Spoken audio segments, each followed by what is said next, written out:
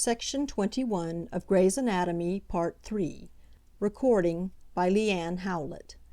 Anatomy of the Human Body, Part 3, by Henry Gray. The Radial Artery. 4b. 3. The Radial Artery. A. Radialis. The radial artery appears, from its direction, to be the continuation of the brachial, but it is smaller in caliber than the ulnar. It commences at the bifurcation of the brachial, just below the bend of the elbow, and passes along the radial side of the forearm to the wrist. It then winds backward, around the lateral side of the carpus, beneath the tendons of the abductor pollicis longus and extensors pollicis longus and brevis, to the upper end of the space between the metacarpal bones of the thumb and index finger. Finally, it passes forward between the two heads of the first interosseous dorsalis into the palm of the hand, where it crosses the metacarpal bones and at the ulnar side of the hand unites with the deep volar branch of the ulnar artery to form the deep volar arch.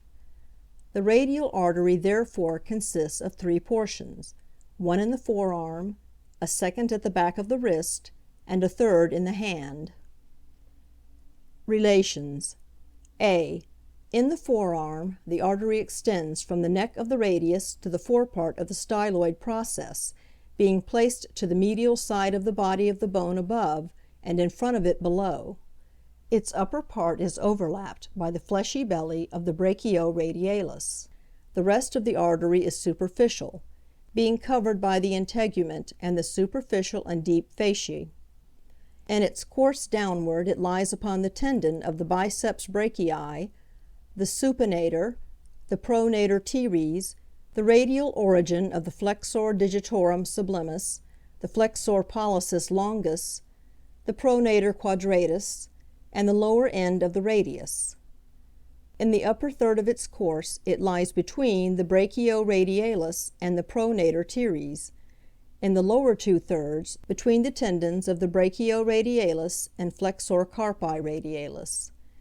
The superficial branch of the radial nerve is close to the lateral side of the artery and the middle third of its course, and some filaments of the lateral antibrachial cutaneous nerve run along the lower part of the artery as it winds around the wrist.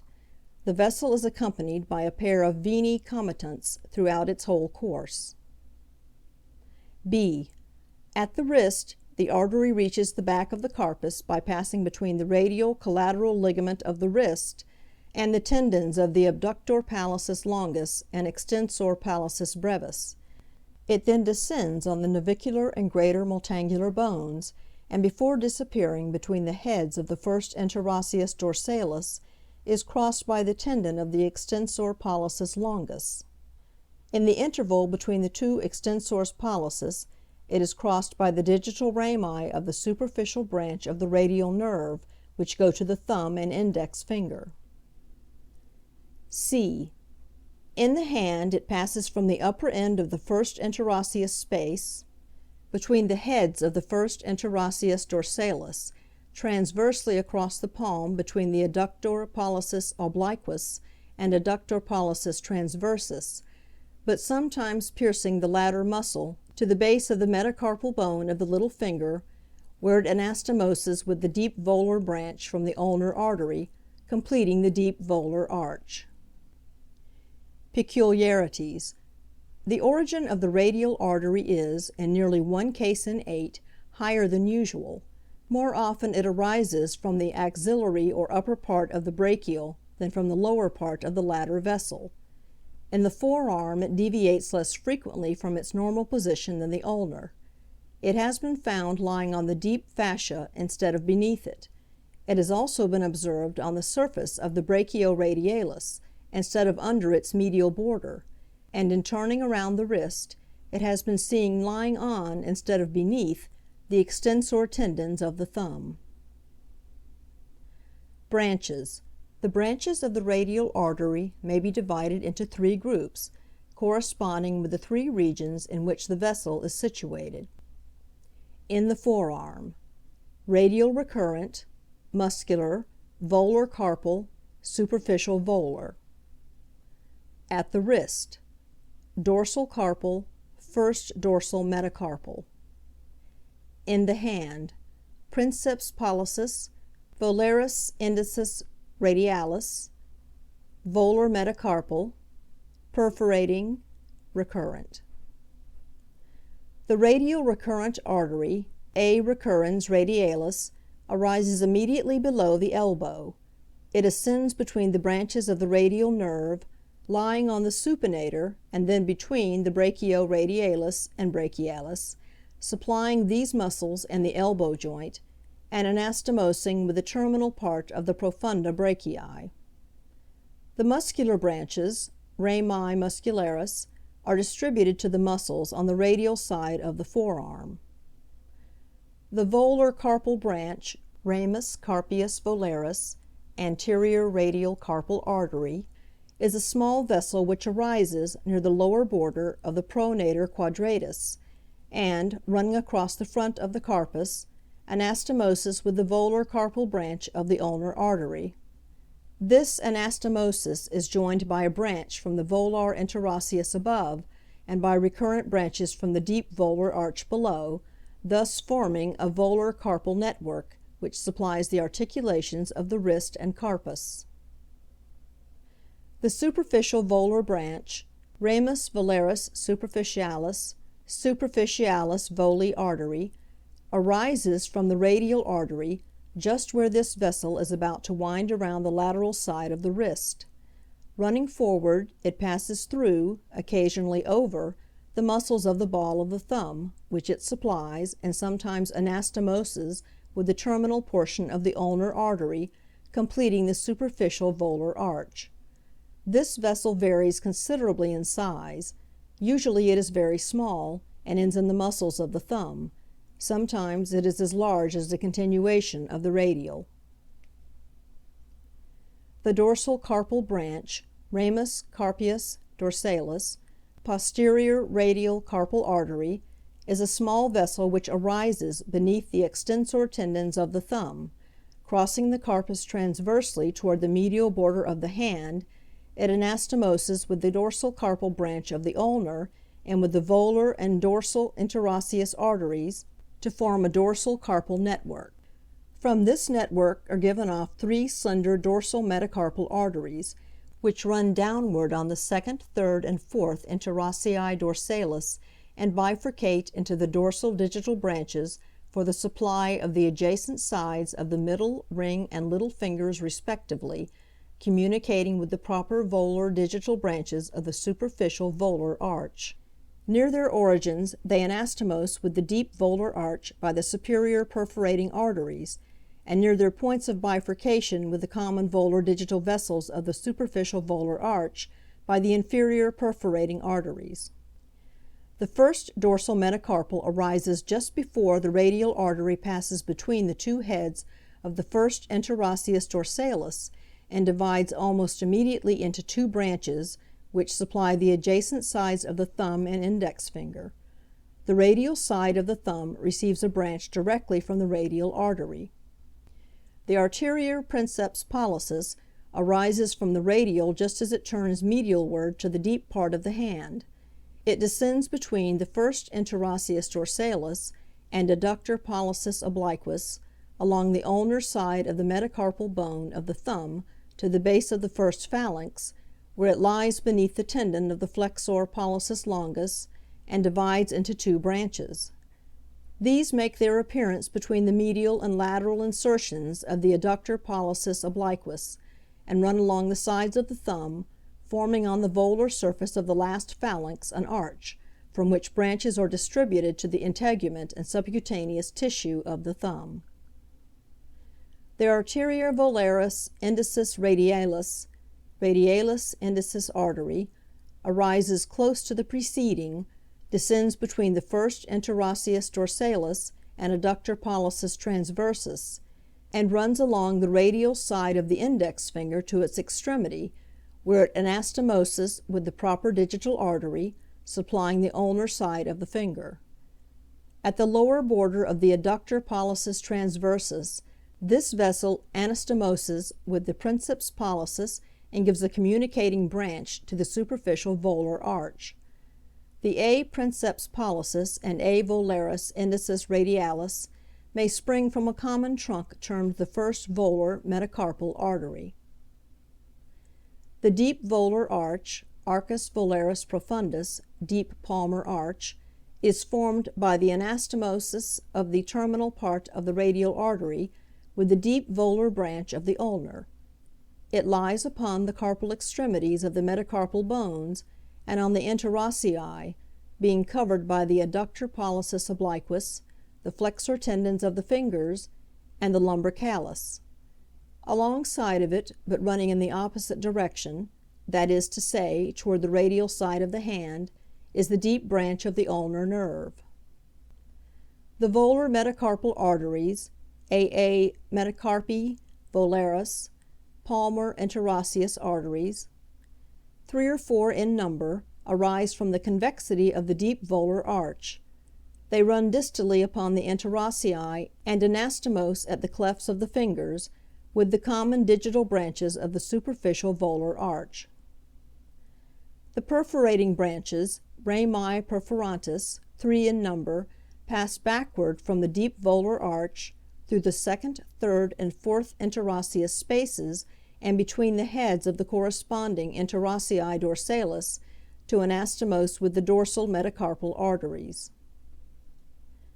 The recurrent branches arise from the concavity of the deep volar arch. They ascend in front of the wrist, supply the intercarpal articulations, and end in the volar carpal network. End of section 21. Recording by Leanne Howlett.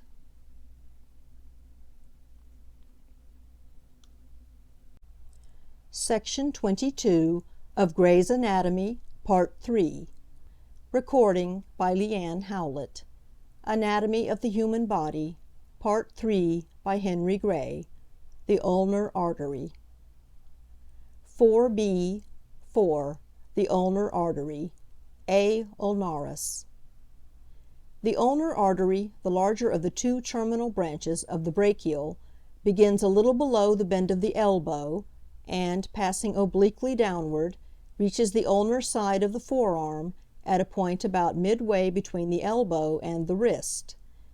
It then runs along the ulnar border to the wrist, crosses the transverse carpal ligament on the radial side of the pisiform bone, and immediately beyond this bone divides into 2 branches, which enter into the formation of the superficial and deep volar arches. Relations. A. In the forearm.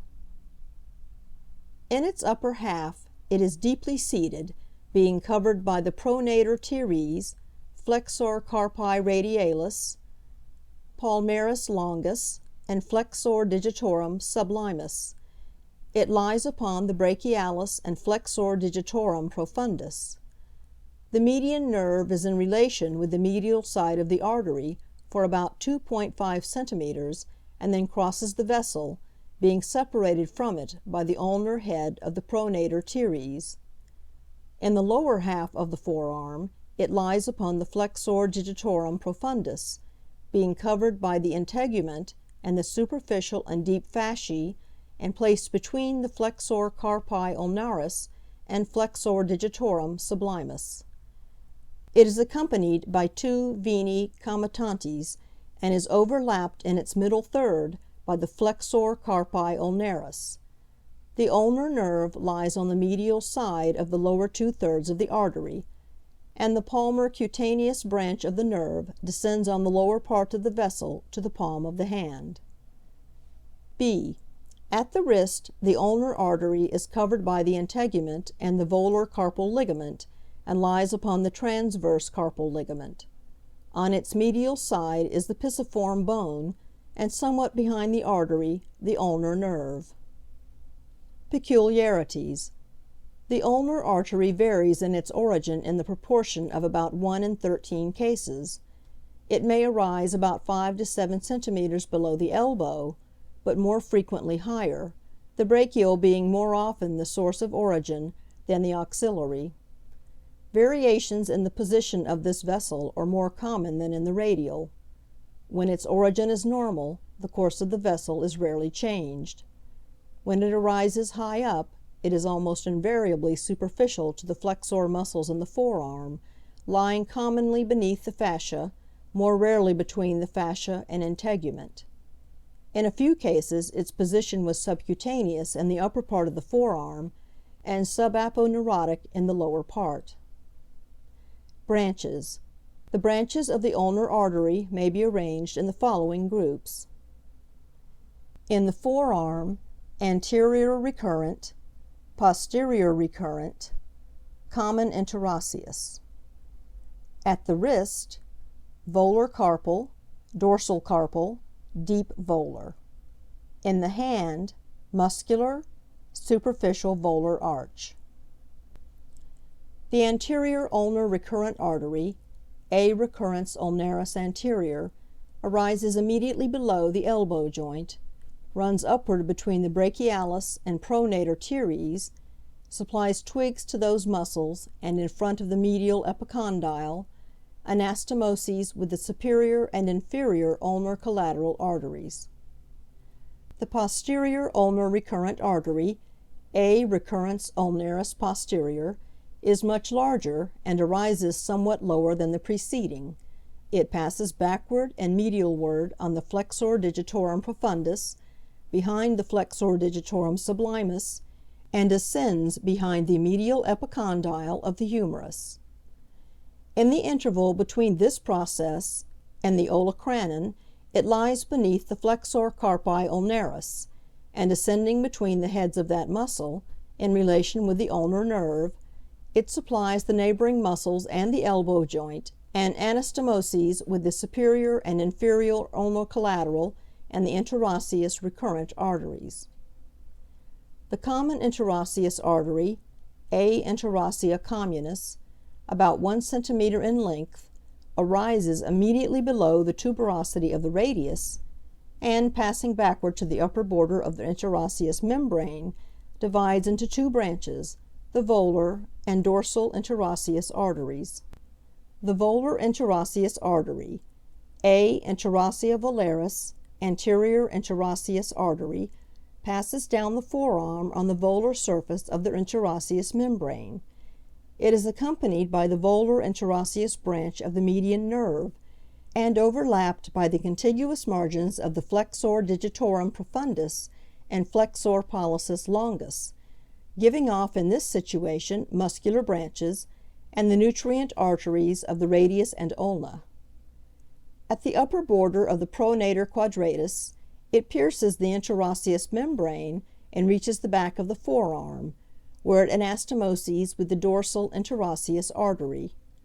It then descends, in company with the terminal portion of the dorsal interosseous nerve, to the back of the wrist to join the dorsal carpal network. The volar interosseous artery gives off a slender branch, the arteria mediana, which accompanies the median nerve, and gives offsets to its substance. This artery is sometimes much enlarged, and runs with the nerve into the palm of the hand. Before it pierces the interosseous membrane, the volar interosseous sends a branch downward behind the pronator quadratus to join the volar carpal network. The dorsal interosseous artery, A interossea dorsalis, posterior interosseous artery, passes backward between the oblique cord and the upper border of the interosseous membrane. It appears between the contiguous borders of the supinator and the abductor pollicis longus, and runs down the back of the forearm between the superficial and deep layers of muscles, to both of which it distributes branches. Where it lies upon the abductor pollicis longus and the extensor pollicis brevis, it is accompanied by the dorsal interosseous nerve. At the lower part of the forearm, an anastomoses with the termination of the volar interosseous artery, and with the dorsal carpal network. It gives off near its origin the interosseous recurrent artery, which ascends to the interval between the lateral epicondyle and olecranon, on or through the fibers of the supinator, but beneath the anconeus, and anastomoses with the radial collateral branch of the profunda brachii, the posterior ulnar recurrent, and the inferior ulnar collateral. The muscular branches, rami muscularis, are distributed to the muscles along the ulnar side of the forearm. The volar carpal branch, ramus carpius volaris, anterior ulnar carpal artery, is a small vessel which crosses the front of the carpus beneath the tendons of the flexor digitorum profundus and anastomoses with the corresponding branch of the radial artery. The dorsal carpal branch, ramus carpius dorsalis, posterior ulnar carpal artery, arises immediately above the pisiform bone and winds backward beneath the tendon of the flexor carpi ulnaris. It passes across the dorsal surface of the carpus beneath the extensor tendons to anastomose with a corresponding branch of the radial artery. Immediately after its origin, it gives off a small branch, which runs along the ulnar side of the fifth metacarpal bone and supplies the ulnar side of the dorsal surface of the little finger. The deep volar branch, ramus volaris profundus, profunda branch, passes between the abductor digiti quinti and flexor digiti quinti brevis, and through the origin of the opponens digiti quinti, it anastomoses with the radial artery and completes the deep volar arch. The superficial volar arch, arcus volaris superficialis, superficial palmar arch, is formed by the ulnar artery and is usually completed by a branch from the A volaris indicis radialis, but sometimes by the superficial volar or by a branch from the A princeps pollicis of the radial artery. The arch passes across the palm, describing a curve with its convexity downward. Relations. The superficial volar arch is covered by the skin, the palmaris brevis and the palmar aponeurosis. It lies upon the transverse carpal ligament, the flexor digiti quinti brevis and opponens digiti quinti, the tendons of the flexor digitorum sublimis, the lumbricals, and the divisions of the median and ulnar nerves. Three common volar digital arteries, AA digitalis volaris communis, palmar digital arteries, arise from the convexity of the arch and proceed downward on the second, third, and fourth lumbricals.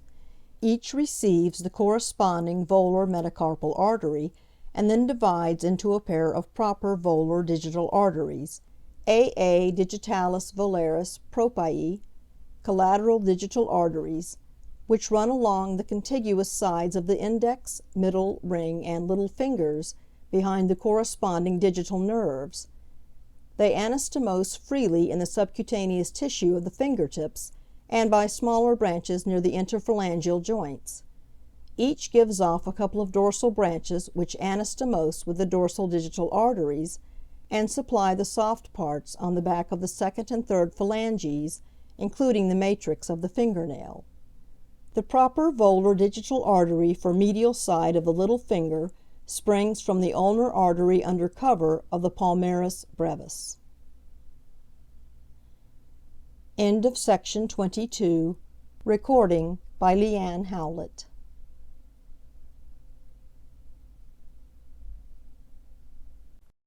Section 23 of Gray's Anatomy, Part 3. Recording by Marianne Coleman Hipkins. Anatomy of the Human Body, Part 3 by Henry Gray. Arteries of the trunk, descending aorta, thoracic aorta. The descending aorta is divided into two portions, the thoracic and abdominal, in correspondence with the two great cavities of the trunk in which it is situated. 1. The thoracic aorta. Aorta thoracalis.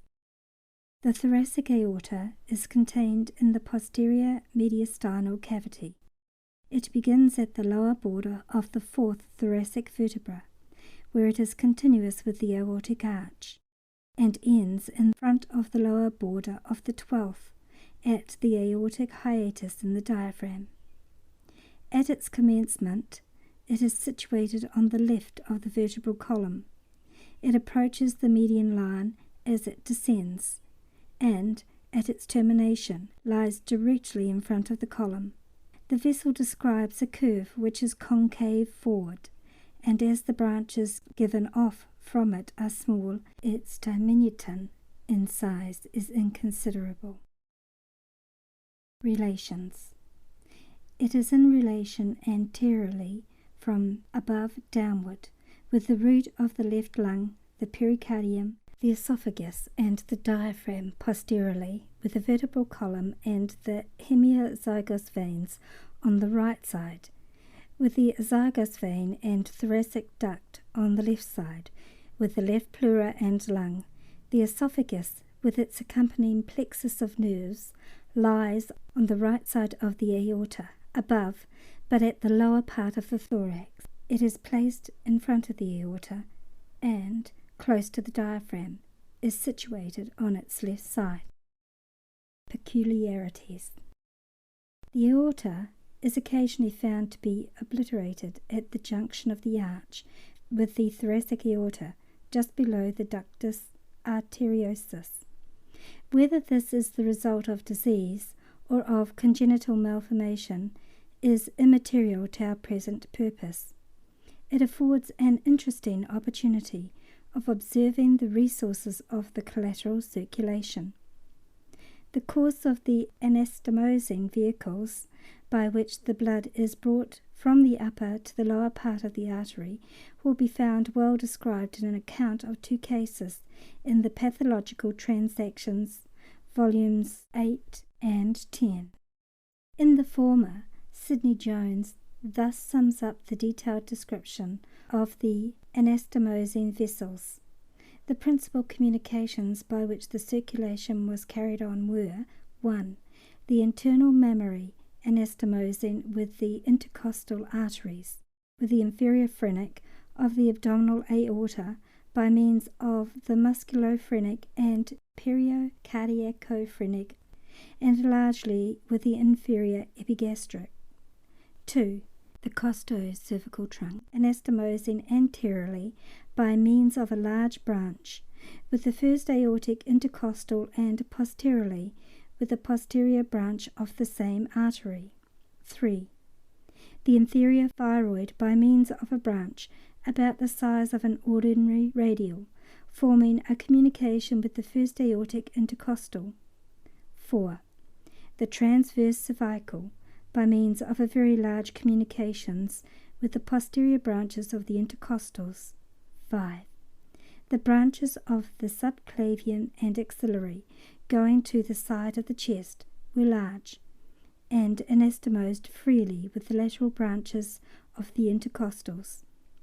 In the second case, Wood describes the anastomoses in a somewhat similar manner, adding the remark that the blood which was brought into the aorta through the anastomosis of the intercostal arteries appeared to be expanded principally in supplying the abdomen and pelvis, while the supply to the lower extremities had passed through the internal mammary and epigastrics.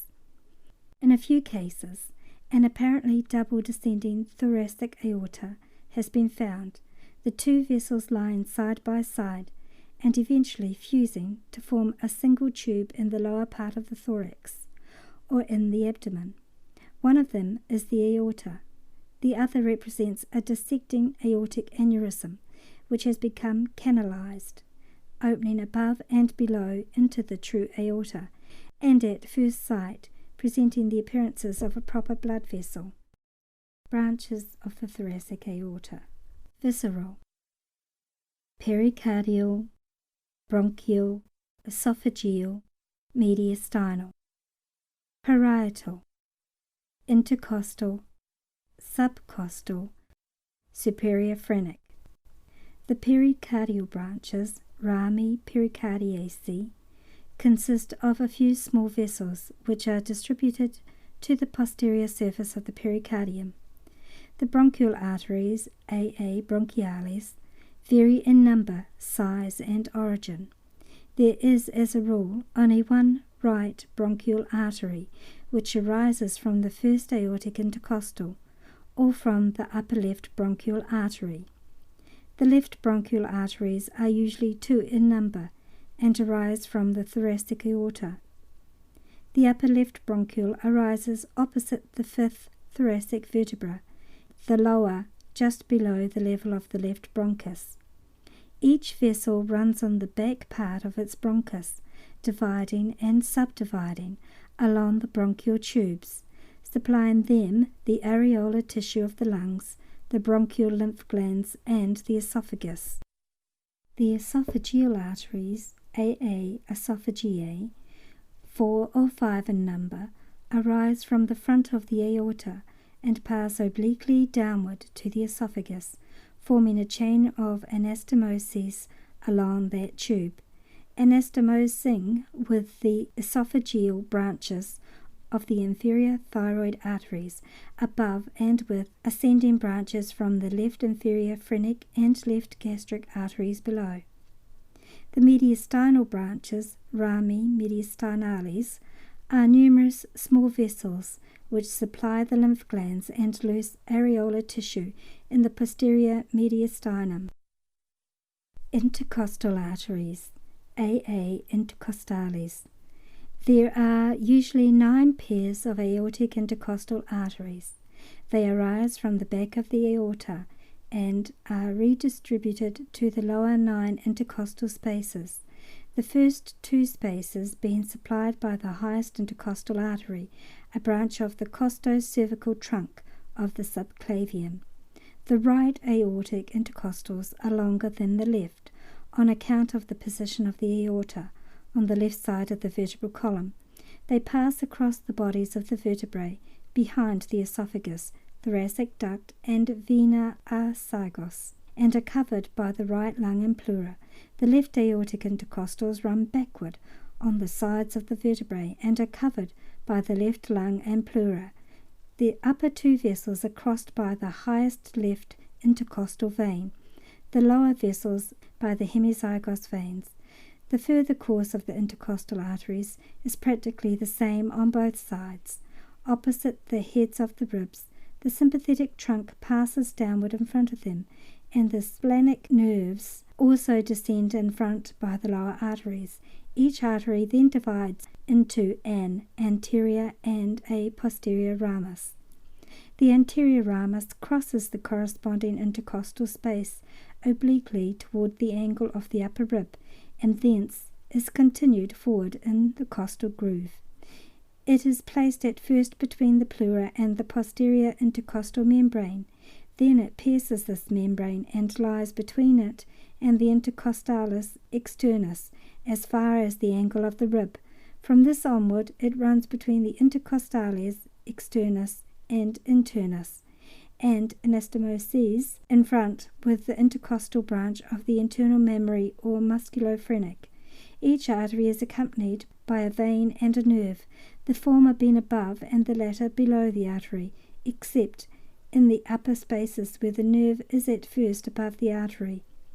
The first aortic intercostal artery, anastomoses, with the intercostal branch of the costo-cervical trunk, and may form the chief supply of the second intercostal space.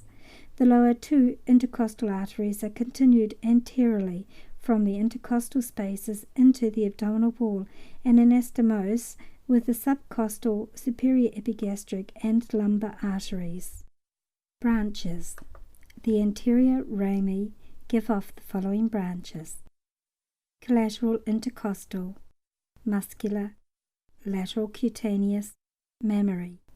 The intercostal branch comes off from the intercostal artery near the angle of the rib and descends to the upper border of the rib below, along which it courses to anastomose with the intercostal branch of the internal mammary. Muscular branches are given to the intercostalis and pectoralis and to the serratus anterior. They anastomize with the highest and lateral thoracic branches of the axillary artery. The lateral cutaneous branches accompany the lateral cutaneous branches of the thoracic nerves. Mammary branches are given off by the vessels in the 3rd, 4th, and 5th spaces. They supply the mamma and increase considerably in size during the period of lactation. The posterior ramus runs backward through a space which is bounded above and below by the necks of the ribs, medially by the body of a vertebra, and laterally by an anterior costotransverse ligament. It gives off a spinal branch which enters the vertebral canal through the intervertebral foramen and is distributed to the medulla spinalis and its membranes and the vertebrae. It then courses over the transverse process with the posterior division of the thoracic nerve, supplies branches to the muscles of the back and cutaneous branches, which accompany the corresponding cutaneous branches of the posterior division of the nerve. The subcostal arteries, so named because they lie below the last ribs, constitute the lowest pair of branches derived from the thoracic aorta and are in series with the intercostal arteries. Each passes along the lower border of the 12th rib behind the kidney and in front of the quadratus lumborum muscle and is accompanied by the 12th thoracic nerve. It then pierces the posterior aponeurosis of the transversus abdominis and passing forward between this muscle and the obliquus internus anastomoses with the superior epigastric, lower intercostal and lumbar arteries.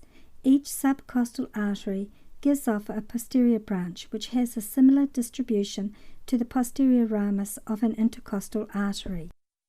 The superior phrenic branches are small and arise from the lower part of the thoracic aorta. They are distributed to the posterior part of the upper surface of the diaphragm and anastomose with the musculophrenic and the periocardiacophrenic arteries. A small aberrant artery is sometimes found arising from the right side of the thoracic aorta, near the origin of the right bronchiole. It passes upward into the right behind the trachea and the esophagus, and may anastomose with the highest right intercostal artery. It represents the remains of the right dorsal aorta, and, in a small proportion of cases, is enlarged to form the first part of the right subclavian artery. End of section 23. Recording by Marianne Coleman Hipkins.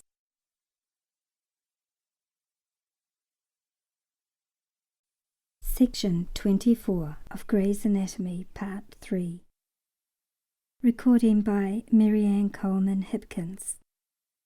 Anatomy of the Human Body, Part 3, by Henry Gray. The Abdominal Aorta, Part 1. 5a 2.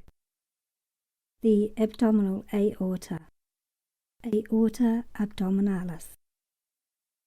The abdominal aorta begins at the aortic hiatus of the diaphragm, in front of the lower border of the body of the last thoracic vertebra, and, descending in front of the vertebral column, ends on the body of the fourth lumbar vertebra, commonly a little to the left of the middle line. Footnote 103. Lord Lister, having accurately examined 30 bodies in order to ascertain the exact point of termination of this vessel, found it either absolutely or almost absolutely mesial in 15, while in 13 it deviated more or less to the left, and in 2 was slightly to the right. System of Surgery, edited by T. Holmes, 2nd edition, verse 652. End of footnote. By dividing into the 2 common iliac arteries, it diminishes rapidly in size in consequence of the many large branches which it gives off as it lies upon the bodies of the vertebrae. The curve which it describes is convex forward, the summit of the convexity corresponding to the third lumbar vertebra. Relations. The abdominal aorta is covered anteriorly by the lesser omentum and stomach, behind which are the branches of the celiac artery and the celiac plexus. Below these by the lional vein, the pancreas, the left renal vein, the inferior part of the duodenum, the mesentery and aortic plexus. Posteriorly it is separated from the lumbar vertebrae and intervertebral fibrocartilages by the anterior longitudinal ligament and left lumbar veins. On the right side, it is in relation above with the azygos vein, cisterna chyli, thoracic duct, and the right crus of the diaphragm, the last separating it from the upper part of the inferior vena cava and from the right celiac ganglion. The inferior vena cava is in contact with the aorta below. On the left side are the left crus of the diaphragm, the left celiac ganglion, the ascending part of the duodenum, and some coils of the small intestine. Collateral circulation.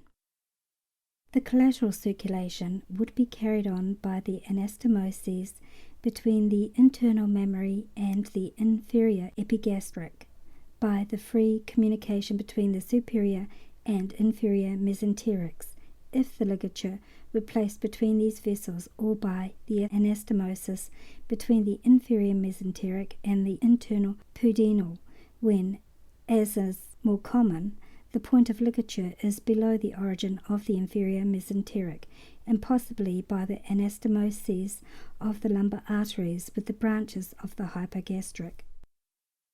Branches. The branches of the abdominal aorta may be divided into three sets: visceral, parietal, and terminal. Visceral branches: celiac, superior mesenteric, inferior mesenteric, middle suprarenals, renals, internal spermatics, ovarian in the female. Parietal branches: inferior phrenics, lumbars, middle sacral. Terminal branches: common iliacs. Of the visceral branches, the celiac artery and the superior and inferior mesenteric arteries are unpaired, while the suprarenals, renals, internal spermatics, and ovarian are paired. Of the parietal branches, the inferior phrenics and lumbars are paired, the middle sacral is unpaired, the terminal branches are paired. The celiac artery, a celiaca, celiac axis, is a short, thick trunk, about 1.25 centimeters in length, which arises from the front of the aorta, just below the aortic hiatus of the diaphragm, and passing nearly horizontally forward, divides into three large branches: the left gastric, the hepatic, and the splenic. It occasionally gives off one of the inferior phrenic arteries. Relations.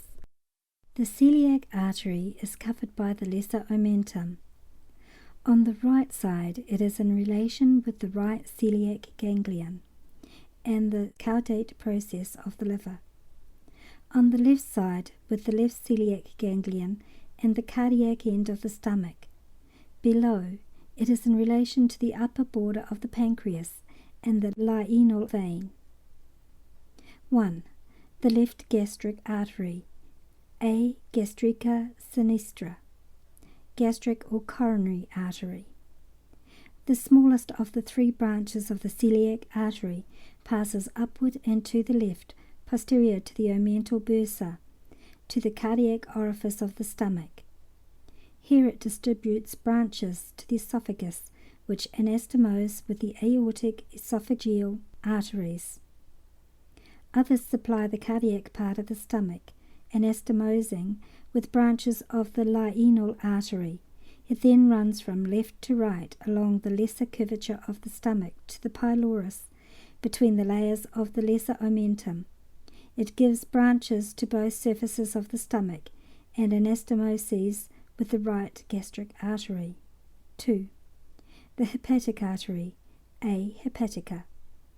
In the adult is intermediate in size between the left gastric and lyinal. In the fetus, it is the largest of the three branches of the celiac artery.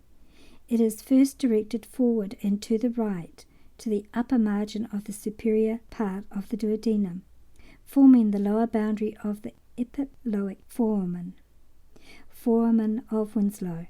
It then crosses the portal vein anteriorly and ascends between the layers of the lesser omentum and in front of the epiploic foramen to the portal hepatis, where it divides into two branches, right and left, which supply the corresponding lobes of the liver, accompanying the ramifications of the portal vein, and hepatic ducts. The hepatic artery, in its course along the right border of the lesser omentum, is in relation with the common bile duct and portal vein, the duct lying to the right of the artery and the vein behind. Its branches are right gastric epiploic, gastroduodenal, superior pancreatico-duodenal, cystic. The right gastric artery, A gastrica dextra, pyloric artery, arises from the hepatic above the pylorus, descends to the pyloric end of the stomach, and passes from right to left along its lesser curvature, supplying it with branches and anastomosing with the left gastric artery. The gastroduodenal artery, A gastroduodenalis, is a short but large branch which descends near the pylorus, between the superior part of the duodenum and the neck of the pancreas, and divides at the lower border of the duodenum into two branches, the right gastric epiploic and the superior pancreatico-duodenal. Previous to its division, it gives off 2 or 3 small branches to the pyloric end of the stomach and to the pancreas. The right gastric epiploic artery, A gastroepiploica dextra, runs from right to left along the greater curvature of the stomach between the layers of the greater omentum, anastomosing with the left gastroepiploic branch of the lyinal artery. Except at the pylorus, where it is in contact with the stomach, it lies about a finger's breadth from the greater curvature. This vessel gives off numerous branches, some of which ascend to supply both surfaces of the stomach, while others descend to supply the greater omentum and anastomose with branches of the middle colic. The superior pancreatico-duodenal artery, A pancreatico-duodenalis superior, descends between the contiguous margins of the duodenum and pancreas. It supplies both these organs and anastomoses with the inferior pancreatico-duodenal branch of the superior mesenteric artery and with the pancreatic branches of the lyinal artery. The cystic artery, A cystica, usually a branch of the right hepatic, passes downward and forward along the neck of the gallbladder and divides into 2 branches, one of which ramifies on the free surface, the other on the attached surface of the gallbladder. The lyinal or splenic artery, A lyinalis, the largest branch of the celiac artery, is remarkable for the tortuosity of its course. It passes horizontally to the left side, behind the stomach and the omental bursa of the peritoneum, and along the upper border of the pancreas, accompanied by the lyinal vein, which lies below it. It crosses in front of the upper part of the left kidney, and on arriving near the spleen, divides into branches, some of which enter the hilus of that organ between the 2 layers of the phrenicolyinal ligament, to be distributed to the tissues of the spleen. Some are given to the pancreas, while others pass to the greater curvature of the stomach between the layers of the gastrolyinal ligament. Its branches are pancreatic, short gastric, left gastropiploic. The pancreatic branches, rami pancreatici, are numerous small vessels derived from the lyinal as it runs behind the upper border of the pancreas, supplying its body and tail. One of these, larger than the rest, is sometimes given off near the tail of the pancreas. It runs from left to the right near the posterior surface of the gland, following the course of the pancreatic duct, and is called the Arteria pancreatica magna. These vessels anastomose with the pancreatic branches of the pancreatico-duodenal and superior mesenteric arteries. The short gastric arteries, AA gastricae brevis, vasa brevia, consist of from 5 to 7 small branches, which arise from the end of the lyinal artery and from its terminal divisions. They pass from left to right between the layers of the gastrolienal ligament and are distributed to the greater curvature of the stomach, anastomosing with the branches of the left gastric and left gastropiploic arteries. The left gastropiploic artery, A. gastroepiploica sinistra, the largest branch of the lienal, runs from left to right, about a finger's breadth or more, from the greater curvature of the stomach, between the layers of the greater omentum, and anastomosis with the right gastroepiploic. In its course it distributes several ascending branches to both surfaces of the stomach. Others descend to supply the greater omentum and anastomose with branches of the middle colic. The superior mesenteric artery, A. mesenterica superior, is a large vessel which supplies the whole length of the small intestine except the superior part of the duodenum. It also supplies the caecum and the ascending part of the colon, and about 1/2 of the transverse part of the colon. It arises from the front of the aorta, about 1.25 centimeters below the celiac artery, and is crossed at its origin by the lienal vein and the neck of the pancreas. It passes downward and forward, anterior to the processus inclinatus of the head of the pancreas and inferior part of the duodenum, and descends between the layers of the mesentery to the right iliac fossa, where, considerably diminished in size, it anastomoses with one of its own branches, viz. the ileocolic. In its course it crosses in front of the inferior vena cava, the right ureter and psoas major, and forms an arch, the convexity of which is directed forward and downward to the left side, the concavity backward and upward to the right. It is accompanied by the superior mesenteric vein, which lies to its right side, and it is surrounded by the superior mesenteric plexus of nerves. Branches. Its branches are inferior pancreatico-duodenal, intestinal, ileocolic, right colic, middle colic. The inferior pancreatico-duodenal artery, A. pancreatico-duodenalis inferior, is given off from the superior mesenteric or from its first intestinal branch, opposite the upper border of the inferior part of the duodenum.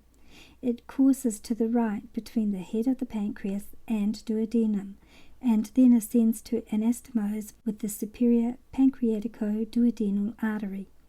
It distributes branches to the head of the pancreas and to the descending and inferior parts of the duodenum. The intestinal arteries, AA intestinalis, vasa intestini tenis, arise from the convex side of the superior mesenteric artery. They are usually from 12 to 15 in number, and are distributed to the jejunum and ileum. They run nearly parallel with one another between the layers of the mesentery, each vessel dividing into 2 branches, which unite with adjacent branches, forming a series of arches, the convexities of which are directed toward the intestine. From this first set of arches, branches arise, which unite with similar branches from above and below, and thus a second series of arches is formed. From the lower branches of the artery, a third, a fourth, or even a fifth series of arches may be formed, diminishing in size the nearer they approach the intestine. In the short upper part of the mesentery, only one set of arches exists, but as the depth of the mesentery increases, second, third, fourth, or even fifth groups are developed. From the terminal arches, numerous small, slight vessels arise, which encircle the intestine, upon which they are distributed, ramifying between its coats. From the intestinal arteries, small branches are given off to the lymph glands and other structures between the layers of the mesentery. The ileocolic artery, A. ileocolica, is the lowest branch arising from the concavity of the superior mesenteric artery. It passes downward and to the right behind the peritoneum toward the right iliac fossa, where it divides into a superior and an inferior branch. The inferior anastomoses with the end of the superior mesenteric artery, the superior with the right colic artery. The inferior branch of the iliocolic runs toward the upper border of the iliocolic junction and supplies the following branches: A. Colic, which pass upward on the ascending colon. B. Anterior and posterior cecal, which are distributed to the front and back of the cecum. C. An appendicular artery, which descends behind the termination of the ilium and enters the mesenteriole of the veriform process.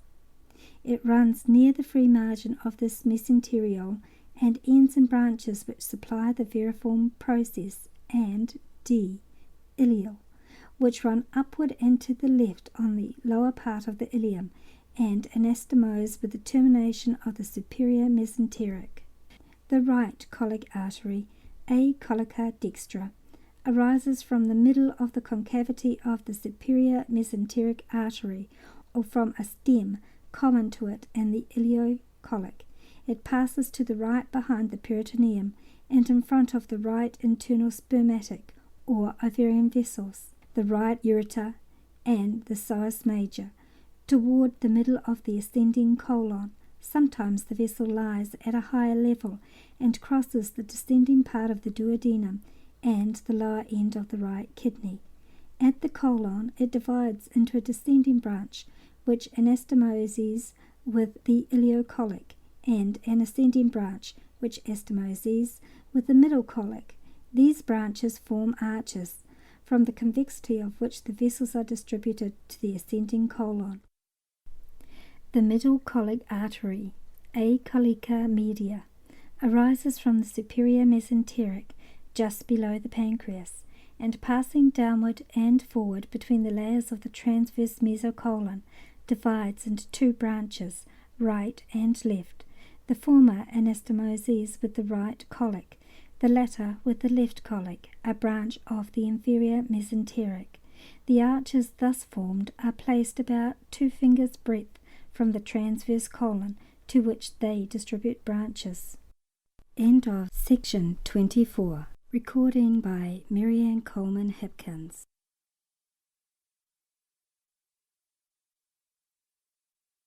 Section 25 of Gray's Anatomy, Part 3.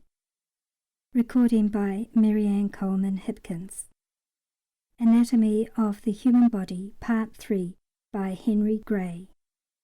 The Abdominal Aorta, Part 1. 5a-2. The Abdominal Aorta, Aorta abdominalis. The inferior mesenteric artery, A. mesenterica inferior, supplies the left half of the transverse part of the colon, the whole of the descending and iliac parts of the colon, the sigmoid colon, and the greater part of the rectum. It is smaller than the superior mesenteric and arises from the aorta about 3 or 4 centimeters above its division into the common iliacs and close to the lower border of the inferior part of the duodenum. It passes downward posterior to the peritoneum, lying at first anterior to and then on the left side of the aorta. It crosses the left common iliac artery and is continued into the lesser pelvis under the name of the superior hemorrhoidal artery, which descends between the 2 layers of the sigmoid mesocolon and ends on the upper part of the rectum. Branches. Its branches are left colic, sigmoid, superior hemorrhoidal. The left colic artery, A. colica sinistra, runs from the left behind the peritoneum and in front of the psoas major, and after a short but variable course divides into an ascending and a descending branch. The stem of the artery or its branches cross the left ureter and left internal spermatic vessels. The ascending branch crosses in front of the left kidney and ends between the two layers of the transverse mesocolon by anastomosing with the middle colic artery. The descending branch anastomoses with the highest sigmoid artery. From the arches formed by these anastomoses, branches are distributed to the descending colon and the left part of the transverse colon. The sigmoid arteries, AA sigmoideae, 2 or 3 in number, run obliquely downward and to the left behind the peritoneum and in front of the psoas major, ureter, and internal spermatic vessels. Their branches supply the lower part of the descending colon, the iliac colon, and the sigmoid or pelvic colon, anastomosing above with the left colic and below with the superior hemorrhoidal artery. The superior hemorrhoidal artery, A. hemorrhoidalis superior. The continuation of inferior mesenteric descends into the pelvis between the layers of the mesentery of the sigmoid column, crossing in its course the left common iliac vessels. It divides opposite the third sacral vertebra into 2 branches, which descend one on either side of the rectum, and about 10 or 12 centimeters from the anus break up into several small branches.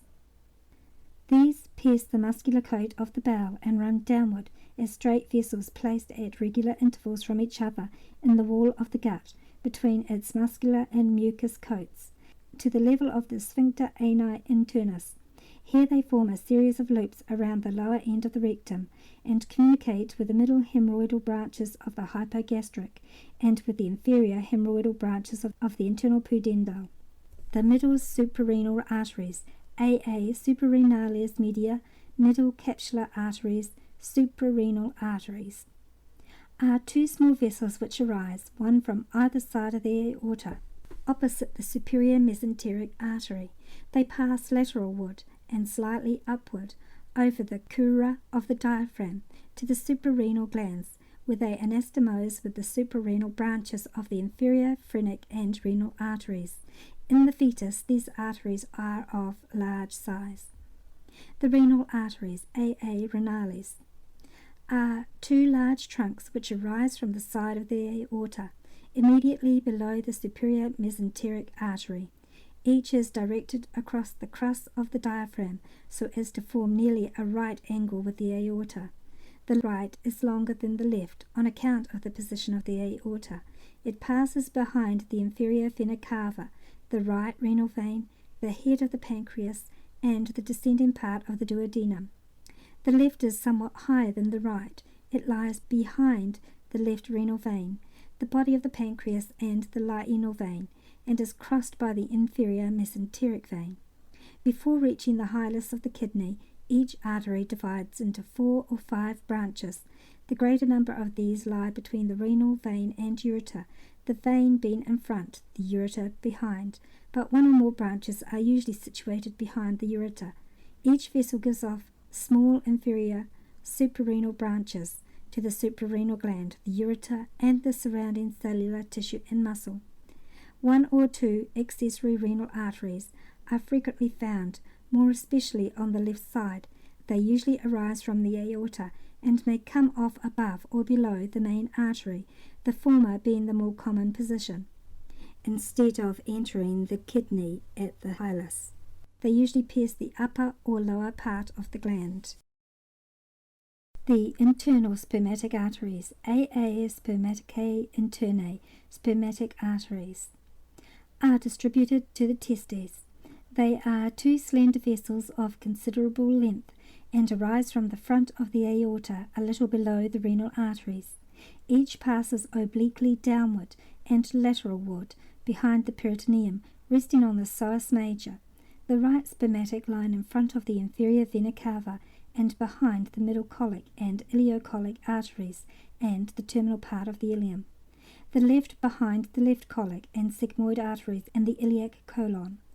Each crosses obliquely over the ureter and the lower part of the external iliac artery to reach the abdominal inguinal ring, through which it passes and accompanies the other constituents of the spermatic cord along the inguinal canal to the scrotum, where it becomes tortuous and divides into several branches. 2 or 3 of these accompany the ductus deferens and supply the epididymis, anastomosing with the artery of the ductus deferens.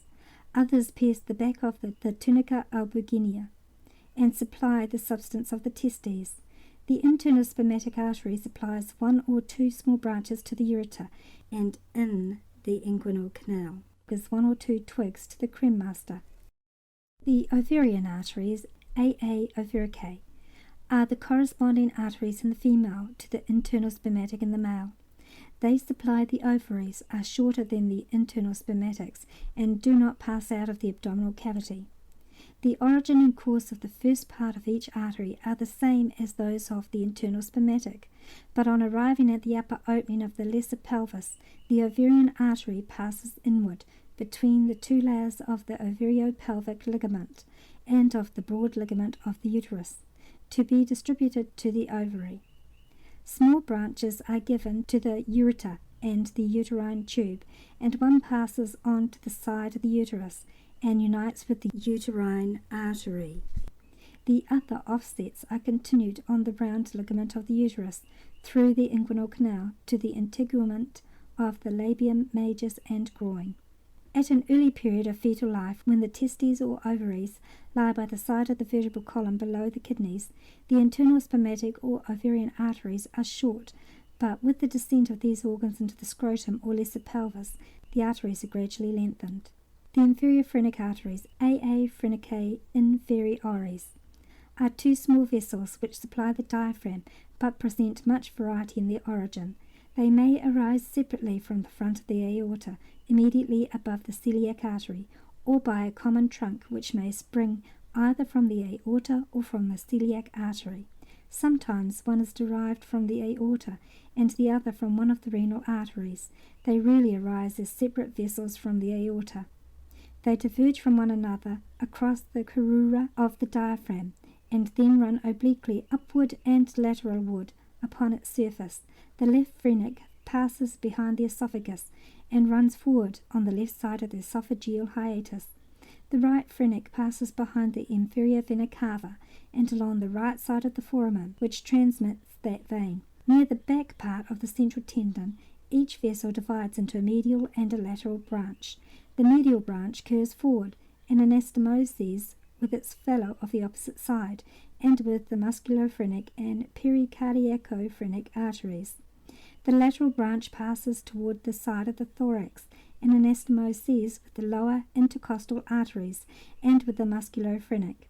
The lateral branch of the right phrenic gives off a few vessels to the inferior vena cava, and the left one some branches to the esophagus. Each vessel gives off superior suprarenal branches to the suprarenal gland of its own side. The spleen and the liver also receive a few twigs from the left and the right vessels respectively. The lumbar arteries, AA lumbalis, are in series with the intercostals. They are usually 4 in number on either side and arise from the back of the aorta, opposite the bodies of the upper 4 lumbar vertebrae. A 5th pair, small in size, is occasionally present when they arise from the middle sacral artery. They run lateralward and backward on the bodies of the lumbar vertebrae, behind the sympathetic trunk, to the intervals between the adjacent transverse processes, and are then continued into the abdominal wall. The arteries of the right side pass behind the inferior vena cava, and the upper 2 on each side run behind the corresponding crust of the diaphragm.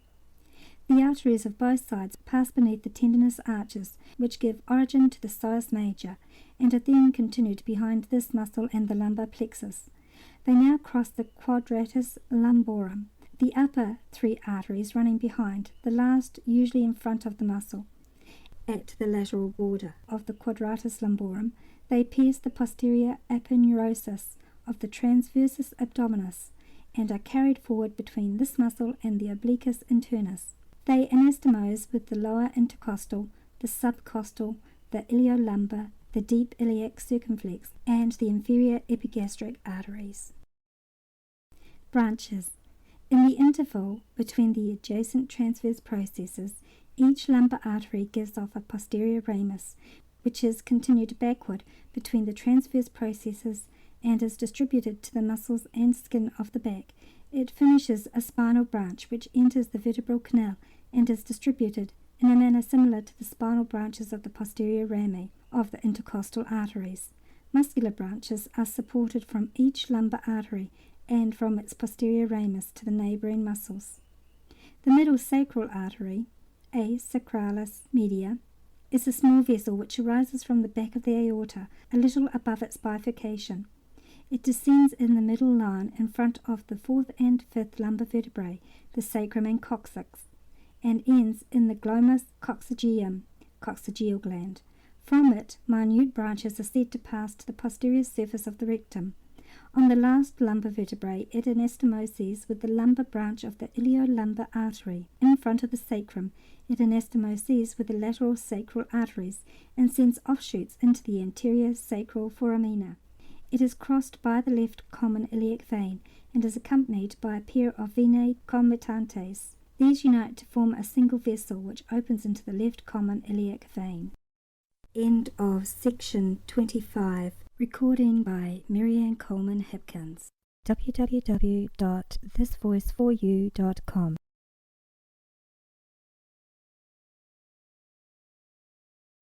Section 26 of Gray's Anatomy, Part 3. Anatomy of the Human Body, Part 3, by Henry Gray. The Common Iliac Arteries. A. Iliacae communes. The abdominal aorta divides, on the left side of the body of the fourth lumbar vertebra, into the two common iliac arteries. Each is about 5 centimeters in length.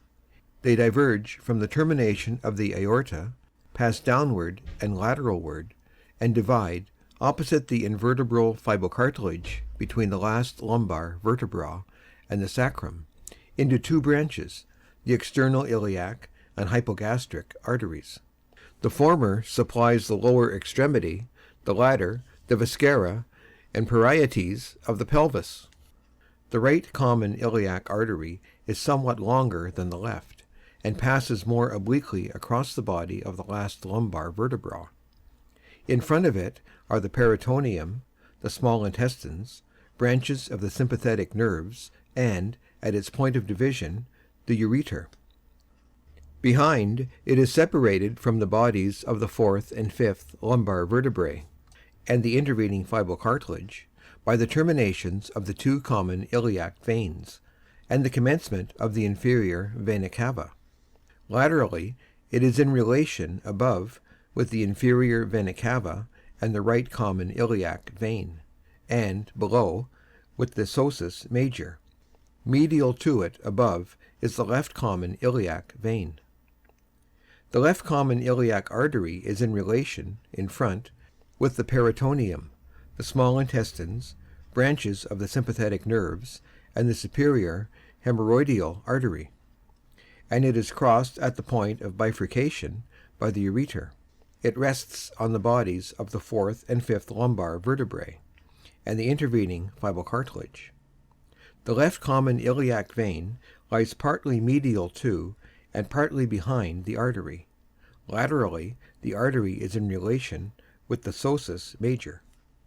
Branches. The common iliac arteries give off small branches to the peritoneum, sosus major, ureters, and the surrounding areolar tissue, and occasionally give origin to the iliolumbar or accessory renal arteries. Peculiarities. The point of origin varies according to the bifurcation of the aorta. In 3/4 of a large number of cases, the aorta bifurcated either upon the fourth lumbar vertebra or upon the fibrocartilage between it and the fifth, the bifurcation being, in 1 case out of 9, below, and in 1 out of 11 above this point. In about 80% of the cases, the aorta bifurcated within 1.5 centimeters above or below the level of the crest of the ilium, more frequently below than above. The point of division is subject to great variety.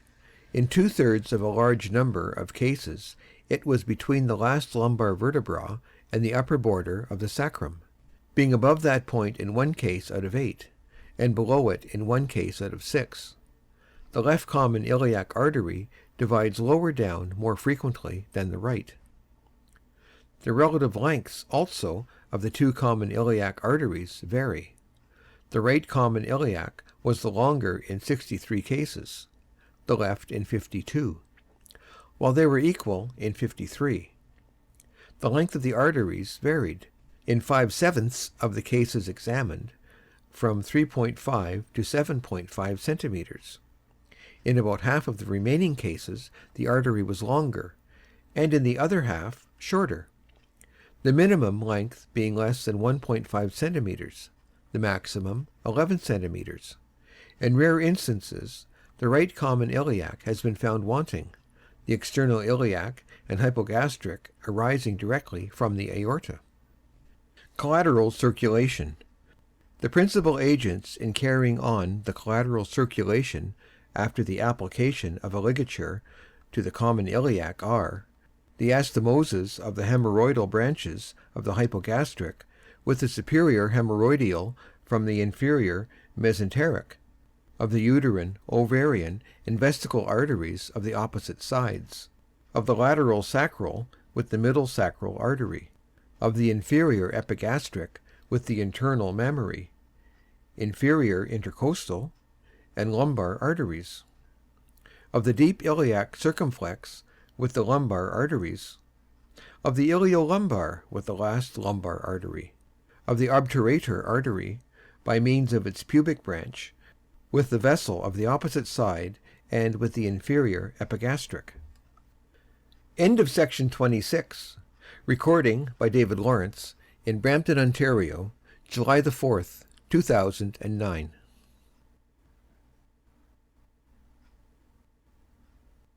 Section 23 of Gray's Anatomy Part 3, Anatomy of the Human Body, Part 3, by Henry Gray.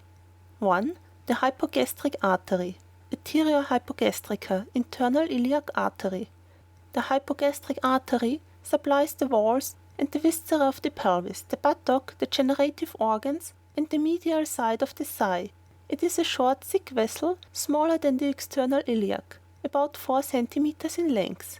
It arises at the bifurcation of the common iliac, opposite the lumbosacral articulation, and passing downward to the upper margin of the greater sciatic foramen, divides into 2 large trunks, an anterior and a posterior.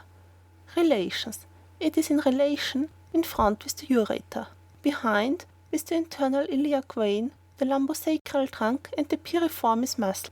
Laterally, near its origin, with the external iliac vein, which lies between it and the psoas major muscle. Lower down with the obturator nerve. In the fetus, the hypogastric artery is twice as large as the external iliac, and is the direct continuation of the common iliac. It descends along the side of the bladder and runs downward on the back of the anterior wall of the abdomen to the umbilicus, converging towards its fellow of the opposite side. Having passed through the umbilical opening, the 2 arteries, now termed umbilical, enter the umbilical cord, where they are coiled around the umbilical vein, and ultimately ramify in the placenta. At birth, when the placental circulation ceases, the pelvic portion only of the artery remains patent, and constitute the hypogastric and the first part of the superior vesical artery of the adult. The remainder of the vessel is converted into a solid fibrous cord, the lateral umbilical ligament, obliterated hypogastric artery, which extends from the pelvis to the umbilicus. Peculiarities as regards length. In 2/3 of a large number of cases, the length of the hypogastric varied between 2.25 and 3.4 centimeters. In the remaining third, it was more frequently longer than shorter, the maximum length being about 7 centimeters, the minimum about 1 centimeter. The length of the common iliac, the hypogastric arteries, be in inverse proportion to each other, the hypogastric artery being long when the common iliac is short, and vice versa. As regards its place of division. The place of division of the hypogastric varies between the upper margin of the sacrum and the upper border of the greater sciatic foramen.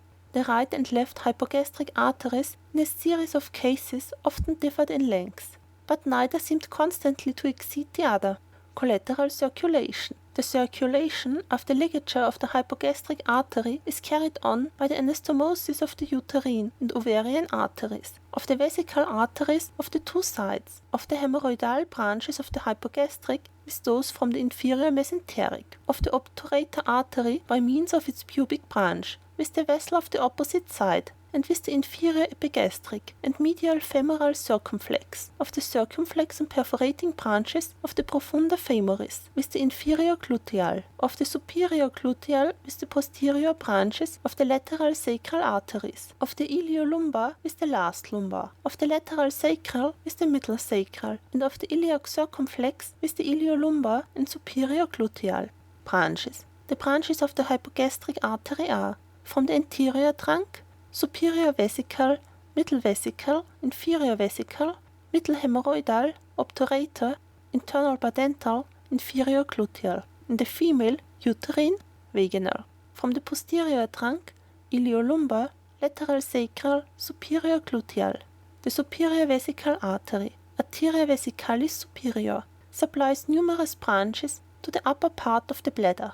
From one of these slender vessels, the artery of the ductus deferens takes origin and accompanies the duct in its course to the testis, where it anastomoses with the internal spermatic artery. Other branches supply the ureter. The first part of the superior vesical artery represents the terminal section of the pervious portion of the fatal hypogastric artery.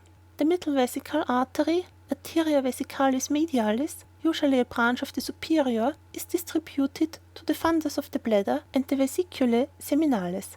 The inferior vesical artery, Arteria vesicalis inferior, frequently arises in common with the middle hemorrhoidal and is distributed to the fundus of the bladder, the prostate, and the vesiculae seminales. The branches of the prostate communicate with the corresponding vessels of the opposite side.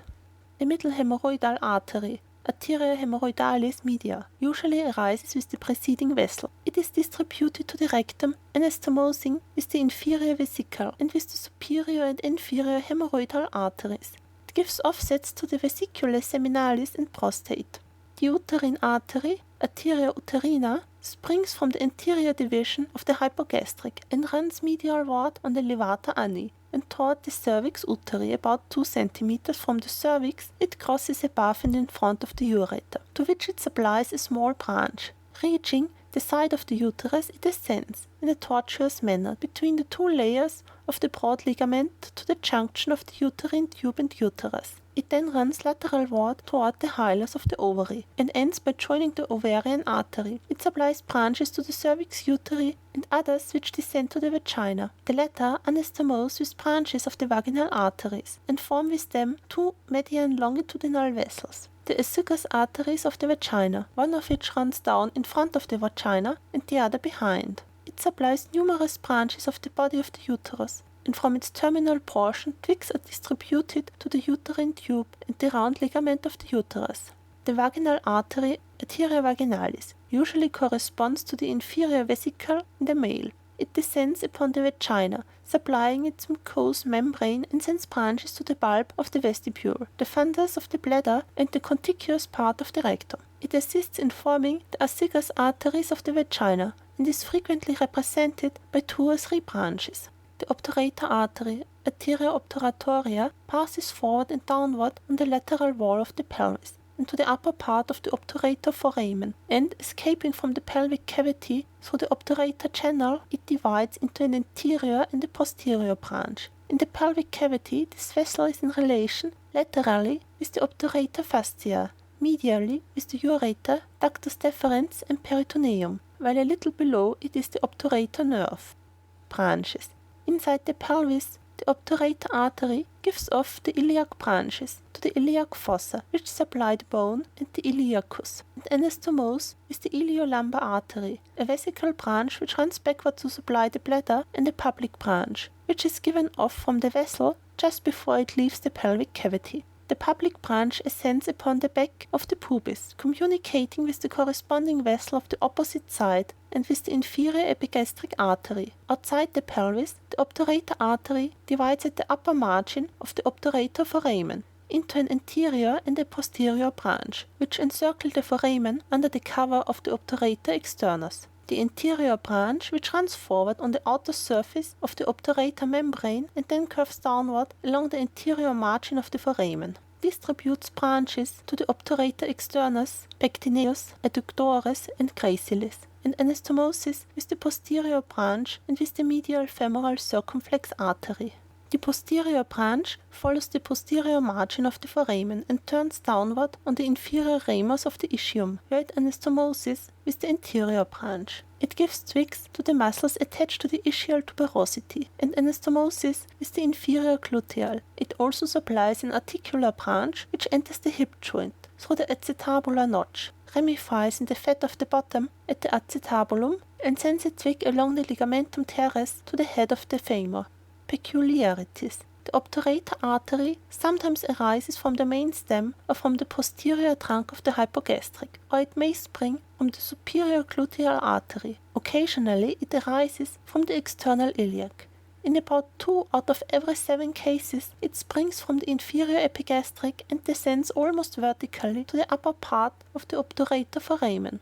The artery in its course usually lies in contact with the external iliac vein and on the lateral side of the femoral ring. In such cases, it would not be endangered in the operation for strangulated femoral hernia. Occasionally, however, it curves along the free margin of the lanucular ligament, and if in such circumstances a femoral hernia occurred, the vessel would almost completely encircle the neck of the hernial sac, and would be in great danger of being wounded if an operation were performed by strangulation.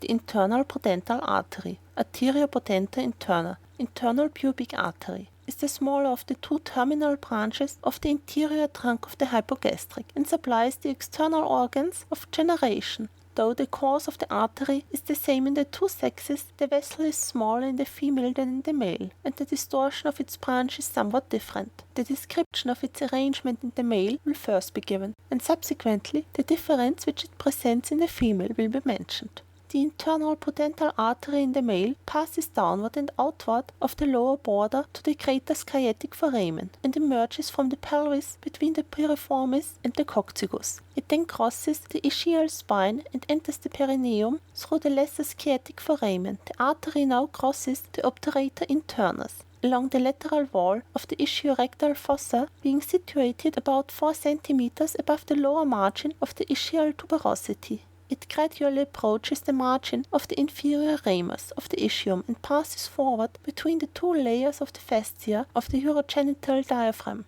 It then runs forward along the medial margin of the inferior ramus of the pubis, and about 2.25 centimeters behind the pubic accurate ligament it pierces the inferior fascia of the urogenital diaphragm and divides into the dorsal and deep arteries of the penis. Relations. Within the pelvis, it lies in front of the piriformis muscle, the sacral plexus of nerves, and the inferior gluteal artery. As it crosses the ischial spine, it is covered by the gluteus maximus and overlapped by the sacrotuberous ligament. Here the prudental nerve lies to the medial side, and the nerve of the obturator internus to the lateral side of the vessel. In the perineum it lies on the lateral wall of the ischiorectal fossa, in a canal, Alcock's canal, formed by the splitting of the obturator fascia. It is accompanied by a pair of vena comitantes and the prudental nerve.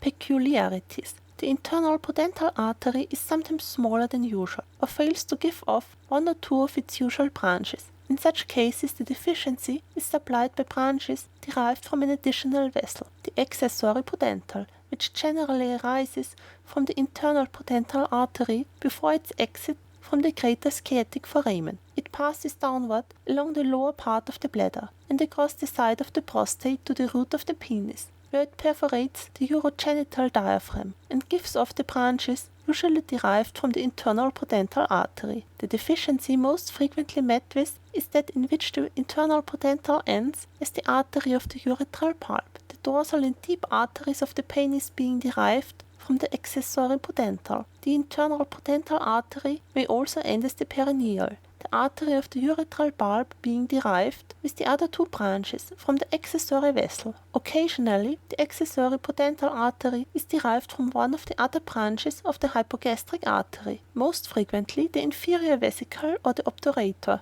Branches.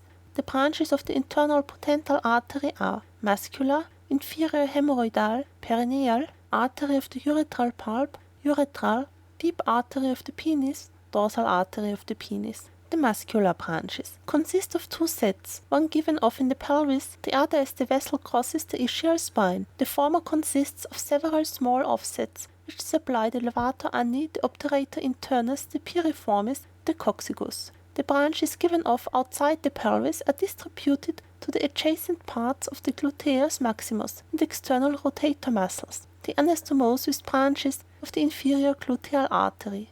The inferior hemorrhoidal artery, Arteria hemorrhoidalis inferior, arises from the internal pudendal as it passes above the ischial tuberosity. Piercing the wall of Alcock's canal, it divides into 2 or 3 branches which cross the ischiorectal fossa and are distributed to the muscles and integument of the anal region, and send offshots around the lower edge of the gluteus maximus to the skin of the buttock. The anastomose with the corresponding vessels of the opposite side, with the superior and the middle hemorrhoidal, and with the perineal artery. The perineal artery, Arteria perinei, superficial perineal artery, arises from the internal pudendal in front of the preceding branches and turns upward, crossing either over or under the transversus perinei superficialis, and runs downward parallel to the pubic arch in the interspace between the bulbocavernosus and the ischiocavernosus, both of which it supplies, and finally divides into several posterior scrotal branches, which are distributed to the skin and dartos tunic of the scrotum. As it crosses the transversus perinei superficialis, it gives off the transverse perineal artery, which runs transversely on the cutaneous surface of the muscle, and anastomosis with the corresponding vessel of the opposite side, and with the perineal and inferior hemorrhoidal arteries. It supplies the transversus perinei superficialis, the structures between the anus and the urethral bulb.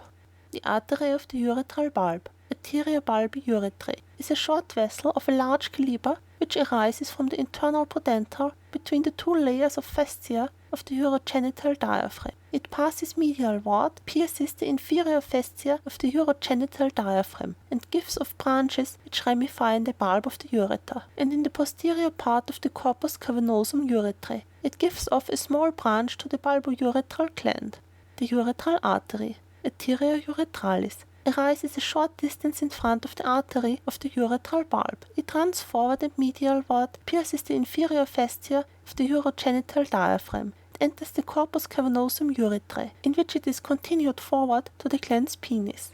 The deep artery of the penis, Arteria profunda penis, artery of the corpus cavernosum, one of the terminal branches of the internal pudendal, arises from that vessel, while it is situated between the 2 fasciae of the urogenital diaphragm. It pierces the inferior fascia, and entering the crus penis obliquely, runs forward in the center of the corpus cavernosum penis, to which its branches are distributed.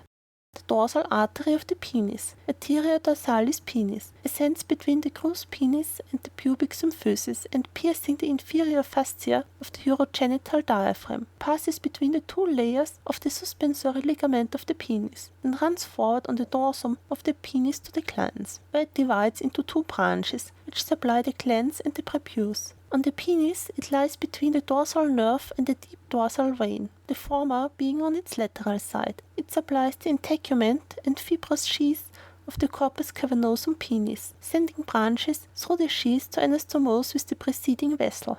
The internal pudendal artery in the female is smaller than in the male. Its origin and course is similar, and there is considerable analogy in the distribution of its branches. The perineal artery supplies the labia pudendi, the artery of the bulb supplies the bulbus vestibuli and the erectile tissue of the vagina, and the deep artery of the clitoris supplies the corpus cavernosum clitoris, and the dorsal artery of the clitoris supplies the dorsum of the organ, and ends in the glans and prepubis of the clitoris. The inferior internal gluteal artery, Arteria glutea inferior, sciatic artery, the larger of the 2 terminal branches of the anterior trunk of the hypogastric, is distributed chiefly to the buttock and back of the thigh. It passes down on the sacral plexus of nerves and the piriformis, behind the internal pudendal artery, the lower part of the greater sciatic foramen, through which it escapes from the pelvis, between the piriformis and the coccygus. It then descends in the interval between the greater trochanter of the femur and tuberosity of the ischium, accompanied by the sciatic and posterior femoral cutaneous nerves, and covered by the gluteus maximus, and is continued down the back of the thigh, supplying the skin and anastomosing with the branches of the perforating arteries. Inside the pelvis, it distributes branches to the piriformis, coccygus, and levator ani, some branches which supply the fat around the rectum and occasionally take the place of the middle hemorrhoidal artery, and vesical branches to the fundus of the bladder, vesiculae seminalis, and prostate. Outside the pelvis, it gives off the following branches: muscular, coccygeal, committens nervi ischiadici, anastomotic, articular, cutaneous. The muscular branches supply the gluteus maximus, anastomosing with the superior gluteal artery in the substance of the muscle, the external rotators anastomosing with the internal prudental artery, and the muscles attached to the tuberosity of the ischium anastomosing with the posterior branch of the obturator and the medial femoral circumflex arteries. The coccygeal branches run medialward, pierce the sacrotuberous ligament, and supply the gluteus maximus, the integument, and other structures on the back of the coccyx. The anterior committens nervi ischiadici is a long, slender vessel, which accompanies the sciatic nerve for a short distance. It then penetrates it and runs in its substance to the lower part of the thigh.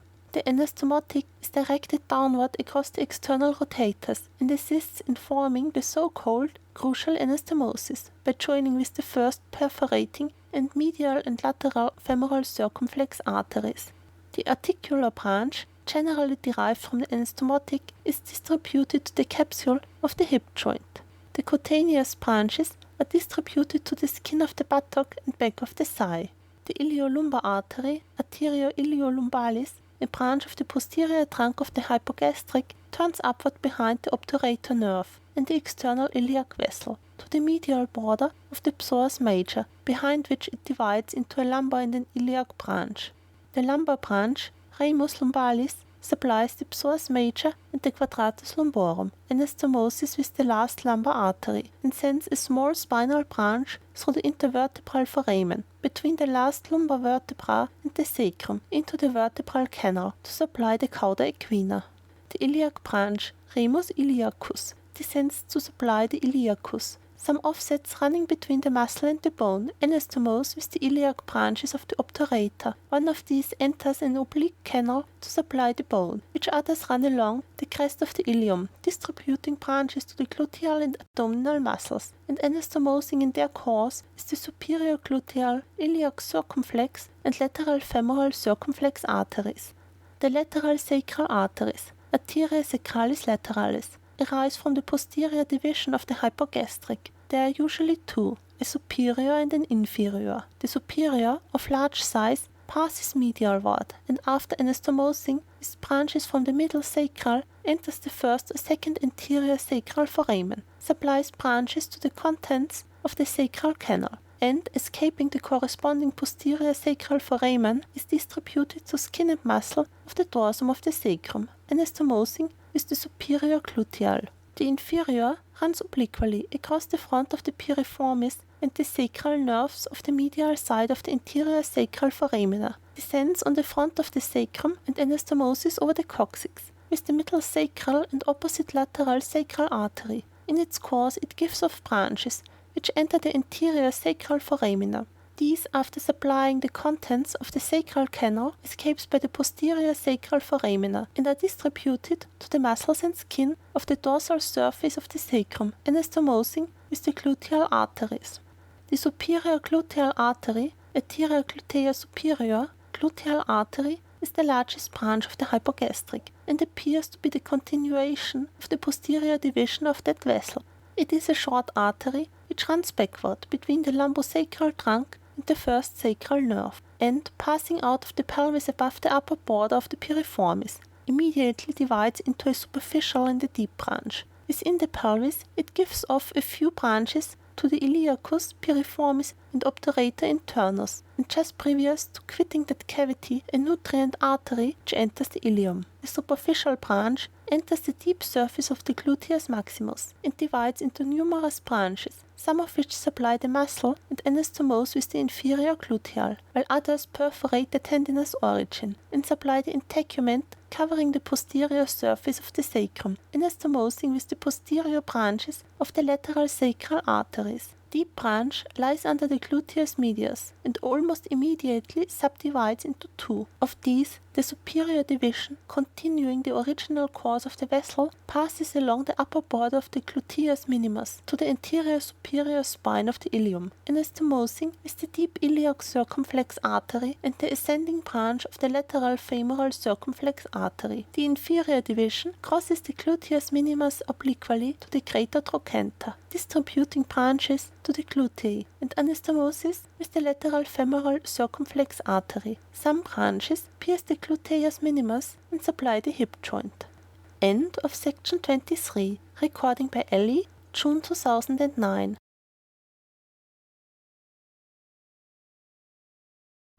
Section 28 of Gray's Anatomy, Part 3. Anatomy of the Human Body, Part 3, by Henry Gray. The external iliac artery. A. Iliaca externa.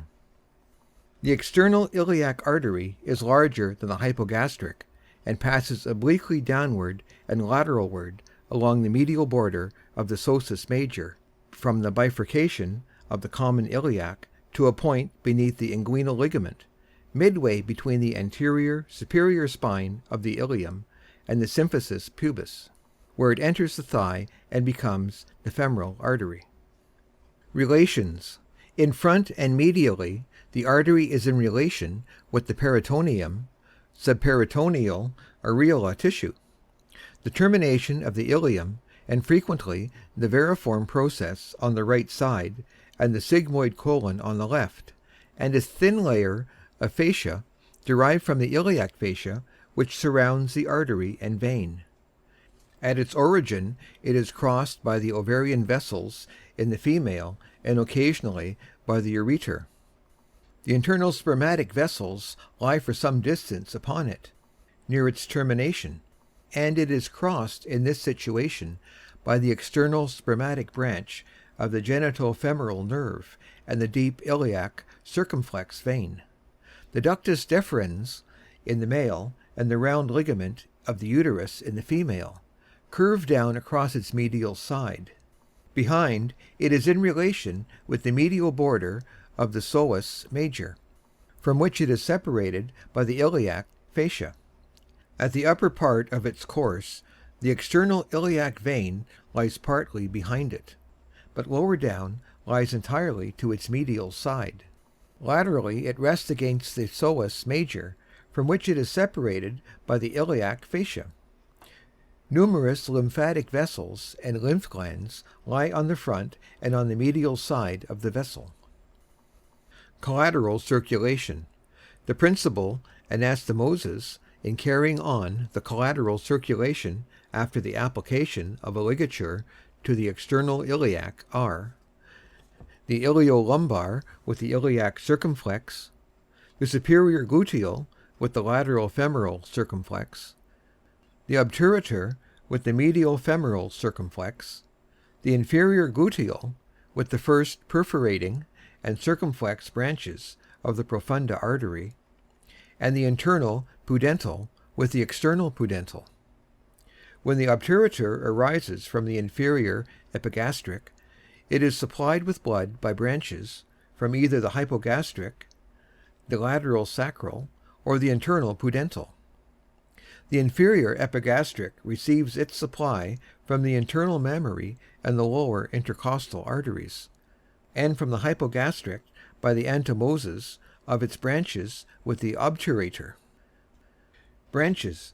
Besides several small branches to the psoas major and the neighboring lymph glands, the external iliac gives off two branches of considerable size: inferior epigastric, deep iliac circumflex.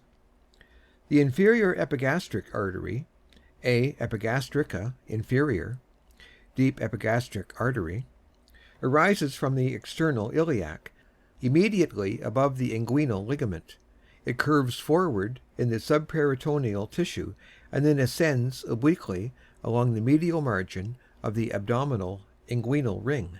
Continuing its course upward, it pierces the transversalis fascia and, passing in front of the linea semicircularis, ascends between the rectus abdominis and the posterior lamella of its sheath. It finally divides into numerous branches which anastomose above the umbilicus, with the superior epigastric branch of the internal mammary, and with the lower intercostal arteries. As the inferior epigastric artery passes obliquely upward from its origin, it lies along the lower and medial margins of the abdominal inguinal ring, and behind the commencement of the spermatic cord. The ductus deferens, as it leaves the spermatic cord in the male, and the round ligament of the uterus in the female, winds around the lateral and posterior aspects of the artery. Branches. The branches of the vessel are the external spermatic artery, cremasteric artery, which accompanies the spermatic cord and supplies the cremaster and other coverings of the cord, anastomizing with the external spermatic artery. In the female it is very small and accompanies the round ligament.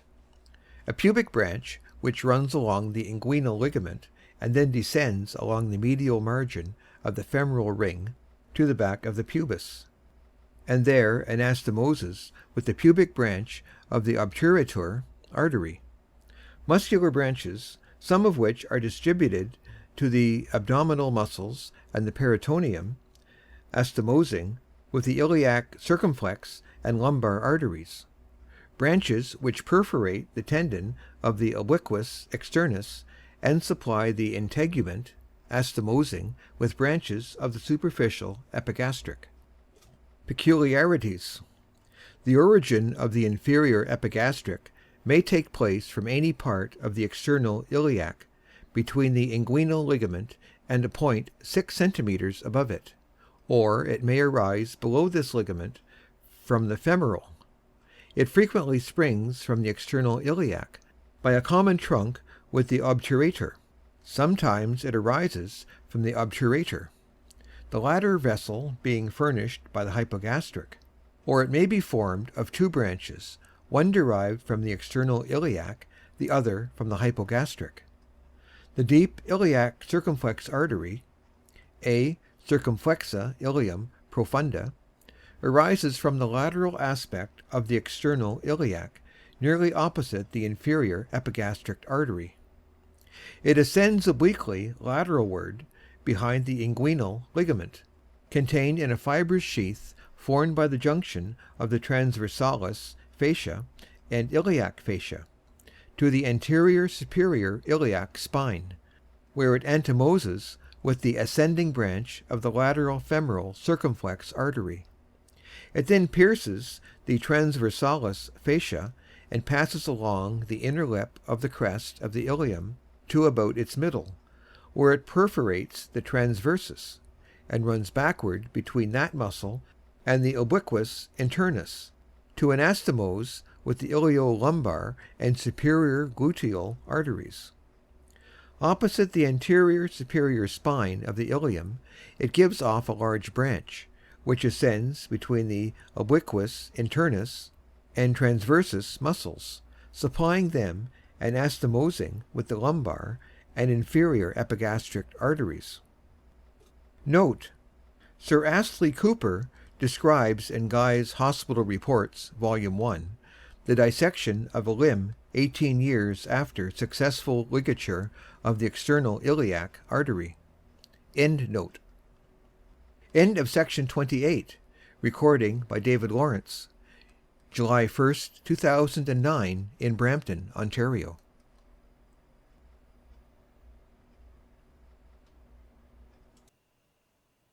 Section 29 of Gray's Anatomy, Part 3. Anatomy of the Human Body, Part 3, by Henry Gray. The arteries of the lower extremity. The artery which supplies the greater part of the lower extremity is the direct continuation of the external iliac. It runs as a single trunk from the inguinal ligament to the lower border of the popliteus, where it divides into two branches, the anterior and posterior tibial. The upper part of the main trunk is named the femoral, the lower part the popliteal. The femoral artery, A femoralis. The femoral artery begins immediately behind the inguinal ligament, midway between the anterior superior spine of the ilium and the symphysis pubis, and passes down the front and medial side of the thigh. It ends at the junction of the middle with the lower third of the thigh, where it passes through an opening in the adductor magnus to become the popliteal artery. The vessel at the upper part of the thigh lies in front of the hip joint. In the lower part of its course it lies to the medial side of the body of the femur, and between these two parts, where it crosses the angle between the head and body, the vessel is some distance from the bone. The first 4 centimeters of the vessel is enclosed, together with the femoral vein, in a fibrous sheath, the femoral sheath. In the upper third of the thigh, the femoral artery is contained in the femoral triangle, Scarpa's triangle, and in the middle third of the thigh in the adductor canal, Hunter's canal. The femoral sheath, crural sheath, is formed by a prolongation downward behind the inguinal ligament of the fasciae which line the abdomen, the transversalis fascia being continued down in front of the femoral vessels and the iliac fascia behind them. The sheath assumes the form of a short funnel, the wide end of which is directed upward, while the lower narrow end fuses with the fascial investment of the vessels about 4 centimeters below the inguinal ligament. It is strengthened in front by a band termed the deep crural arch. The lateral wall of the sheath is vertical and is perforated by the lumboinguinal nerve. The medial wall is directed obliquely downward and lateralward, and is pierced by the great saphenous vein and by some lymphatic vessels. The sheath is divided by 2 vertical partitions which stretch between its anterior and posterior walls. The lateral compartment contains the femoral artery, and the intermediate the femoral vein, while the medial and smallest compartment is named the femoral canal, and contains some lymphatic vessels and a lymph gland embedded in a small amount of areolar tissue. The femoral canal is conical and measures about 1.25 centimeters in length.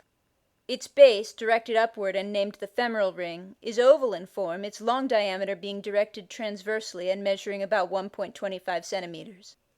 The femoral ring is bounded in front by the inguinal ligament, behind by the pectineus, covered by the pectineal fascia, medially by the crescentic base of the lacunar ligament, and laterally by the fibrous septum on the medial side of the femoral vein. The spermatic cord in the male and the round ligament of the uterus in the female lie immediately above the anterior margin of the ring, while the inferior epigastric vessels are close to its upper and lateral angle. The femoral ring is closed by a somewhat condensed portion of the extraperitoneal fatty tissue named the septum femorale, crural septum, the abdominal surface of which supports a small lymph gland and is covered by the parietal layer of the peritoneum.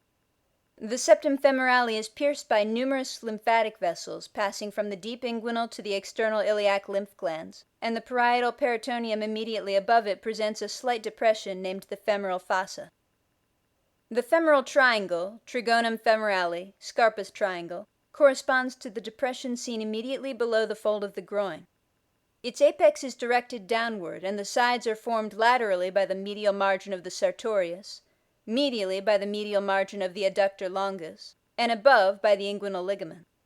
The floor of the space is formed from its lateral to its medial side by the iliacus, psoas major, pectineus, in some cases a small part of the adductor brevis, and the adductor longus, and it is divided into 2 nearly equal parts by the femoral vessels, which extend from near the middle of its base to its apex, the artery giving off in this situation its superficial and profunda branches, the vein receiving the deep femoral and great saphenous tributaries. On the lateral side of the femoral artery is the femoral nerve dividing into its branches. Besides the vessels and nerves, this space contains some fat and lymphatics. The adductor canal, Canalis adductorius, Hunter's canal, is an aponeurotic tunnel in the middle third of the thigh, extending from the apex of the femoral triangle to the opening in the adductor magnus.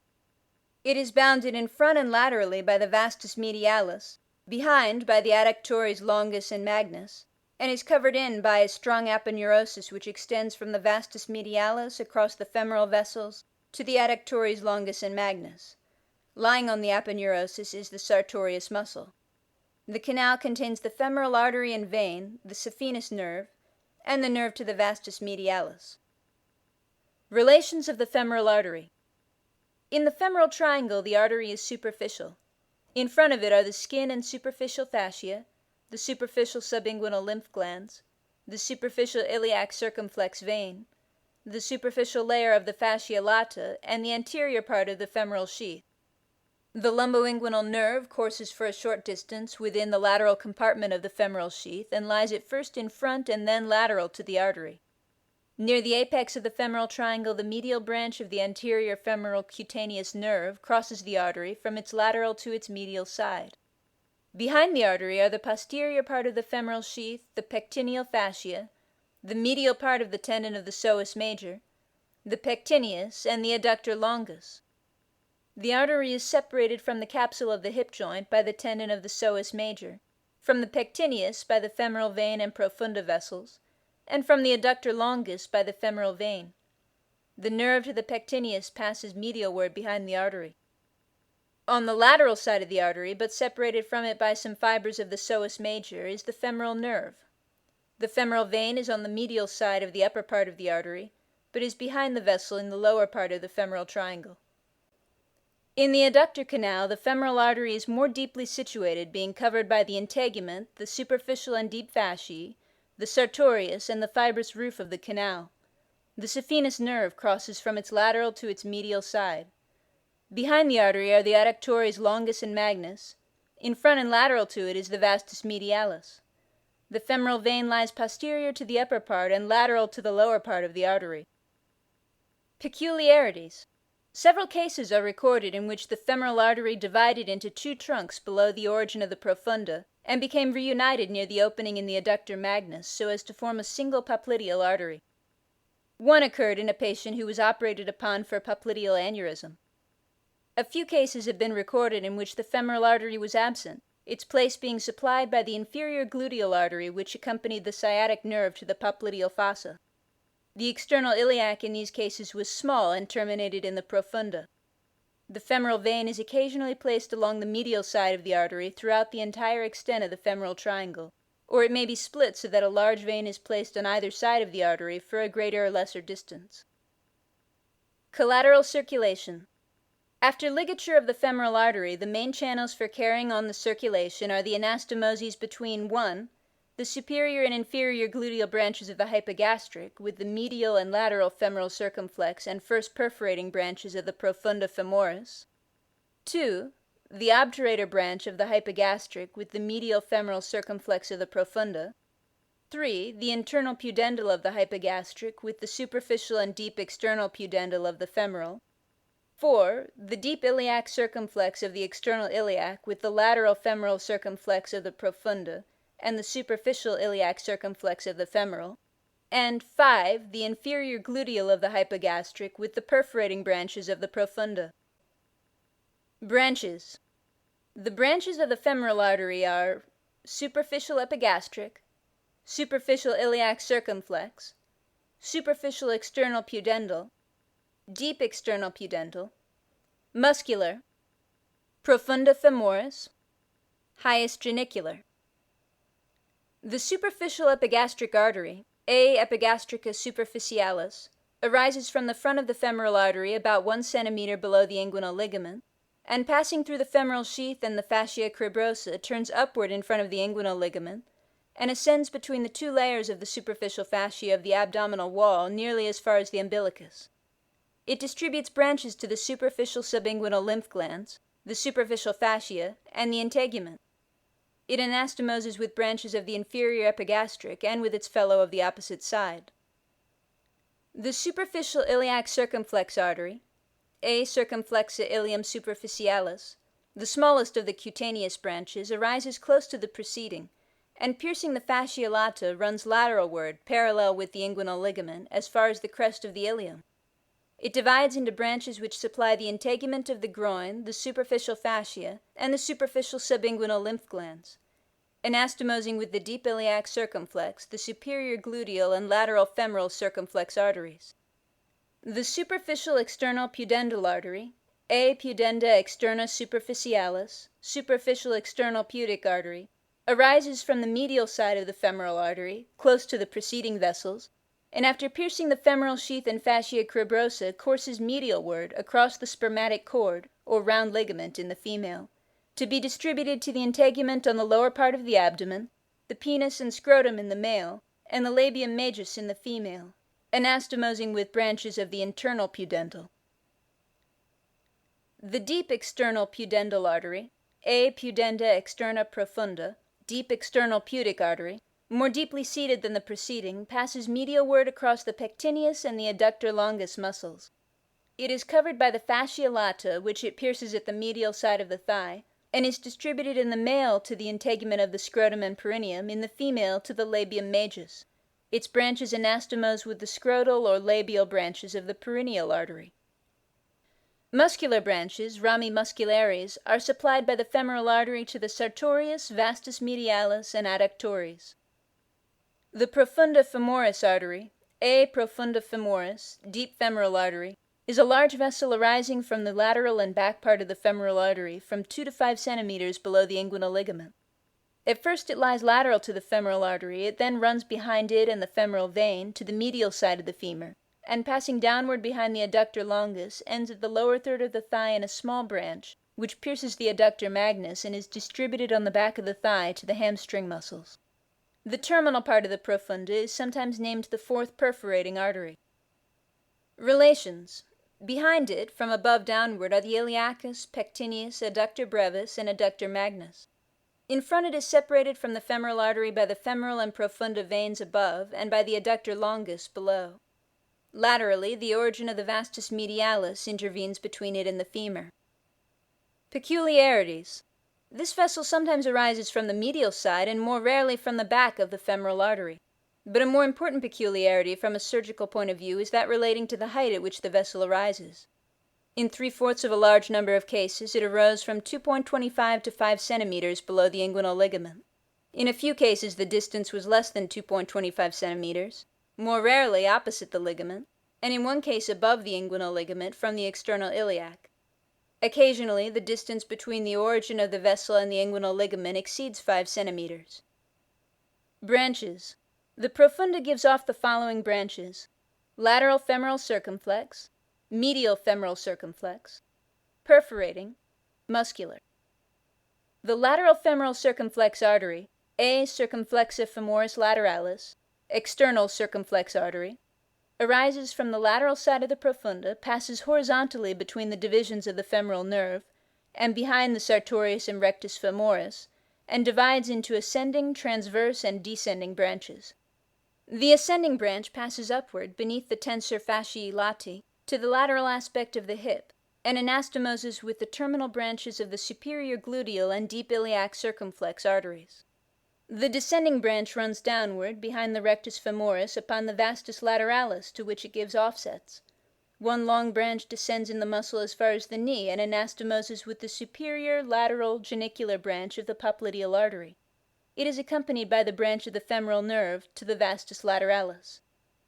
The transverse branch, the smallest, passes lateralward over the vastus intermedius, pierces the vastus lateralis, and winds around the femur just below the greater trochanter, anastomosing on the back of the thigh with the medial femoral circumflex, inferior gluteal, and first perforating arteries. The medial femoral circumflex artery, A. circumflexa femoris medialis, internal circumflex artery, arises from the medial and posterior aspect of the profunda, and winds around the medial side of the femur, passing first between the pectineus and psoas major, and then between the obturator externus and the adductor brevis. At the upper border of the adductor brevis it gives off 2 branches. One is distributed to the adductores, the gracilis and obturator externus, and anastomoses with the obturator artery. The other descends beneath the adductor brevis to supply it and the adductor magnus. The continuation of the vessel passes backward and divides into superficial, deep, and acetabular branches. The superficial branch appears between the quadratus femoris and upper border of the adductor magnus, and anastomoses with the inferior gluteal, lateral femoral circumflex, and first perforating arteries. Crucial anastomosis. The deep branch runs obliquely upward upon the tendon of the obturator externus and in front of the quadratus femoris toward the trochanteric fossa, where it anastomoses with twigs from the gluteal arteries. The acetabular branch arises opposite the acetabular notch, and enters the hip joint beneath the transverse ligament in company with an articular branch from the obturator artery. It supplies the fat in the bottom of the acetabulum and is continued along the round ligament to the head of the femur. The perforating arteries, usually 3 in number, are so named because they perforate the tendon of the adductor magnus to reach the back of the thigh. They pass backward close to the linea aspera of the femur, under cover of small tendinous arches in the muscle. The first is given off above the adductor brevis, the second in front of that muscle, and the third immediately below it. The first perforating artery, A perforans prima, passes backward between the pectineus and adductor brevis. Sometimes it perforates the latter.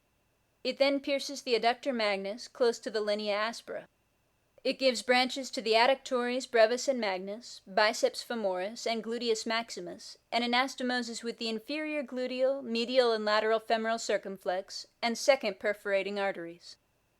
The second perforating artery, A perforans secunda, larger than the first, pierces the tendons of the adductores brevis and magnus, and divides into ascending and descending branches which supply the posterior femoral muscles, anastomosing with the first and third perforating.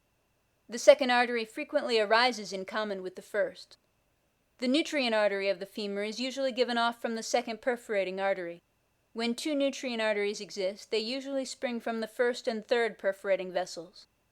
The third perforating artery, A perforans tertia, is given off below the adductor brevis.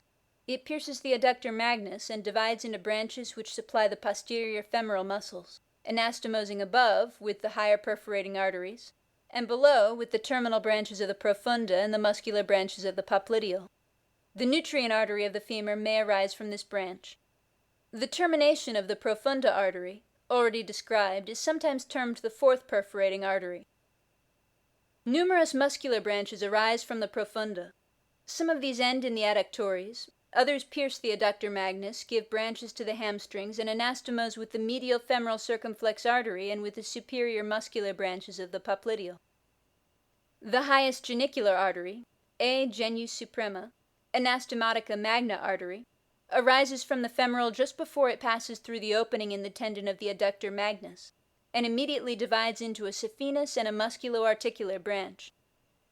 The saphenous branch pierces the aponeurotic covering of the adductor canal and accompanies the saphenous nerve to the medial side of the knee. It passes between the sartorius and gracilis, and piercing the fascia lata, is distributed to the integument of the upper and medial part of the leg, anastomosing with the medial inferior genicular artery. The musculo-articular branch descends in the substance of the vastus medialis and in front of the tendon of the adductor magnus to the medial side of the knee, where it anastomoses with the medial superior genicular artery and anterior recurrent tibial artery.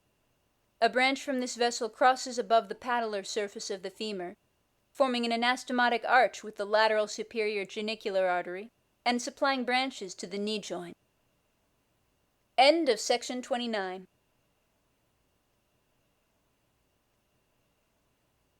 Section number 30 of Gray's Anatomy Part 3. Recording by Marianne Coleman Hipkins. The Popliteal Fossa, the Popliteal Artery. 6b. The Popliteal Fossa. Boundaries. The popliteal fossa, or space, is a lozenge-shaped space at the back of the knee joint.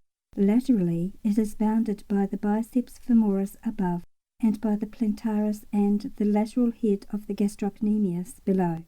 Medially, it is limited by the semitendinosus and semimembranosus above, and by the medial head of the gastrocnemius below.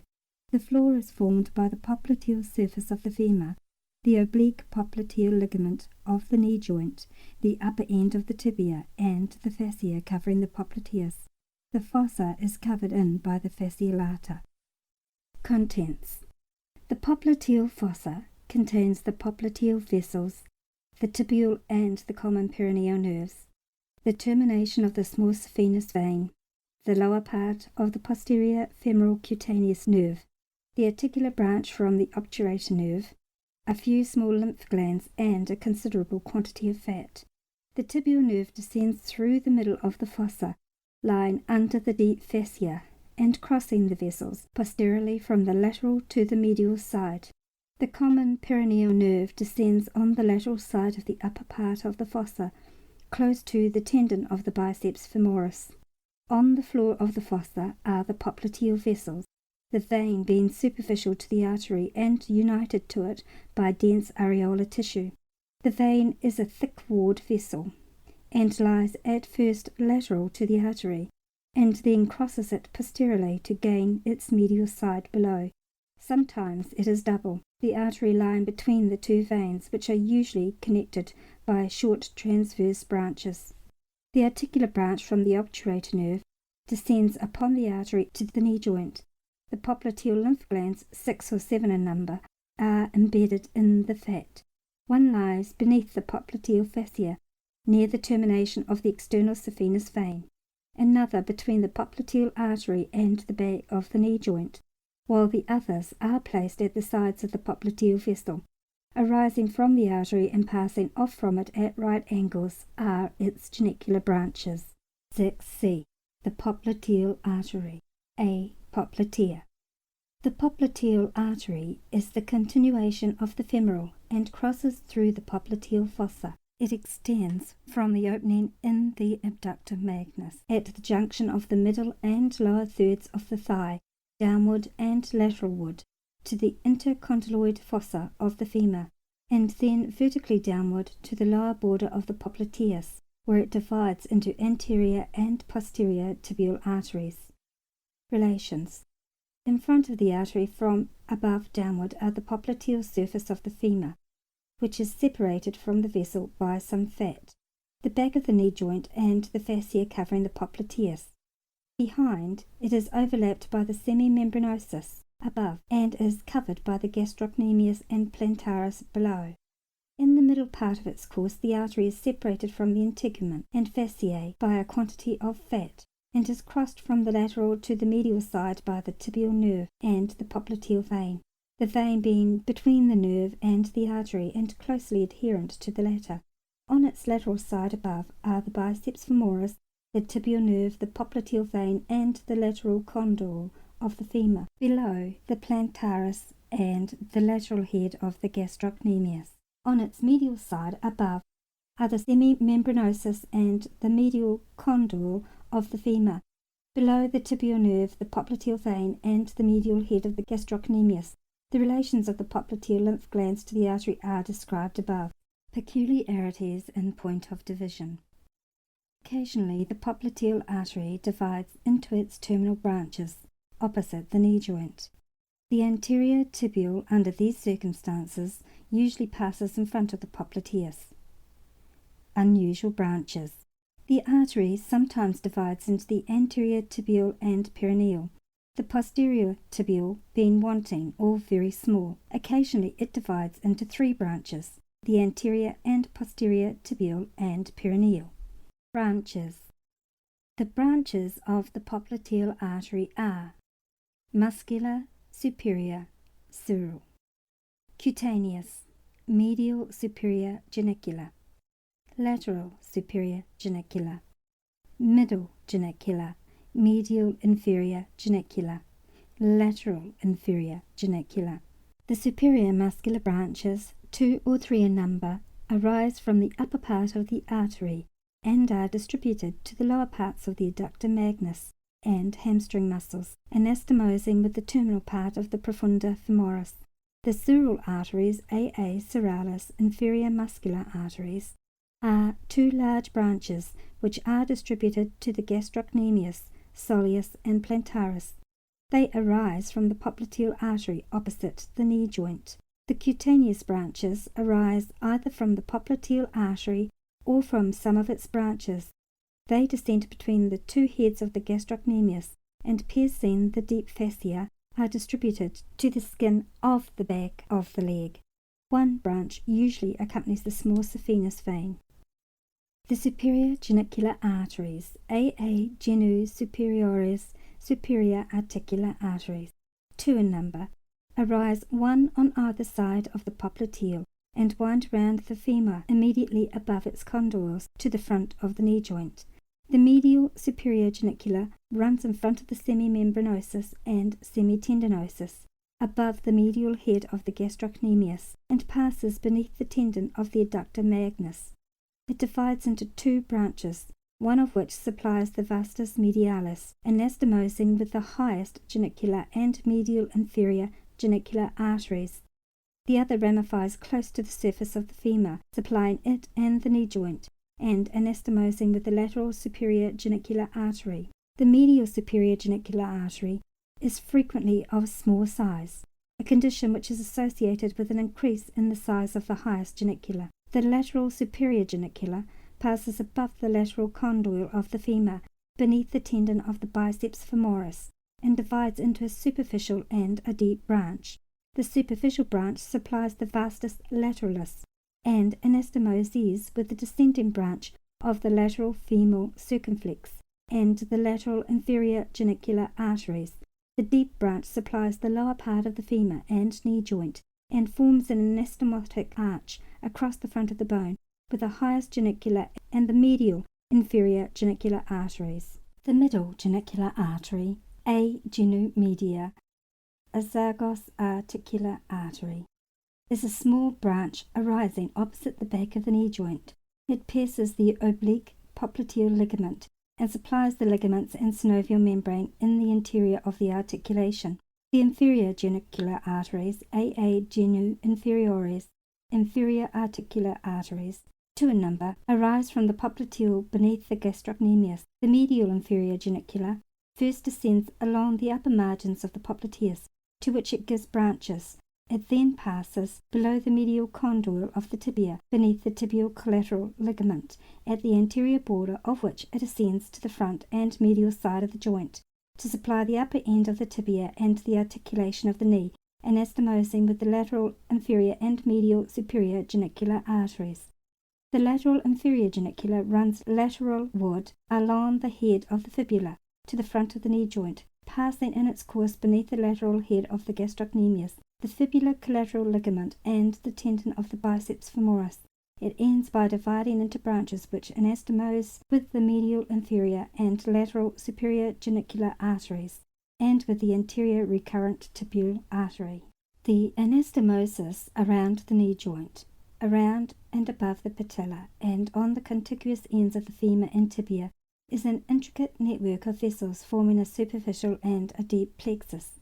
The superficial plexus is situated between the fascia and skin around the patella, and forms 3 well-defined arches, one above the upper border of the patella in the loose connective tissue over the quadriceps femoris. The other 2, below the level of the patella, are situated in the fat behind the ligamentum patellae. The deep plexus, which forms a close network of vessels, lies on the lower end of the femur and upper end of the tibia, around their articular surfaces, and sends numerous offsets into the interior of the joint.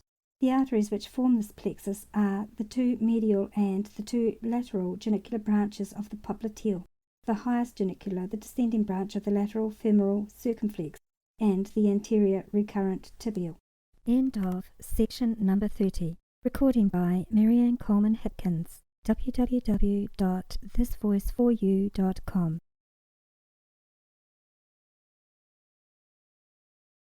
Section 31 of Gray's Anatomy, Part 3. Anatomy of the Human Body, Part 3, by Henry Gray. The anterior tibial artery, Arteria tibialis anterior. The anterior tibial artery commences at the bifurcation of the popliteal, at the lower border of the popliteus, passes forward between the 2 heads of the tibialis posterior, and through the aperture above the upper border of the interosseous membrane to the deep part of the front of the leg. It here lies close to the medial side of the neck of the fibula. It then descends on the anterior surface of the interosseous membrane, gradually approaching the tibia. At the lower part of the leg it lies on this bone, and then on the front of the ankle joint, where it is more superficial, and becomes the dorsalis pedis. Relations. In the upper 2/3 of its extent, the anterior tibial artery rests upon the interosseous membrane, in the lower third upon the front of the tibia and the anterior ligament of the ankle joint. In the upper third of its course it lies between the tibialis anterior and the extensor digitorum longus. in the middle third between the tibialis anterior and extensor hallucis longus. At the ankle it is crossed from the lateral to the medial side by the tendon of the extensor hallucis longus, and lies between it and the first tendon of the extensor digitorum longus. It is covered in the upper 2/3 of its course by the muscles which lie on either side of it, and by the deep fascia; in the lower third by the integument and fascia, and the transverse and cruciate crural ligaments. The anterior tibial artery is accompanied by a pair of venae comitantes, which lie one on either side of the artery. The deep peroneal nerve, coursing through the lateral side of the neck of the fibula, comes into relation with the lateral side of the artery shortly after it has reached the front of the leg. About the middle of the leg the nerve is in front of the artery.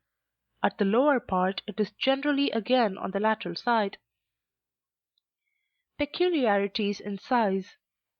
This vessel may be diminished in size, may be deficient to a greater or less extent, or may be entirely wanting, its place being supplied by perforating branches from the posterior tibial, or by the perforating branch of the peroneal artery. Course. The artery occasionally deviates toward the fibular side of the leg, regaining its usual position at the front of the ankle. In rare instances, the vessel has been found to approach the surface in the middle of the leg, being covered merely by the integument and fascia below that point. Branches.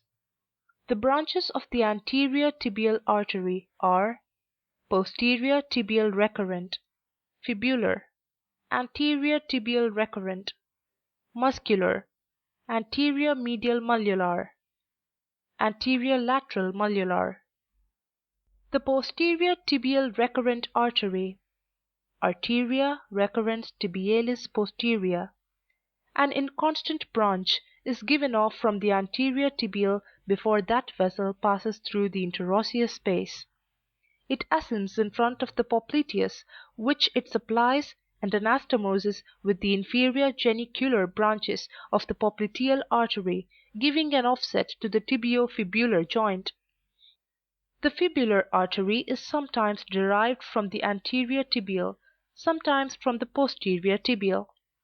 It passes lateralward around the neck of the fibula through the soleus, which it supplies, and ends in the substance of the peroneus longus.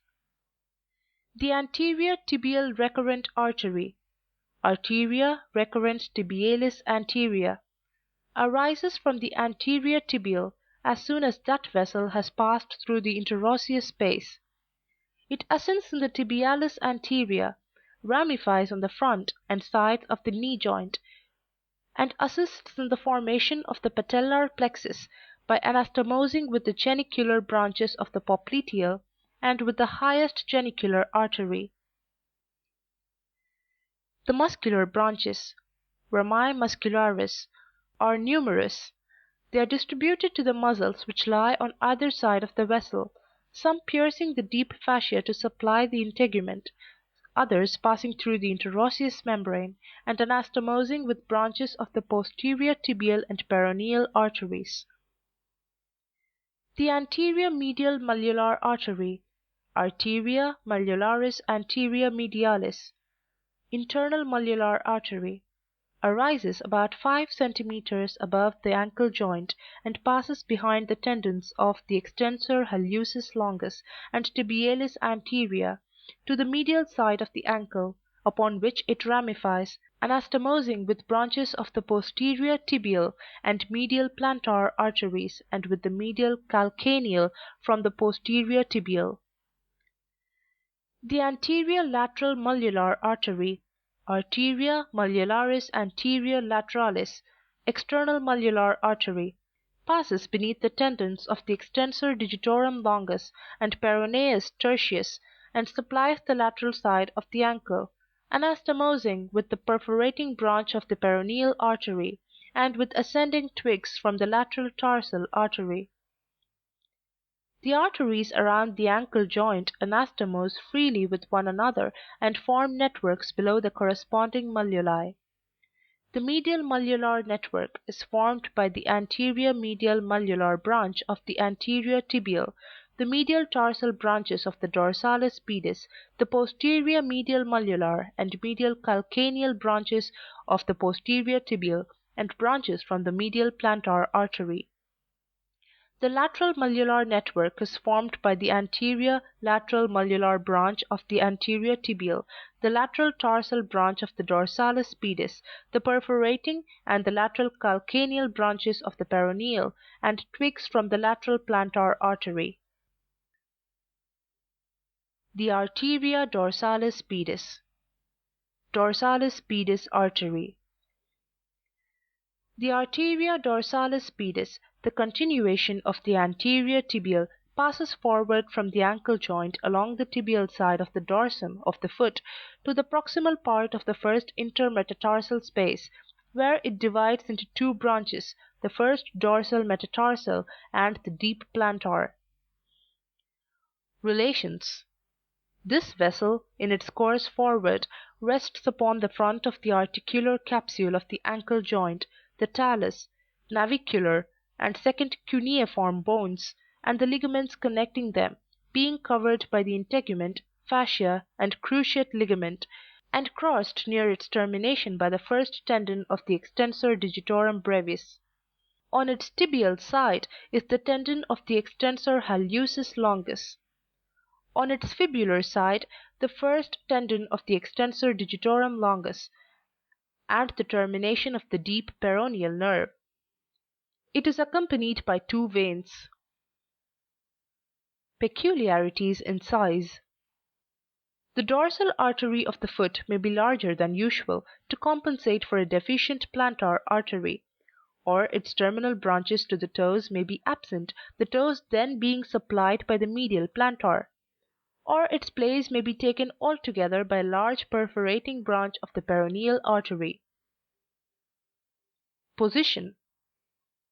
This artery frequently curves lateralward, lying lateral to the line between the middle of the ankle and the back part of the first interosseous space. Branches. The branches of the Arteria dorsalis pedis are lateral tarsal, medial tarsal, arcuate, first dorsal metatarsal, deep plantar. The lateral tarsal artery, Arteria torsea lateralis, tarsal artery, arises from the dorsalis pedis as that vessel crosses the navicular bone. It passes in an arched direction lateralward, lying upon the tarsal bones, and covered by the extensor digitorum brevis. It supplies this muscle and the articulations of the tarsus, and anastomoses with branches of the arcuate, anterior lateral malleolar, and lateral plantar arteries, and with the perforating branch of the peroneal artery. The medial tarsal arteries, Arteriae torsiae medialis, are two or three small branches which ramify on the medial border of the foot and join the medial malleolar network. The arcuate artery, Arteria arcuata, metatarsal artery, arises a little anterior to the lateral tarsal artery. It passes lateralward over the bases of the metatarsal bones, beneath the tendons of the extensor digitorum brevis, its direction being influenced by its point of origin, and it anastomoses with the lateral tarsal and lateral plantar arteries. This vessel gives off the second, third, and fourth dorsal metatarsal arteries, which run forward upon the corresponding interossi dorsalis. In the clefts between the toes, each divides into two dorsal digital branches for the adjoining toes. At the proximal parts of the interosseous spaces, these vessels receive the posterior perforating branches from the plantar arch, and at the distal parts of the spaces they are joined by the anterior perforating branches from the plantar metatarsal arteries. The fourth dorsal metatarsal artery gives off a branch which supplies the lateral side of the fifth toe. The first dorsal metatarsal artery, Arteria dorsalis hallucis, runs forward on the first interosseous dorsalis, and at the cleft between the first and second toes divides into two branches, one of which passes between the tendon of the extensor hallucis longus and is distributed to the medial border of the great toe. The other bifurcates to supply the adjoining sides of the great and second toes. The deep plantar artery, ramus plantaris profundus, communicating artery, descends into the sole of the foot between the two heads of the first interosseous dorsalis, and unites with the termination of the lateral plantar artery to complete the plantar arch. It sends a branch along the medial side of the great toe, and is continued forward along the first interosseous space as the first plantar metatarsal artery, which bifurcates for the supply of the adjacent sides of the great and second toes. End of section 31.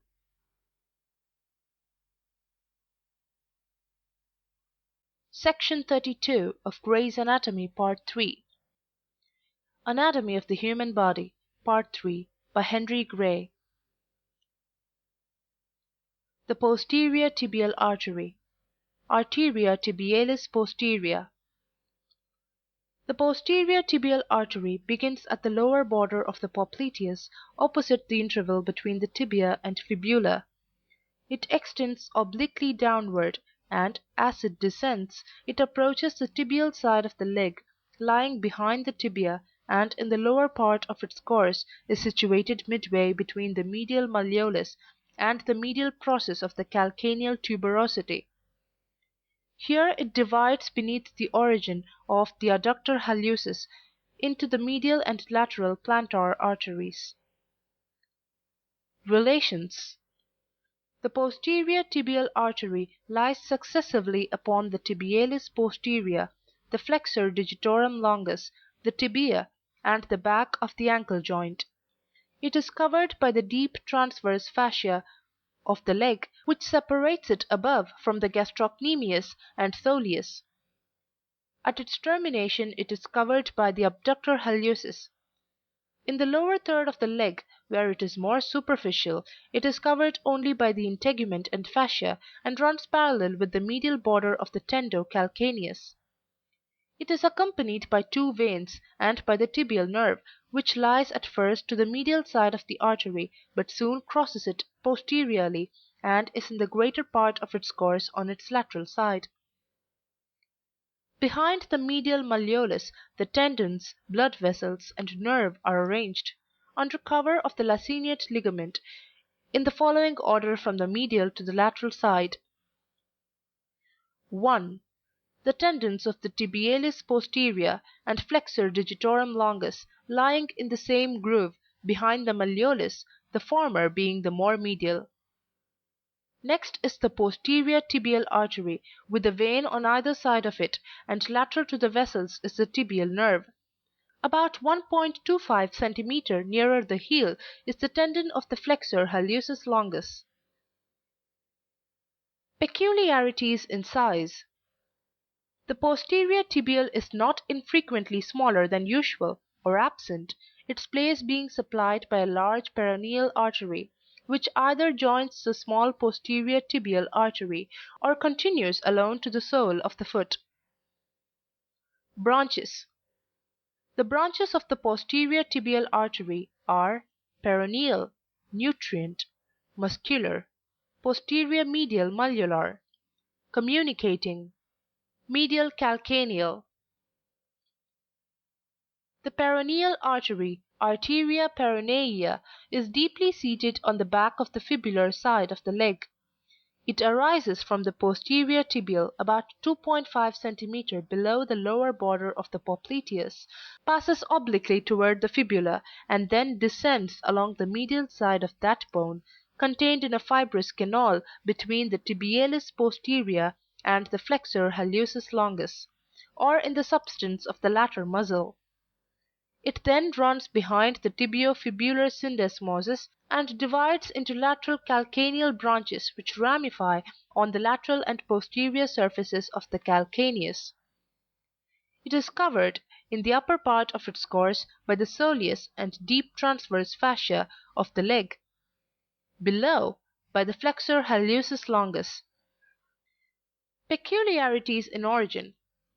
The peroneal artery may arise 7 to 8 cm below the popliteus, or from the posterior tibial high up, or even from the popliteal. Its size is more frequently increased than diminished, and then it either reinforces the posterior tibial by its junction with it, or altogether takes the place of the posterior tibial in the lower part of the leg and foot, the latter vessel only existing as a short muscular branch. In those rare cases where the peroneal artery is smaller than usual, a branch from the posterior tibial supplies its place, and a branch from the anterior tibial compensates for the diminished anterior peroneal artery. In one case the peroneal artery was entirely wanting. Branches. The branches of the peroneal are muscular, nutrient, perforating, communicating, lateral calcaneal. Muscular branches. The peroneal artery, in its course, gives off branches to the soleus, tibialis posterior, flexor hallucis longus, and peroneae. The nutrient artery, Arteria nutritia fibulae, supplies the fibula and is directed downward. The perforating branch, Ramus perforans, anterior peroneal artery, pierces the interosseous membrane about 5 cm above the lateral malleolus to reach the front of the leg, where it anastomoses with the anterior lateral malleolar. It then passes down in front of the tibio-fibular syndesmosis, gives branches to the tarsus, and anastomoses with the lateral tarsal. The perforating branch is sometimes enlarged, and takes the place of the dorsalis pedis artery. The communicating branch, Ramus communicans, is given off from the peroneal about 2.5 cm from its lower end, and joins the communicating branch of the posterior tibial. The lateral calcaneal, Ramus calcaneus lateralis, external calcaneal, are the terminal branches of the peroneal artery. They pass to the lateral side of the heel, and communicate with the lateral malleolar, and, on the back of the heel, with the medial calcaneal arteries. The nutrient artery, Arteria nutritia tibiae, of the tibia, arises from the posterior tibial near its origin, and after supplying a few muscular branches, enters the nutrient canal of the bone, which it traverses obliquely from above downward. This is the largest nutrient artery of bone in the body. The muscular branches of the posterior tibial are distributed to the soleus and deep muscles along the back of the leg. The posterior medial malleolar artery, Arteria malleolaris posterior medialis, internal malleolar artery, is a small branch which winds around the tibial malleolus and ends in the medial malleolar network. The communicating branch, Ramus communicans, runs transversely along the back of the tibia about 5 cm above its lower end beneath the flexor hallucis longus, and joins the communicating branch of the peroneal. The medial calcaneal, Rami calcaneae medialis, internal calcaneal, are several large arteries which arise from the posterior tibial just before its division. They pierce the laciniate ligament and are distributed to the fat and integument behind the tendo calcaneus and about the heel, and to the muscles on the tibial side of the sole, anastomosing with the peroneal and medial malleolar, and, on the back of the heel, with the lateral calcaneal arteries. The medial plantar artery, Arteria plantaris medialis, internal plantar artery, much smaller than the lateral, passes forward along the medial side of the foot. It is at first situated above the abductor hallucis, and then between it and the flexor digitorum brevis, both of which it supplies. At the base of the first metatarsal bone, where it is much diminished in size, it passes along the medial border of the first toe, anastomosing with the first dorsal metatarsal artery. Small superficial digital branches accompany the digital branches of the medial plantar nerve and join the plantar metatarsal arteries of the first three spaces. The lateral plantar artery, Arteria plantaris lateralis, external plantar artery, much larger than the medial, passes obliquely lateralward and forward to the base of the fifth metatarsal bone. It then turns medialward to the interval between the bases of the first and second metatarsal bones, where it unites with the deep plantar branch of the Dorsalis Pedis artery, thus completing the plantar arch. As this artery passes lateralward, it is first placed between the calcaneus and abductor hallucis, and then between the flexor digitorum brevis and quadratus plantae. As it runs forward to the base of the little toe, it lies more superficially between the flexor digitorum brevis and abductor digiti quinti, covered by the plantar aponeurosis and integument. The remaining portion of the vessel is deeply situated. It extends from the base of the fifth metatarsal bone to the proximal part of the first interosseous space, and forms the plantar arch. It is convex forward, lies below the bases of the second, third, and fourth metatarsal bones, and the corresponding interossi, and upon the oblique part of the adductor hallucis. Branches. The plantar arch, besides distributing numerous branches to the muscles, integument, and fasciae in the sole, gives off the following branches: Perforating, plantar metatarsal. The perforating branches, rami perforantes, are 3 in number. They ascend through the proximal parts of the second, third, and fourth interosseous spaces, between the heads of the interossi dorsalis, and anastomose with the dorsal metatarsal arteries. The plantar metatarsal arteries, Arteriae metatarsei plantaris, digital branches, are 4 in number, and run forward between the metatarsal bones and in contact with the interossi. Each divides into a pair of plantar digital arteries, which supply the adjacent sides of the toes. Near their points of division, each sends upward an anterior perforating branch to join the corresponding dorsal metatarsal artery. The first plantar metatarsal artery, Arteria princeps hallucis, springs from the junction between the lateral plantar and deep plantar arteries, and sends a digital branch to the medial side of the first toe. The digital branch for the lateral side of the fifth toe arises from the lateral plantar artery near the base of the fifth metatarsal bone. End of section 32.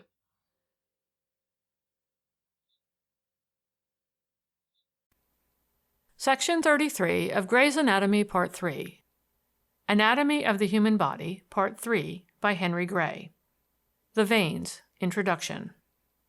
The veins convey the blood from the capillaries of the different parts of the body to the heart. They consist of 2 distinct sets of vessels, the pulmonary and systemic.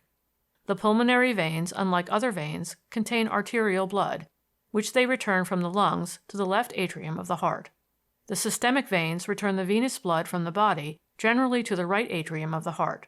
The portal vein, an appendage to the systemic venous system, is confined to the abdominal cavity and returns the venous blood from the spleen and the viscera of digestion to the liver. This vessel ramifies in the substance of the liver and there breaks up into a minute network of capillary-like vessels, from which the blood is conveyed by the hepatic veins to the inferior vena cava. The veins commence by minute plexuses, which receive the blood from the capillaries. The branches arising from these plexuses unite together into trunks, and these, in their passage toward the heart, constantly increase in size as they receive tributaries or join other veins. The veins are larger and altogether more numerous than the arteries, hence the entire capacity of the venous system is much greater than that of the arterial. The capacity of the pulmonary veins, however, only slightly exceeds that of the pulmonary arteries. The veins are cylindrical like the arteries, their walls, however, are thin, and they collapse when the vessels are empty, and the uniformity of their surfaces is interrupted at intervals by slight constrictions, which indicate the existence of valves in their interior. They communicate very freely with one another, especially in certain regions of the body, and these communications exist between the larger trunks as well as between the smaller branches. Thus, between the venous sinuses of the cranium and between the veins of the neck, where obstruction would be attended with imminent danger to the cerebral venous system, large and frequent anastomoses are found. The same free communication exists between the veins throughout the whole extent of the vertebral canal, and between the veins composing the various venous plexuses in the abdomen and pelvis, for example, the spermatic, uterine, vesical, and pudental. The systemic venous channels are subdivided into three sets, namely, superficial and deep veins and venous sinuses. The superficial veins, cutaneous veins, are found between the layers of the superficial fascia, immediately beneath the skin. They return the blood from these structures and communicate with the deep veins by perforating the deep fascia. The deep veins accompany the arteries and are usually enclosed in the same sheaths with these vessels. With the smaller arteries, as the radial, ulnar, brachial, tibial, peroneal, they exist generally in pairs, one lying on each side of the vessel, and are called venae comitantes.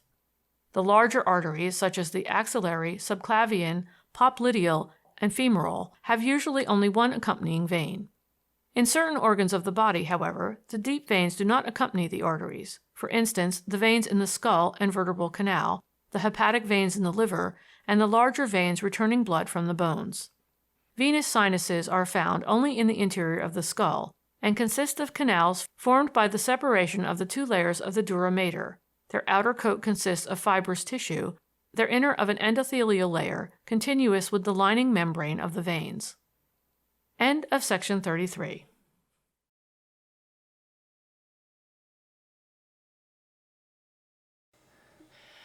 Section 34 of Gray's Anatomy, Part 3.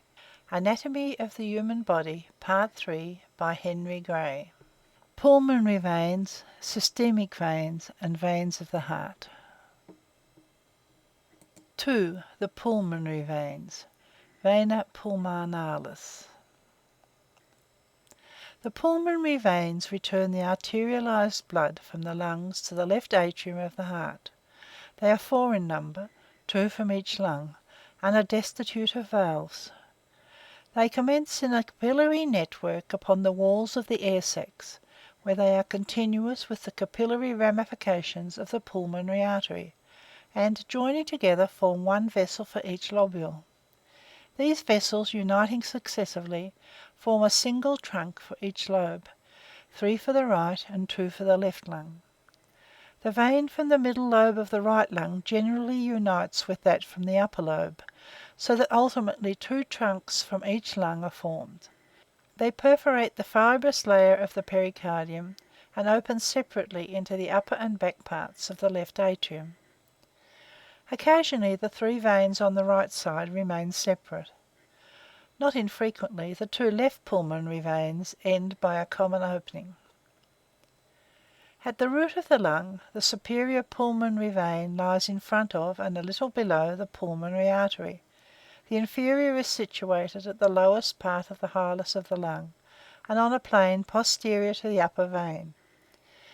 Behind the pulmonary artery is the bronchus.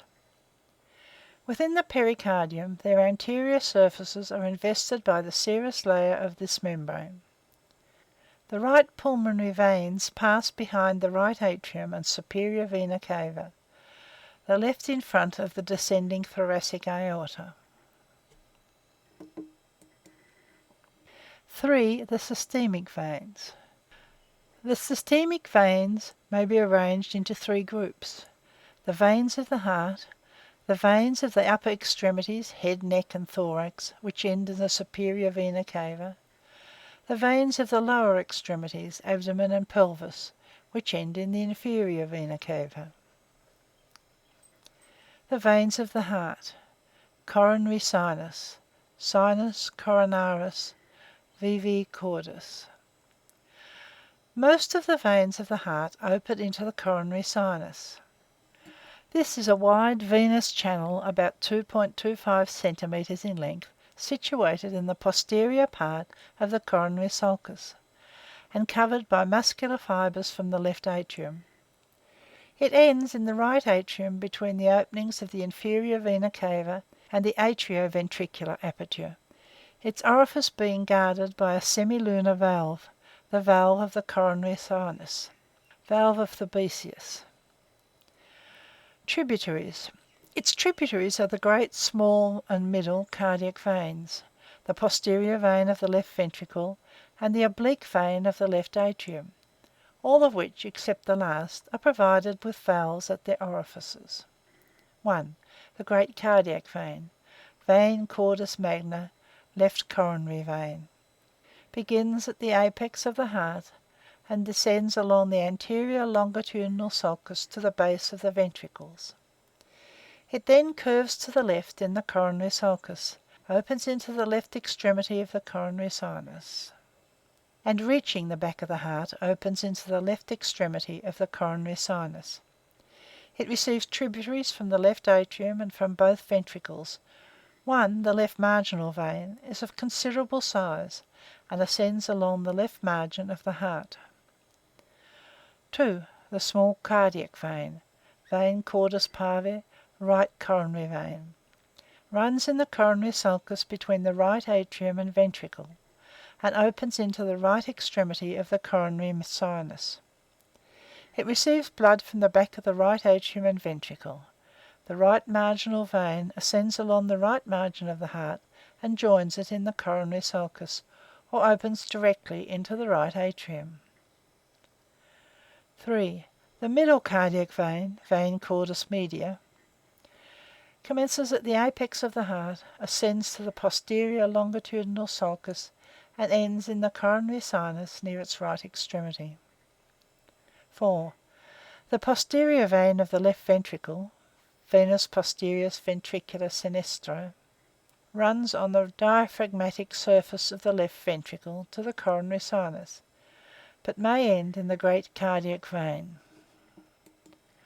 5. The oblique vein of the left atrium, venus obliquus anthris sinistro Marshalli, oblique vein of Marshall, is a small vessel which descends obliquely on the back of the left atrium and ends in the coronary sinus near its left extremity. It is continuous above with the ligament of the left vena cava, lig vena cava sinistra, vestigial fold of Marshall, and the two structures from the remnant of the left Cuvierian duct. The following cardiac veins do not end in the coronary sinus. 1. The anterior cardiac veins, comprising 3 or 4 small vessels which collect blood from the front of the right ventricle and open into the right atrium. The right marginal vein frequently opens into the right atrium and is therefore sometimes regarded as belonging to this group. 2. The smallest cardiac veins, veins of Fabricius, consist of a number of minute veins which arise in the muscular wall of the heart. The majority open into the atria, but a few end in the ventricles. End of section 34.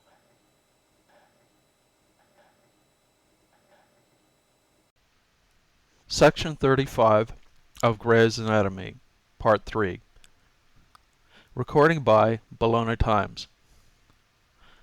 Anatomy of the Human Body, Part 3, by Henry Gray.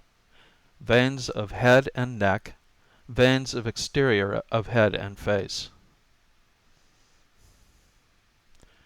3b. The veins of the head and neck. The veins of the head and neck may be subdivided into 3 groups. 1. The veins of the exterior of the head and face. 2. The veins of the neck. 3.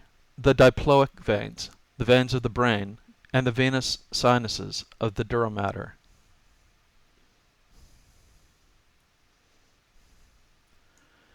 The veins of the exterior of the head and face are frontal, superficial temporal, supraorbital, internal maxillary, angular, posterior facial, anterior facial, posterior auricular, occipital.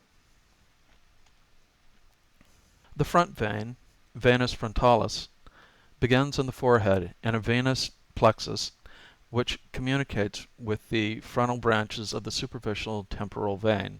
The veins converge to form a single trunk, which runs downward near the middle line of the forehead, parallel with the vein of the opposite side. The two veins are joined at the root of the nose by a transverse branch called the nasal arch, which receives some small veins from the dorsum of the nose.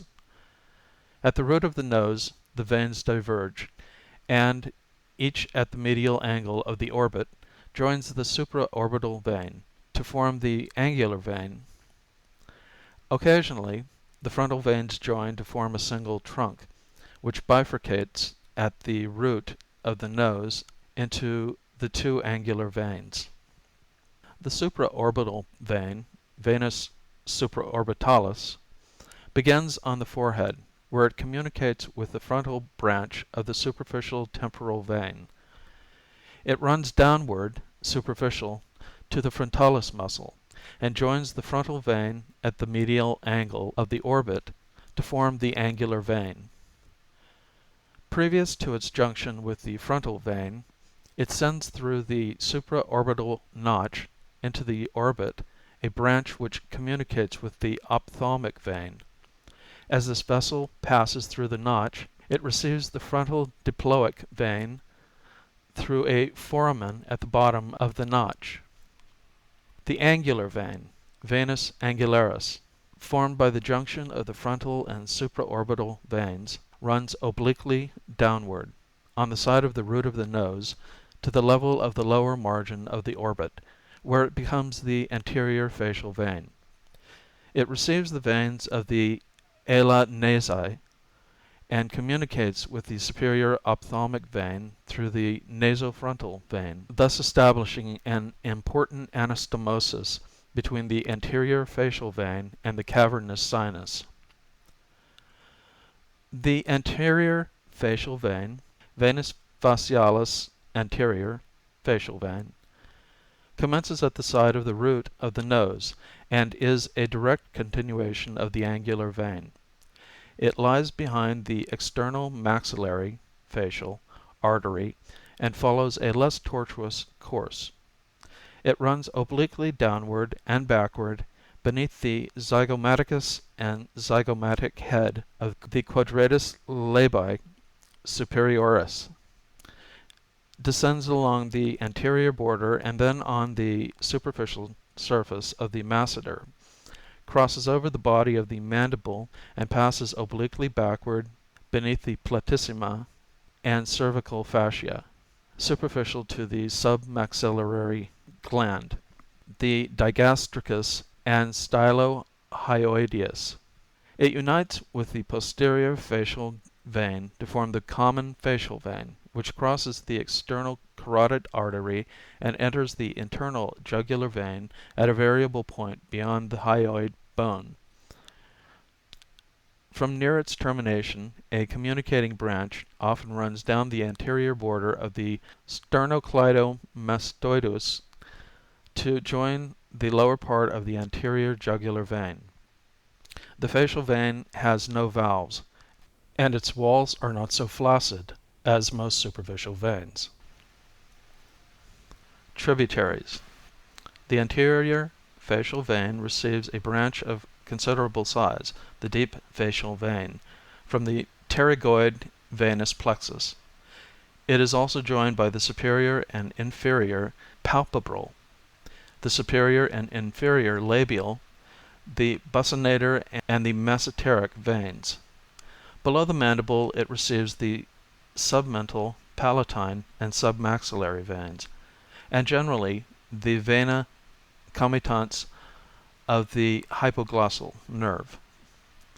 The superficial temporal vein, venus temporalis superficialis, begins on the side and vertex of the skull in a plexus which communicates with the frontal and supraorbital veins, with the corresponding vein on the opposite side, and with the posterior auricular and occipital veins. From this network, frontal and parietal branches arise and unite above the zygomatic arch to form the trunk of the vein, which is joined in this situation by the middle temporal vein from the substance of the temporalis. It then crosses the posterior root of the zygomatic arch, enters the substance of the parotid gland and unites with the internal maxillary vein to form the posterior facial vein. Tributaries. The superficial temporal vein receives in its course some parotid veins, articular veins from the temporomandibular joint, anterior auricular veins from the auricula, and the transverse facial from the side of the face. The middle temporal vein receives the orbital vein, which is formed by some lateral palpebral branches, and passes backward between the layers of the temporal fascia to join the superficial temporal vein. The pterygoid plexus pterygoidis, is of considerable size, and is situated between the temporalis and pterygoidis externus, and partly between the two pterygoidae. It receives tributaries corresponding with the branches of the internal maxillary artery. Thus it receives the sphenopalatine, the middle meningeal, the deep temporal, the pterygoid, masseteric, bossinator, alveolar, and some palatine veins, and a branch which communicates with the ophthalmic vein through the inferior orbital fissure. This plexus communicates freely with the anterior facial vein. It also communicates with the cavernous sinus by branches through the foramen vesicae, foramen ovale, and foramen lacerum. The internal maxillary vein, venus maxillaris interna, is a short trunk which accompanies the first part of the internal maxillary artery. It is formed by a confluence of the veins of the pterygoid plexus, and passes backward between the sphenomandibular ligament and the neck of the mandible, and unites with the temporal vein to form the posterior facial vein. The posterior facial vein, venus facialis posterior, temporomaxillary vein, formed by the union of the superficial temporal and internal maxillary veins, descends in the substance of the parotid gland, superficial to the external carotid artery, but beneath the facial nerve, between the ramus of the mandible and the sternocleidomastoideus muscle. It divides into two branches, an anterior, which passes forward and unites with the anterior facial vein to form the common facial vein, and a posterior, which is joined by the posterior auricular vein and becomes the external jugular vein. The posterior auricular vein, venus auricularis posterior, begins upon the side of the head in a plexus which communicates with the tributaries of the occipital and superficial temporal veins. It descends behind the auricula and joins the posterior division of the posterior facial vein to form the external jugular. It received the stylomastoid vein and some tributaries from the cranial surface of the auricula. The occipital vein, venus occipitalis, begins in a plexus at the back of the vertex of the skull. From the plexus emerges a single vessel, which pierces the cranial attachment of the trapezius and, dipping into the suboccipital triangle, joins the deep cervical and vertebral veins. Occasionally it follows the course of the occipital artery and ends in the internal jugular. In other instances it joins the posterior auricular, and through it opens into the external jugular. The parietal emissary vein connects it with the superior sagittal sinus, and as it passes across the mastoid portion of the temporal bone, it receives the mastoid emissary vein, which connects it with the transverse sinus. The occipital diploic vein sometimes joins it. End of section 35.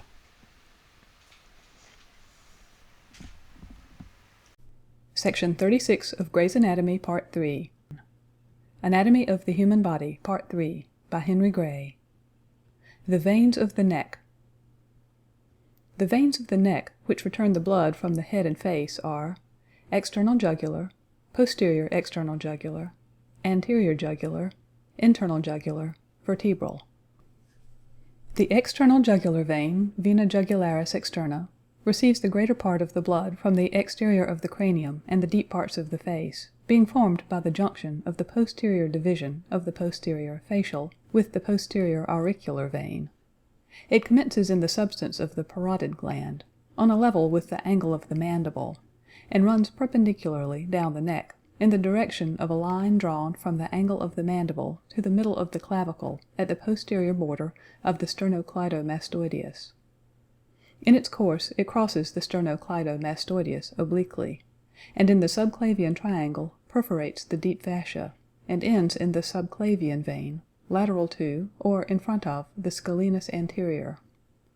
It is separated from the sternocleidomastoideus by the investing layer of the deep cervical fascia, and is covered by the platysma, the superficial fascia, and the integument. It crosses the cutaneous cervical nerve, and its upper half runs parallel with the great auricular nerve. The external jugular vein varies in size, bearing an inverse proportion to the other veins of the neck. It is occasionally double. It is provided with two pairs of valves, the lower pair being placed at its entrance into the subclavian vein, the upper, in most cases, about 4 cm above the clavicle. The portion of the vein between the two sets of valves is often dilated, and is termed the sinus. These valves do not prevent the regurgitation of the blood, or the passage of injection from below upward. Tributaries. This vein receives the occipital occasionally, the posterior external jugular, and, near its termination, the transverse cervical, transverse scapular, and anterior jugular veins. In the substance of the parotid, a large branch of communication from the internal jugular joins it. The posterior external jugular vein, vena jugularis posterior, begins in the occipital region and returns the blood from the skin and superficial muscles in the upper and back part of the neck, lying between the splenius and trapezius. It runs down the back part of the neck and opens into the external jugular vein just below the middle of its course. The anterior jugular vein, vena jugularis anterior, begins near the hyoid bone by the confluence of several superficial veins from the submaxillary region. It descends between the median line and the anterior border of the sternocleidomastoideus, and, at the lower part of the neck, passes beneath that muscle to open into the termination of the external jugular, or, in some instances, into the subclavian vein. It varies considerably in size, bearing usually an inverse proportion to the external jugular. Most frequently there are two anterior jugulars, a right and left, but sometimes only one. Its tributaries are some laryngeal veins, and occasionally a small thyroid vein. Just above the sternum the two anterior jugular veins communicate by a transverse trunk, the venous jugular arch, which receive tributaries from the inferior thyroid veins. Each also communicates with the internal jugular. There are no valves in this vein. The internal jugular vein, vena jugularis interna, collects the blood from the brain, from the superficial parts of the face, and from the neck. It is directly continuous with the transverse sinus, and begins in the posterior compartment of the jugular foramen at the base of the skull. At its origin it is somewhat dilated, and this dilatation is called the superior bulb. It runs down the side of the neck in a vertical direction, lying at first lateral to the internal carotid artery, and then lateral to the common carotid, and at the root of the neck unites with the subclavian vein to form the innominate vein.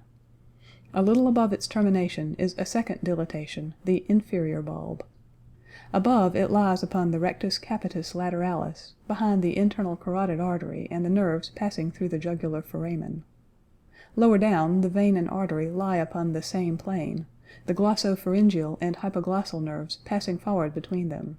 The vagus descends between and behind the vein and the artery in the same sheath, and the accessory runs obliquely backward, superficial or deep to the vein. At the root of the neck, the right internal jugular vein is placed at a little distance from the common carotid artery, and crosses the first part of the subclavian artery, while the left internal jugular vein usually overlaps the common carotid artery. The left vein is generally smaller than the right, and each contains a pair of valves, which are placed about 2.5 centimeters above the termination of the vessel. Tributaries. This vein receives in its course the inferior petrosal sinus, the common facial, lingual, pharyngeal, superior and middle thyroid veins, and sometimes the occipital. The thoracic duct on the left side, and the right lymphatic duct on the right side, open into the angle of union of the internal jugular and subclavian veins. The inferior petrosal sinus, sinus petrosus inferior, leaves the skull through the anterior part of the jugular foramen, and joins the superior bulb of the internal jugular vein. The lingual veins, vena lingualis, begin on the dorsum, sides, and undersurface of the tongue, and, passing backward along the course of the lingual artery, end in the internal jugular vein. The vena comitans of the hypoglossal nerve, Ranine vein, a branch of considerable size, begins below the tip of the tongue, and may join the lingual. Generally, however, it passes backward on the hyoglossus, and joins the common facial.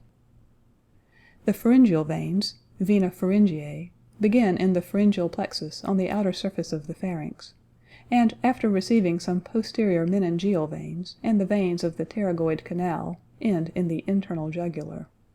They occasionally open into the facial, lingual, or superior thyroid vein. The superior thyroid vein, vena thyroidea superioris, begins in the substance and on the surface of the thyroid gland, by tributaries corresponding with the branches of the superior thyroid artery, and ends in the upper part of the internal jugular vein. It receives the superior laryngeal and cricothyroid veins. The middle thyroid vein collects the blood from the lower part of the thyroid gland, and after being joined by some veins from the larynx and trachea, ends in the lower part of the internal jugular vein. The common facial and occipital veins have been described. The vertebral vein, vena vertebralis, is formed in the suboccipital triangle from numerous small tributaries which spring from the internal vertebral venous plexuses and issue from the vertebral canal above the posterior arch of the atlas. They unite with small veins from the deep muscles at the upper part of the back of the neck, and form a vessel which enters the foramen in the transverse process of the atlas, and descends, forming a dense plexus around the vertebral artery, in the canal formed by the foramina transversaria of the cervical vertebrae. This plexus ends in a single trunk, which emerges from the foramen transversarium of the sixth cervical vertebra, and opens at the root of the neck into the back part of the innominate vein near its origin, its mouth being guarded by a pair of valves. On the right side it crosses the first part of the subclavian artery. Tributaries. The vertebral vein communicates with the transverse sinus by a vein which passes through the condyloid canal, when that canal exists. It receives branches from the occipital vein and from the prevertebral muscles, from the internal and external vertebral venous plexuses, from the anterior vertebral and the deep cervical veins. Close to its termination it is sometimes joined by the first intercostal vein. The anterior vertebral vein commences in a plexus around the transverse processes of the upper cervical vertebrae, descends in company with the ascending cervical artery between the scalenus anterior and longus capitis muscles, and opens into the terminal part of the vertebral vein. The deep cervical vein, vena cervicalis profundus, posterior vertebral or posterior deep cervical vein, accompanies its artery between the semispinales capitis and coli. It begins in the suboccipital region by communicating branches from the occipital vein and by small veins from the deep muscles at the back of the neck. It receives tributaries from the plexuses around the spinous processes of the cervical vertebrae, and terminates in the lower part of the vertebral vein. Into section 36.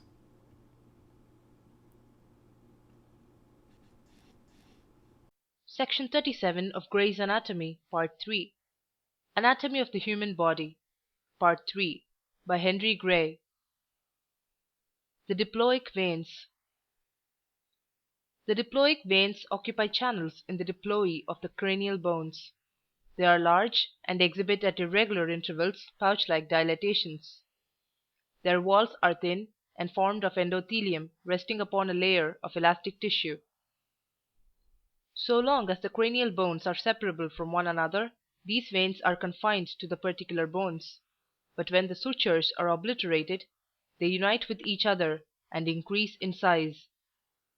They communicate with the meningeal veins and the sinuses of the dura mater and with the veins of the pericranium. They consist of 1. The frontal, which opens into the supraorbital vein and the superior sagittal sinus. 2. The anterior temporal, which is confined chiefly to the frontal bone and opens into the sphenoparietal sinus and into one of the deep temporal veins, through an aperture in the great wing of the sphenoid. 3. The posterior temporal, which is situated in the parietal bone and ends in the transverse sinus, through an aperture at the mastoid angle of the parietal bone or through the mastoid foramen. And 4. The occipital, the largest of the four, which is confined to the occipital bone, and opens either externally into the occipital vein or internally into the transverse sinus or into the confluence of the sinuses, torcular hierophyly. The veins of the brain. The veins of the brain possess no valves, and their walls, owing to the absence of muscular tissue, are extremely thin. They pierce the arachnoid membrane and the inner or meningeal layer of the dura mater, and open into the cranial venous sinuses. They may be divided into two sets, cerebral and cerebellar. Cerebral veins, venae cerebri, are divisible into external and internal groups, according as they drain the outer surfaces or the inner parts of the hemispheres. The external veins are the superior, inferior, and middle cerebral. The superior cerebral veins, venae cerebri superioris, 8 to 12 in number, drain the superior, lateral, and medial surfaces of the hemispheres, and are mainly lodged in the sulci between the gyri, but some run across the gyri. They open into the superior sagittal sinus. The anterior veins runs nearly at right angles to the sinus. The posterior and larger veins are directed obliquely forward and open into the sinus in a direction more or less opposed to the current of the blood contained within it. The middle cerebral vein, vena cerebri media, superficial sylvian vein, begins on the lateral surface of the hemisphere, and, running along the lateral cerebral fissure, ends in the cavernous or the sphenoparietal sinus. It is connected a. with the superior sagittal sinus by the great anastomotic vein of Trollard, which opens into one of the superior cerebral veins. B. with the transverse sinus by the posterior anastomotic vein of Labbe, which courses over the temporal lobe. The inferior cerebral veins, venae cerebri inferioris, of small size, drain the under surfaces of the hemispheres. Those on the orbital surface of the frontal lobe join the superior cerebral veins, and through these open into the superior sagittal sinus. Those of the temporal lobe anastomose with the middle cerebral and basal veins, and join the cavernous, sphenoparietal, and superior petrosal sinuses. The basal vein is formed at the anterior perforated substance by the union of a small anterior cerebral vein which accompanies the anterior cerebral artery, b. the deep middle cerebral vein, deep sylvian vein, which receives tributaries from the insula and neighboring gyri, and runs in the lower part of the lateral cerebral fissure, and c. the inferior striate veins, which leave the corpus striatum through the anterior perforated substance.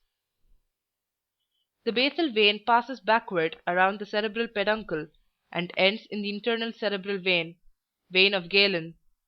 It receives tributaries from the interpeduncular fossa, the inferior horn of the lateral ventricle, the hippocampal gyrus, and the midbrain.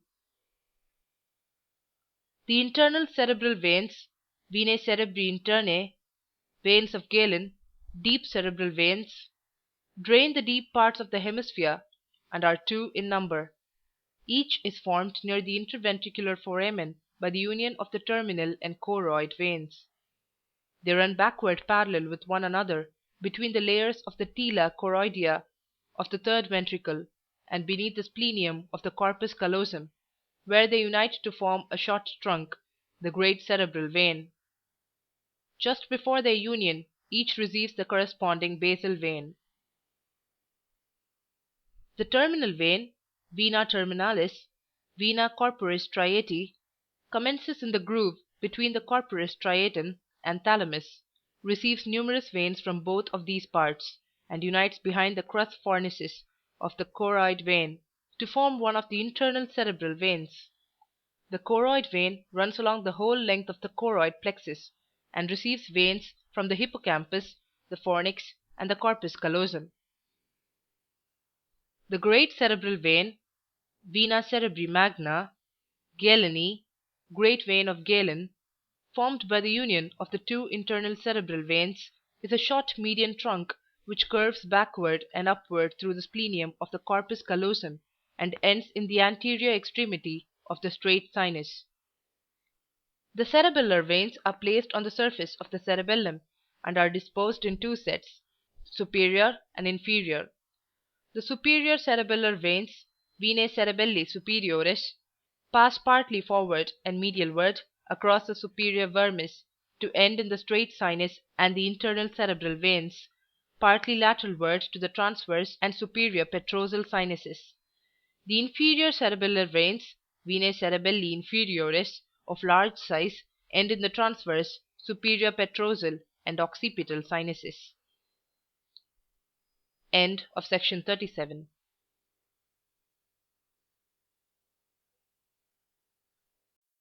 Section number 38 of Gray's Anatomy. Recording by Morgan Scorpion. Anatomy of the Human Body, Part 3, by Henry Gray. Sinuses of the dura mater, ophthalmic veins, emissary veins. 3b5. The sinuses of the dura mater, sinus durae matris, ophthalmic veins and emissary veins.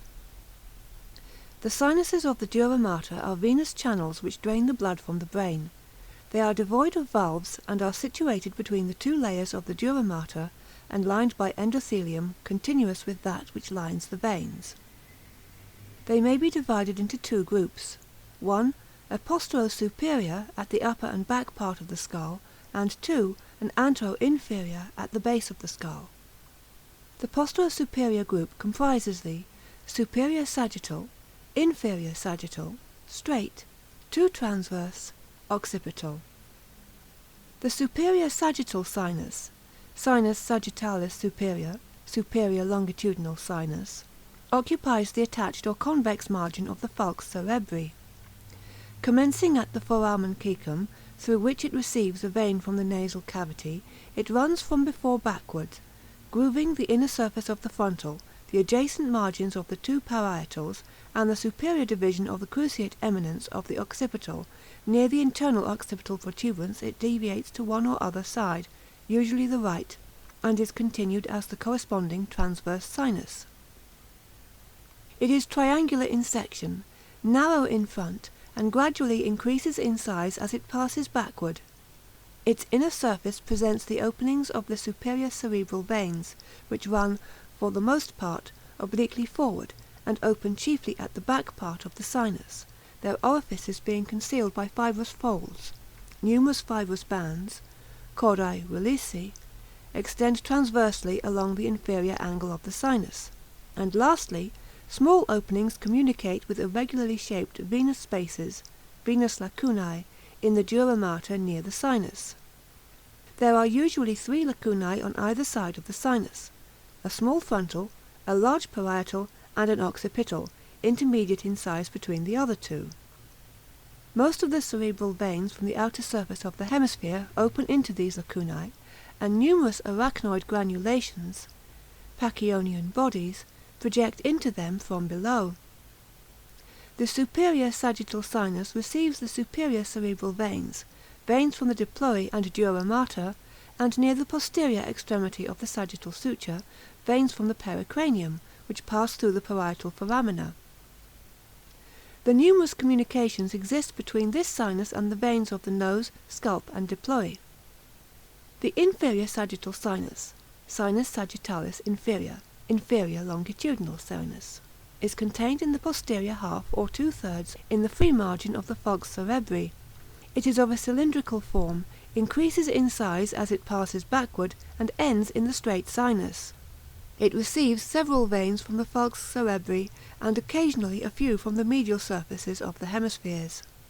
The straight sinus, sinus rectus, tentorial sinus, is situated at the line of junction of the falx cerebri with the tentorium cerebelli. It is triangular in section, increases in size as it proceeds backward, and runs downward and backward from the end of the inferior sagittal sinus to the transverse sinus of the opposite side to that into which the superior sagittal sinus is prolonged. Its terminal part communicates by a cross branch with the confluence of the sinuses. Besides the inferior sagittal sinus, it receives the great cerebral vein, great vein of Galen, and the superior cerebellar veins. A few transverse bands cross its interior. The transverse sinuses, sinus transversus, lateral sinuses, are of large size and begin at the internal occipital protuberance, one, generally on the right, being the direct continuation of the superior sagittal sinus, the other of the straight sinus. Each transverse sinus passes lateralward and forward, describing a slight curve with its convexity upward, to the base of the petrous portion of the temporal bone, and lies, in this part of its course, in the attached margin of the tentorium cerebelli. It then leaves the tentorium and curves downward and medialward to reach the jugular foramen, where it ends in the internal jugular vein. In its course it rests upon the squama of the occipital, the mastoid angle of the parietal, the mastoid part of the temporal, and, just before its termination, the jugular process of the occipital. The portion which occupies the groove on the mastoid part of the temporal is sometimes termed the sigmoid sinus. The transverse sinuses are frequently of unequal size, that formed by the superior sagittal sinus being the larger. They increase in size as they proceed from behind forward. On transverse section the horizontal portion exhibits a prismatic, the curved portion a semicylindrical form. They receive the blood from the superior petrosal sinuses at the base of the petrous portion of the temporal bone. They communicate with the veins of the pericranium by means of the mastoid and condyloid emissary veins, and they receive some of the inferior cerebral and inferior cerebellar veins, and some of the veins from the diploi. The petrosquamous sinus, when present, runs backward along the junction of the squama and petrous portion of the temporal, and opens into the transverse sinus. The occipital sinus, sinus occipitalis, is the smallest of the cranial sinuses. It is situated in the attached margin of the falx cerebelli, and is generally single, but occasionally there are two. It commences around the margin of the foramen magnum by several small venous channels, one of which joins the terminal part of the transverse sinus. It communicates with the posterior internal vertebral venous plexuses and ends in the confluence of the sinuses. The confluence of the sinuses, confluens sinuum, torcular herophili, is the term applied to the dilated extremity of the superior sagittal sinus. It is of irregular form, and is lodged on one side, generally the right, of the internal occipital protuberance. From it the transverse sinus of the same side is derived. It receives also the blood from the occipital sinus, and is connected across the middle line with the commencement of the transverse sinus of the opposite side. The antero-inferior group of sinuses comprises the 2 cavernous, 2 intercavernous, 2 superior petrosal, 2 inferior petrosal, and the basilar plexus. The cavernous sinuses, sinus cavernosus, are so named because they present a reticulated structure, due to their being traversed by numerous interlacing filaments. They are of irregular form, larger behind than in front, and are placed one on either side of the body of the sphenoid bone, extending from the superior orbital fissure to the apex of the petrous portion of the temporal bone. Each opens behind into the petrosal sinuses. On the medial wall of each sinus is the internal carotid artery, accompanied by filaments of the carotid plexus. Near the artery is the abducent nerve. On the lateral wall are the oculomotor and trochlear nerves, and the ophthalmic and maxillary divisions of the trigeminal nerve. These structures are separated from the blood flowing along the sinus by the lining membrane of the sinus. The cavernous sinus receives the superior ophthalmic vein through the superior orbital fissure, some of the cerebral veins, and also the small sphenoparietal sinus, which courses along the under surface of the small wing of the sphenoid.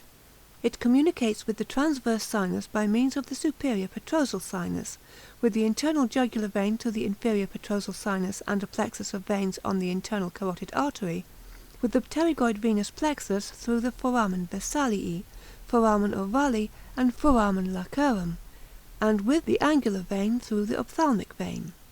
The two sinuses also communicate with each other by means of the anterior and posterior intercavernous sinuses. The ophthalmic veins, 2 in number, superior and inferior, are devoid of valves. The superior ophthalmic vein, venus ophthalmica superior, begins at the inner angle of the orbit in a vein named the nasofrontal, which communicates anteriorly with the angular vein. It pursues the same course as the ophthalmic artery, and receives tributaries corresponding to the branches of that vessel. Forming a short trunk, it passes between the two heads of the rectus lateralis and through the medial part of the superior orbital fissure, and ends in the cavernous sinus. The inferior ophthalmic vein, vena ophthalmica inferior, begins in a venous network at the fore part of the floor and medial wall of the orbit. It receives some veins from the rectus inferior, obliquus inferior, lacrimal sac and eyelids, runs backward in the lower part of the orbit and divides into two branches. One of these passes through the inferior orbital fissure and joins the pterygoid venous plexus, while the other enters the cranium through the superior orbital fissure and ends in the cavernous sinus, either by a separate opening, or more frequently in common with the superior ophthalmic vein. The intercavernous sinuses, sini intercavernosi, are 2 in number, an anterior and a posterior, and connect the two cavernous sinuses across the middle line.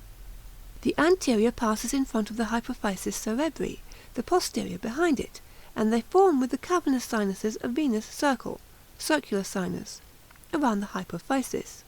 The anterior one is usually the larger of the two, and one or other is occasionally absent. The superior petrosal sinus, sinus petrosus superior, small and narrow, connects the cavernous with the transverse sinus. It runs lateralward and backward from the posterior end of the cavernous sinus over the trigeminal nerve, and lies in the attached margin of the tentorium cerebelli and in the superior petrosal sulcus of the temporal bone. It joins the transverse sinus where the latter curves downward on the inner surface of the mastoid part of the temporal.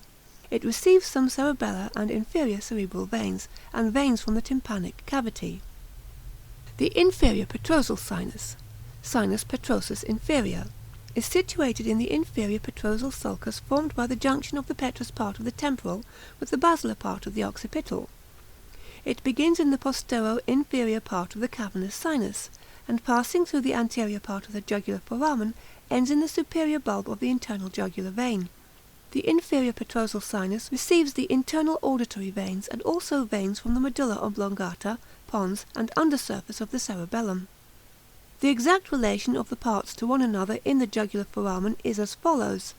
The inferior petrosal sinus lies medially and anteriorly with the meningeal branch of the ascending pharyngeal artery, and is directed obliquely downward and backward.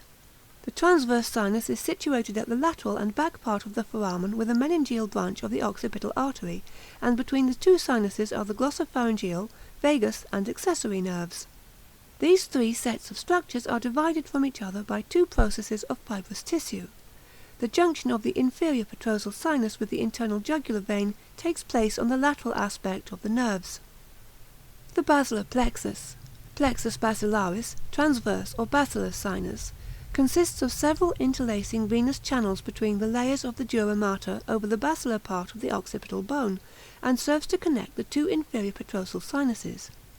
It communicates with the anterior vertebral venous plexus. Emissary veins, emissaria.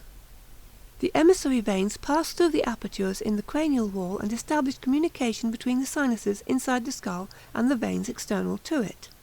Some are always present, others only occasionally so.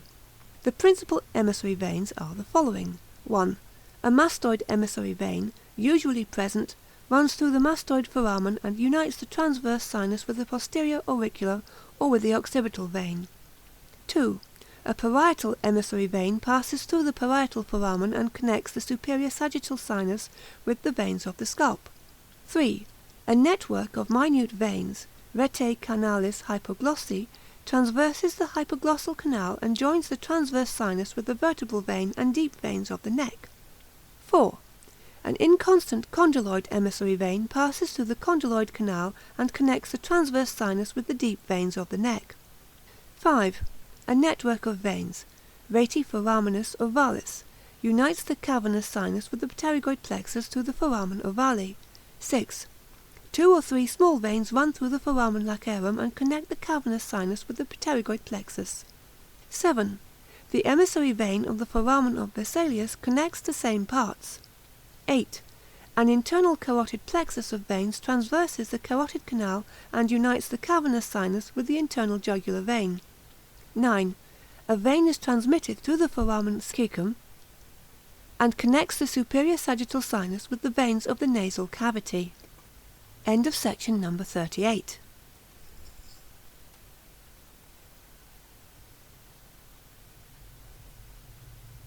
Section 39 of Gray's Anatomy, Part 3. Recording by Eric Hale, Anatomy of the Human Body, Part 3, by Henry Gray. The veins of the upper extremity and thorax. The veins of the upper extremity are divided into 2 sets, superficial and deep. The 2 sets anastomose frequently with each other. The superficial veins are placed immediately beneath the integument between the 2 layers of superficial fascia. The deep veins accompany the arteries and constitute the venae comitatis of those vessels. Both sets are provided with valves, which are more numerous in the deep than in the superficial veins. The superficial veins of the upper extremity. The superficial veins of the upper extremity are the digital, metacarpal, cephalic, basilic, median. Digital veins. The dorsal digital veins pass along the sides of the fingers and are joined to one another by oblique communicating branches. Those from the adjacent sides of the fingers unite to form 3 dorsal metacarpal veins, which end in a dorsal venous network opposite the middle of the metacarpus.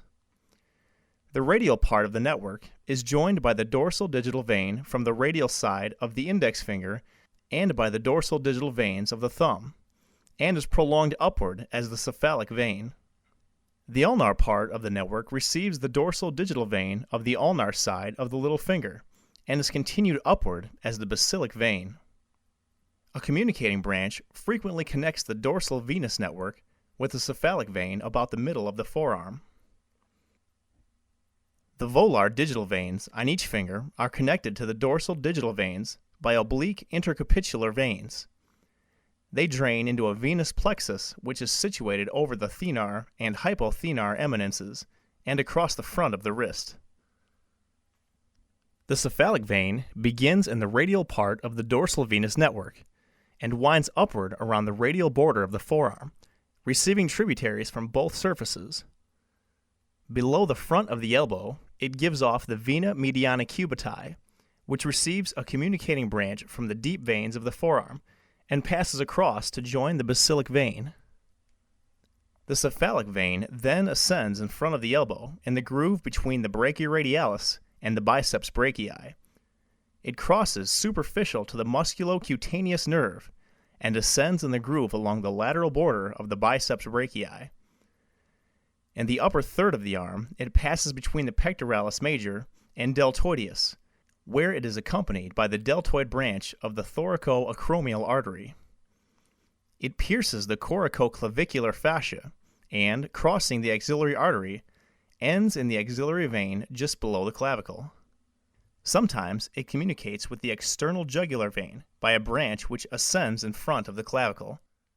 The accessory cephalic vein arises either from a small tributary plexus on the back of the forearm or from the ulnar side of the dorsal venous network. It joins the cephalic below the elbow. In some cases, the accessory cephalic springs from the cephalic above the wrist and joins it again higher up.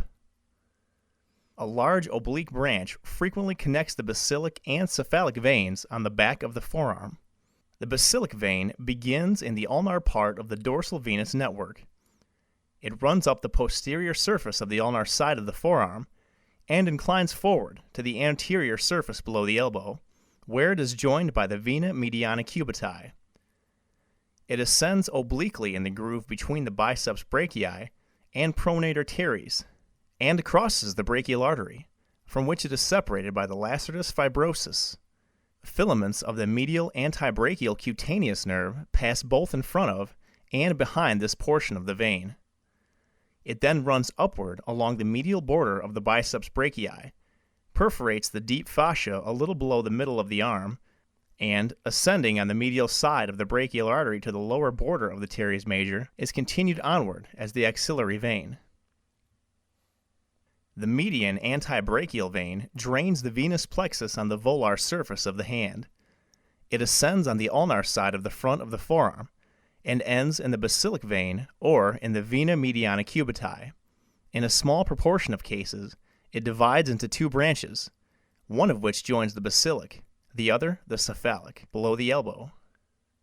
The deep veins of the upper extremity. The deep veins follow the course of the arteries, forming their venae comitantes.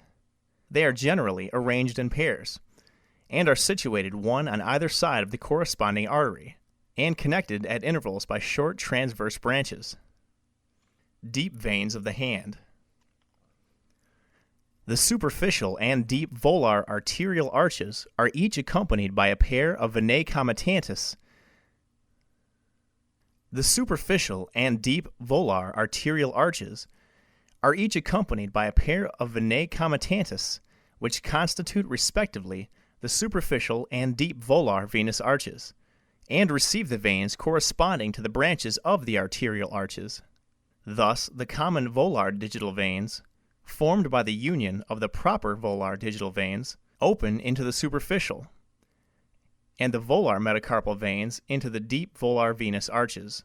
The dorsal metacarpal veins receive perforating branches from the volar metacarpal veins and end in the radial veins and in the superficial veins on the dorsum of the wrist. The deep veins of the forearm are the venae comitantes of the radial and ulnar veins, and constitute, respectively, the upward continuations of the deep and superficial volar venous arches. They unite in front of the elbow to form the brachial veins. The radial veins are smaller than the ulnar, and receive the dorsal metacarpal veins. The ulnar veins receive tributaries from the deep volar venous arches, and communicate with the superficial veins at the wrist. Near the elbow, they receive the volar and dorsal interosseous veins, and send a large communicating branch, profunda vein, to the vena mediana cubiti. The brachial veins are placed one on either side of the brachial artery, receiving tributaries corresponding with the branches given off from that vessel. Near the lower margin of the subscapularis, they join the axillary vein. The medial one frequently joins the basilic vein. The axillary vein begins at the lower border of the teres major, as the continuation of the basilic vein increases in size as it ascends, and ends at the outer border of the first rib as the subclavian vein. Near the lower border of the subscapularis, it receives the brachial veins, and, close to its termination, the cephalic vein. Its other tributaries correspond with the branches of the axillary artery.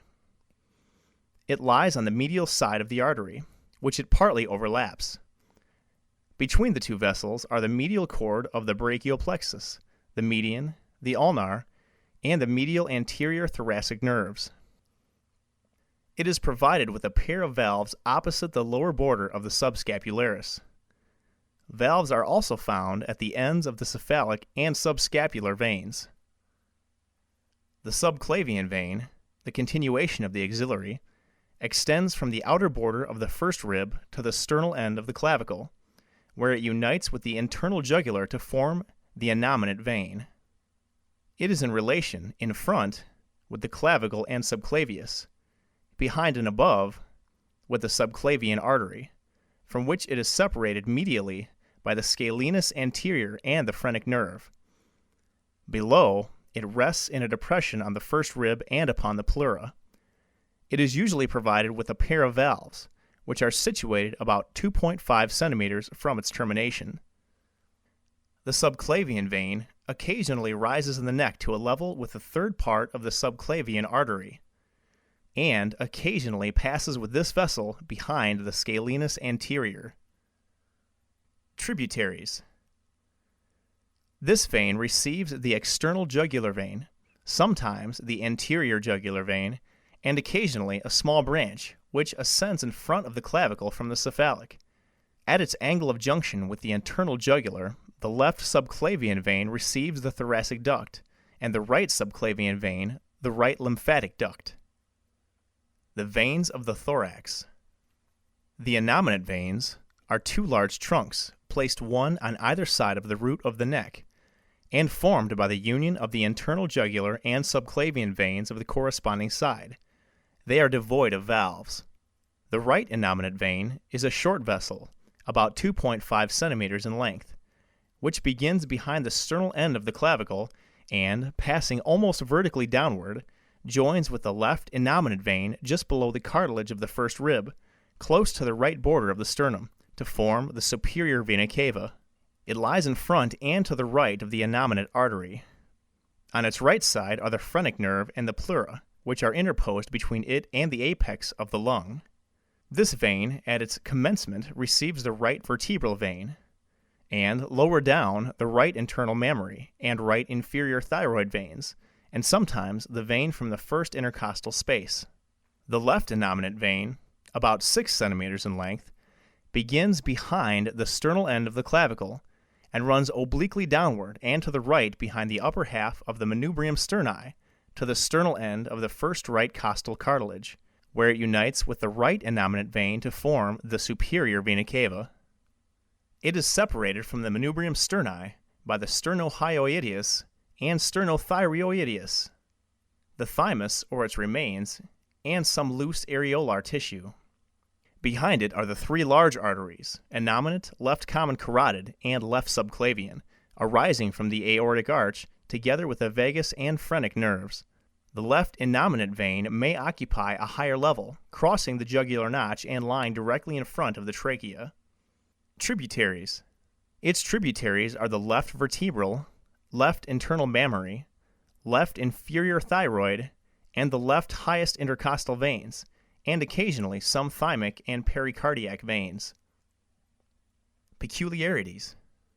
Sometimes the innominate veins open separately into the right atrium. In such cases, the right vein takes the ordinary course of the superior vena cava. The left vein, left superior vena cava, as it is then termed, which may communicate by a small branch with the right one, passes in front of the root of the left lung, and, turning to the back of the heart, ends in the right atrium. This occasional condition in the adult is due to the persistence of the early fetal condition, and is the normal state of things in birds and some mammalia. The internal mammary veins are venae comitatus to the lower half of the internal mammary artery, and receive tributaries corresponding to the branches of the artery. They then unite to form a single trunk, which runs up on the medial side of the artery and ends in the corresponding innominate vein. The superior phrenic vein, i.e., the vein accompanying the periocardiacal phrenic artery, usually opens into the internal mammary vein. The inferior thyroid veins, 2, frequently 3 or 4 in number, arise in the venous plexus on the thyroid gland, communicating with the middle and superior thyroid veins. They form a plexus in front of the trachea, behind the sternothyroidei. From this plexus, a left vein descends and joins the left innominate trunk, and a right vein passes obliquely downward and to the right across the innominate artery to open into the right innominate vein, just at its junction with the superior vena cava. Sometimes the right and left veins open by a common trunk in the latter situation. These veins receive esophageal, tracheal, and inferior laryngeal veins, and are provided with valves at their terminations in the innominate veins. The highest intercostal vein, right and left, drain the blood from the upper 3 or 4 intercostal spaces. The right vein passes downward and opens into the vena azygos. The left vein runs across the arch of the aorta and the origins of the left subclavian and left common carotid arteries, and opens into the left innominate vein. It usually receives the left bronchial vein and sometimes the left superior phrenic vein, and communicates below with the accessory hemiazygos vein. The superior vena cava drains the blood from the upper half of the body. It measures about 7 centimeters in length and is formed by the junction of the two innominate veins.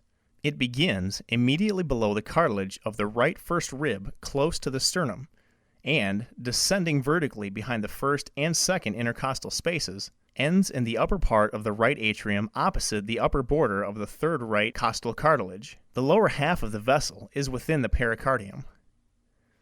In its course, it describes a slight curve, the convexity of which is to the right side. Relations. In front are the anterior margins of the right lung and pleura with the pericardium intervening below. These separate it from the first and second intercostal spaces, and from the second and third right costal cartilages. Behind it are the root of the right lung and the right vagus nerve. On its right side are the phrenic nerve and right pleura. On its left side, the commencement of the innominate artery and the ascending aorta, the latter overlapping it. Just before it pierces the pericardium, it receives the azygos vein and several small veins from the pericardium and other contents of the mediastinal cavity. The portion contained within the pericardium is covered, in front and laterally, by the serous layer of the membrane. The superior vena cava has no valves. The azygos vein begins opposite the first or second lumbar vertebrae by a branch, the ascending lumbar vein, sometimes by a branch from the right renal vein or from the inferior vena cava. It enters the thorax through the aortic hiatus in the diaphragm and passes along the right side of the vertebral column to the fourth thoracic vertebra, where it arches forward over the root of the right lung and ends in the superior vena cava just before that vessel pierces the pericardium. In the aortic hiatus, it lies with the thoracic duct on the right side of the aorta. In the thorax, it lies upon the intercostal arteries, on the right side of the aorta and thoracic duct, and is partly covered by pleura. Tributaries. It receives the right subcostal and intercostal veins, the upper 3 or 4 of these latter opening by a common stem, the highest superior intercostal vein. It receives the hemiazygos veins, several esophageal, mediastinal, and pericardial veins, and, near its termination, the right bronchial vein.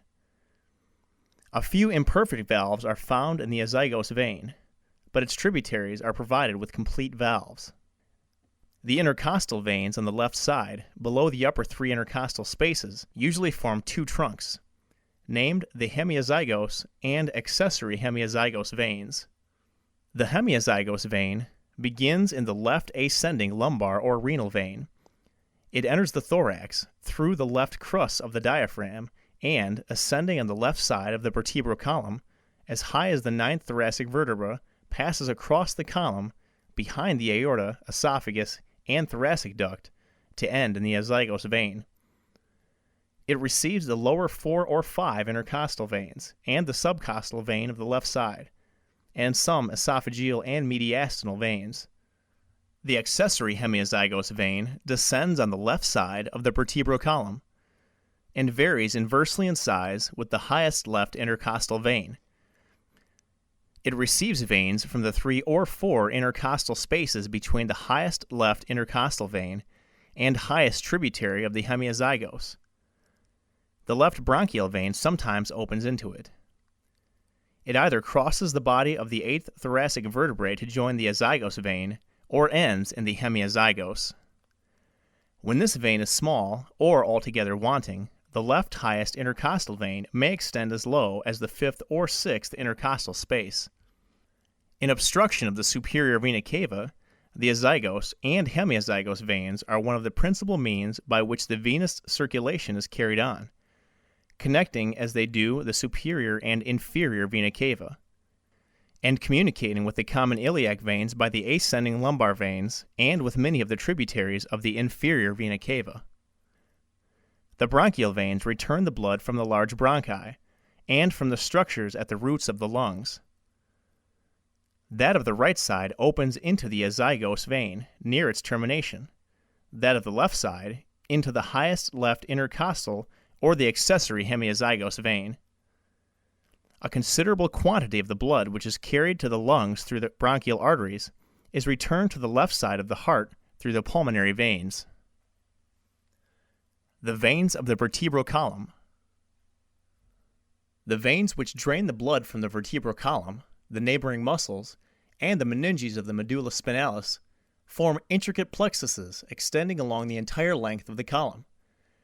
These plexuses may be divided into two groups, external and internal, according to their positions inside or outside the vertebral canal.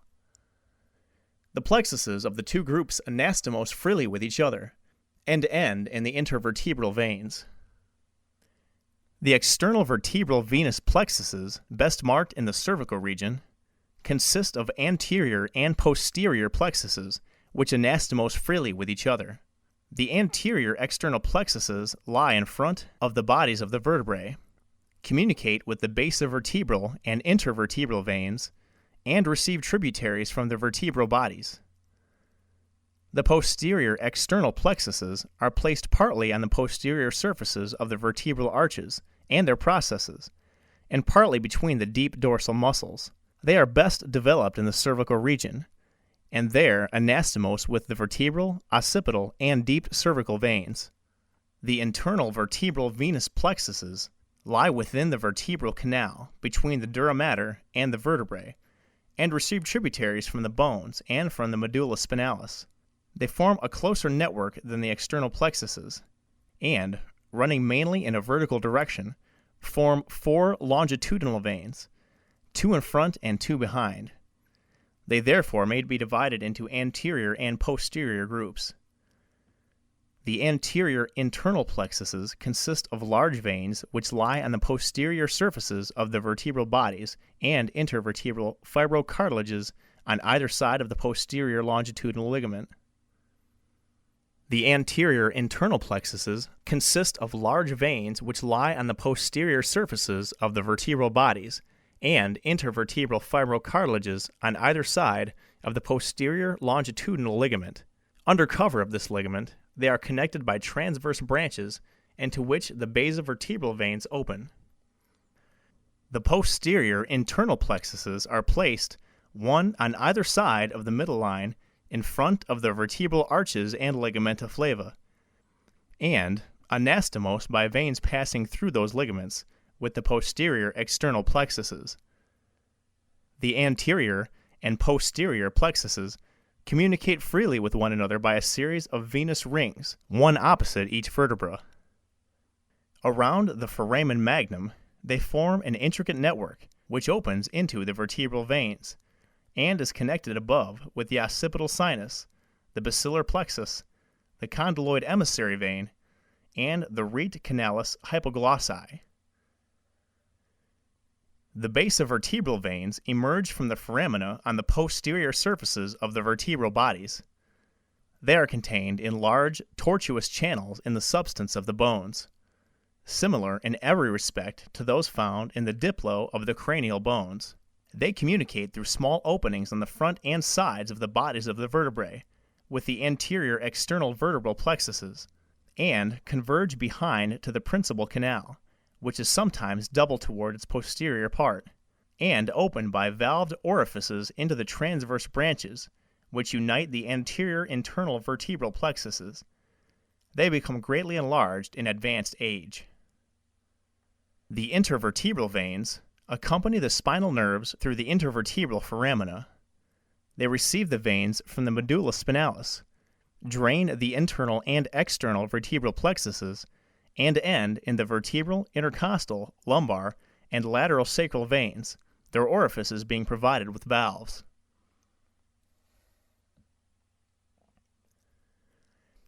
The veins of the medulla spinalis are situated in the pia mater and form a minute tortuous venous plexus.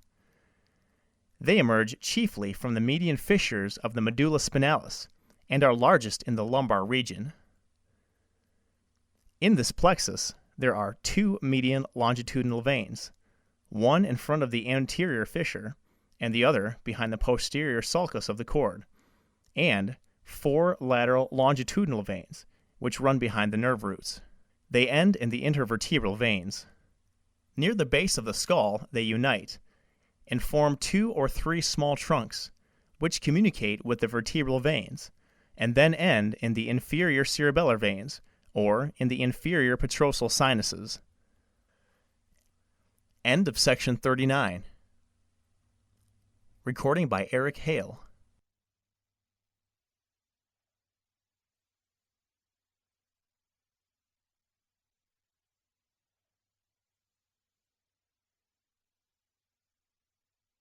Section 40 of Gray's Anatomy, Part 3. Recording by Eric Hale. Anatomy of the Human Body, Part 3, by Henry Gray. The Veins of the Lower Extremity, Abdomen, and Pelvis, Part 1.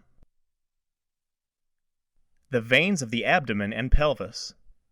The veins of the lower extremity are subdivided, like those of the upper, into two sets, superficial and deep.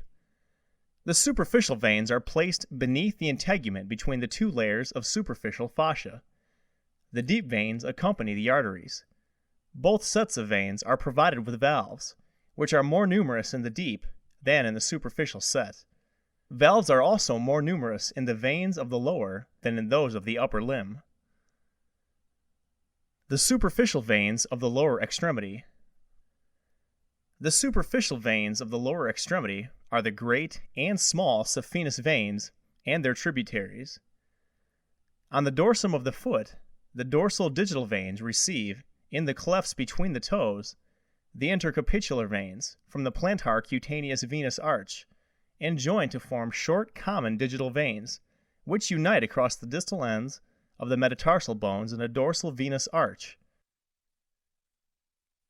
Proximal to this arch is an irregular venous network, which receives tributaries from the deep veins, and is joined to the sides of the foot by a medial and a lateral marginal vein, formed mainly by the union of branches from the superficial parts of the sole of the foot.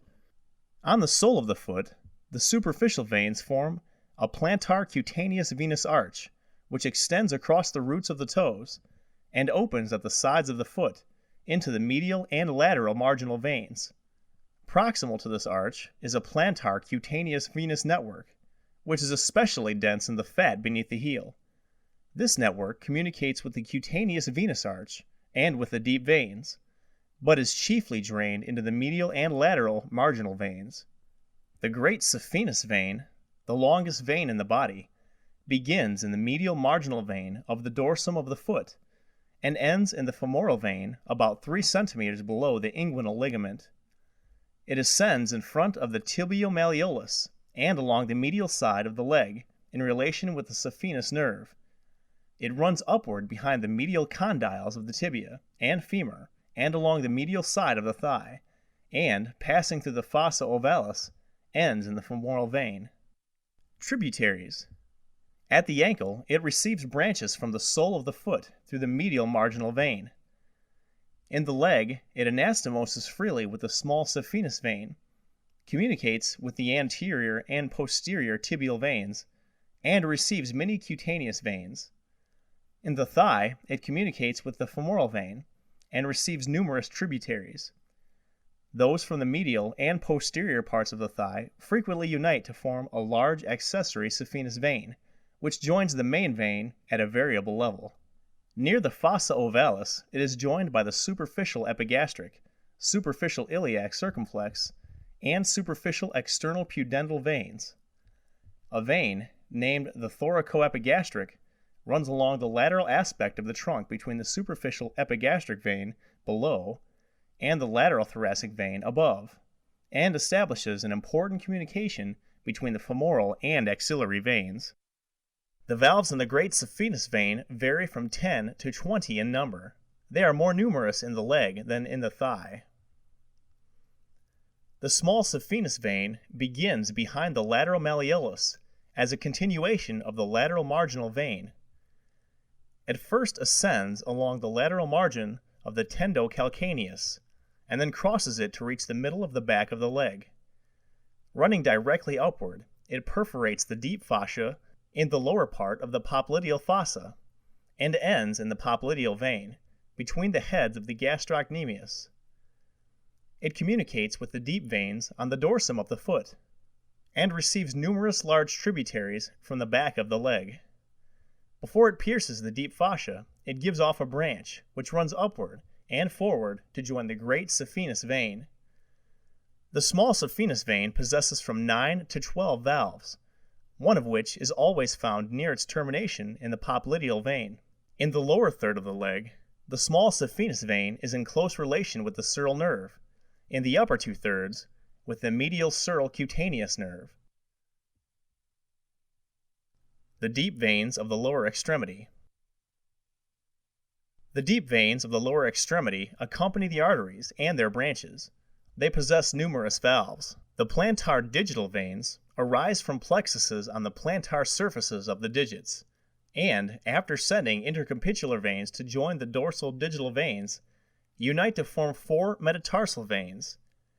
These run backward in the metatarsal spaces, communicate by means of perforating veins with the veins on the dorsum of the foot, and unite to form the deep plantar venous arch, which lies alongside the plantar arterial arch. From the deep plantar venous arch, the medial and lateral plantar veins run backward close to the corresponding arteries, and, after communicating with the great and small saphenous veins, unite behind the medial malleolus to form the posterior tibial veins. The posterior tibial veins accompany the posterior tibial artery, and are joined by the perineal veins.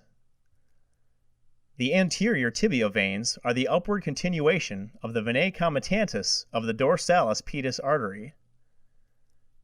They leave the front of the leg by passing between the tibia and fibula over the interosseous membrane, and unite with the posterior tibial to form the popliteal vein.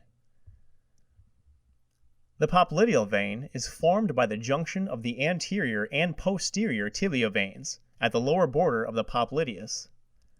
It ascends through the popliteal fossa to the aperture in the adductor magnus, where it becomes the femoral vein. In the lower part of its course it is placed medial to the artery. Between the heads of the gastrocnemius it is superficial to that vessel, but above the knee joint it is close to its lateral side. It receives tributaries corresponding to the branches of the popliteal artery, and it also receives the small saphenous vein. The valves in the popliteal vein are usually 4 in number. The femoral vein accompanies the femoral artery through the upper 2/3 of the thigh. In the lower part of its course, it lies lateral to the artery. Higher up, it is behind it, and at the inguinal ligament, it lies on its medial side and on the same plane. It receives numerous muscular tributaries, and about 4 centimeters below the inguinal ligament is joined by the V profunda femoris. Near its termination, it is joined by the great saphenous vein. The valves in the femoral vein are 3 in number. The deep femoral vein receives tributaries corresponding to the perforating branches of the profunda artery, and, through these, establishes communications with the popliteal vein below and the inferior gluteal vein above. It also receives the medial and lateral femoral circumflex veins. The external iliac vein, the upward continuation of the femoral vein, begins behind the inguinal ligament, and, passing upward along the brim of the lesser pelvis, ends opposite the sacroiliac articulation, by uniting with the hypogastric vein to form the common iliac vein. On the right side, it lies at first medial to the artery, but, as it passes upward, gradually inclines behind it. On the left side, it lies altogether on the medial side of the artery. It frequently contains 1, sometimes 2, valves. Tributaries. The external iliac vein receives the inferior epigastric, deep iliac circumflex, and pubic veins. The inferior epigastric vein is formed by the union of the venae comitatus of the inferior epigastric artery, which communicate above with the superior epigastric vein. It joins the external iliac about 1.25 centimeters above the inguinal ligament. The deep iliac circumflex vein is formed by the union of the venae comitatus of the deep iliac circumflex artery and joins the external iliac vein about 2 centimeters above the inguinal ligament. The pubic vein communicates with the obturator vein in the obturator foramen and ascends on the back of the pubis to the external iliac vein. The hypogastric vein begins near the upper part of the greater sciatic foramen, passes upward behind and slightly medial to the hypogastric artery, and, at the brim of the pelvis, joins with the external iliac to form the common iliac vein. Tributaries.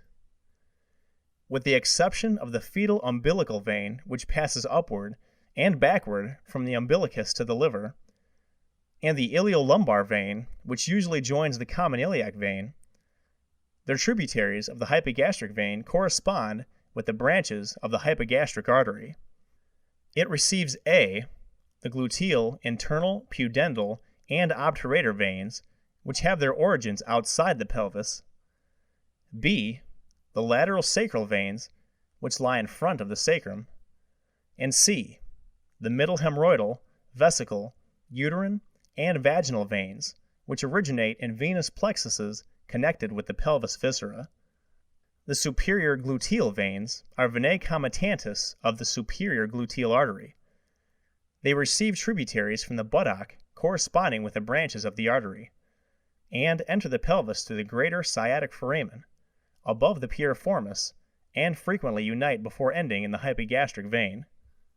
The inferior gluteal veins, or venae comitatus of the inferior gluteal artery, begin on the upper part of the back of the thigh, where they anastomose with the medial femoral circumflex and first perforating veins. They enter the pelvis through the lower part of the greater sciatic foramen, and join to form a single stem which opens into the lower part of the hypogastric vein. The internal pudendal veins are the venae comitatus of the internal pudendal artery. They begin in the deep veins of the penis, which issue from the corpus cavernosum penis, accompany the internal pudendal artery, and unite to form a single vessel, which ends in the hypogastric vein. They receive the veins from the urethral bulb, and the perineal and inferior hemorrhoidal veins. Deep dorsal vein of the penis communicates with the internal pudendal veins, but ends mainly in the pudendal plexus. The obturator vein begins in the upper portion of the adductor region of the thigh, and enters the pelvis through the upper part of the obturator foramen. It runs backward and upward on the lateral wall of the pelvis below the obturator artery, and then passes between the ureter and the hypogastric artery to end in the hypogastric vein. The lateral sacral veins accompany the lateral sacral arteries on the anterior surface of the sacrum and end in the hypogastric vein.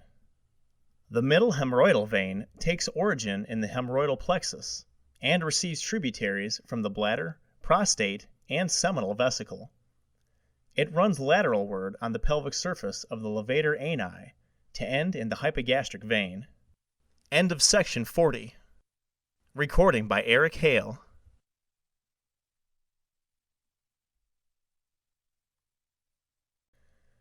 Section 41 of Gray's Anatomy, Part 3.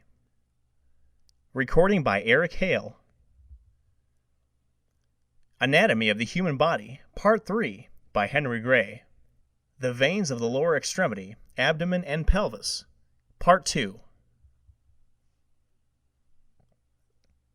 The hemorrhoidal plexus surrounds the rectum and communicates in front with the vesical plexus in the male and the uterovaginal plexus in the female. It consists of two parts, an internal in the submucosa and an external outside the mascular coat. The internal plexus presents a series of dilated pouches which are arranged in a circle around the tube, immediately above the anal orifice, and are connected by transverse branches.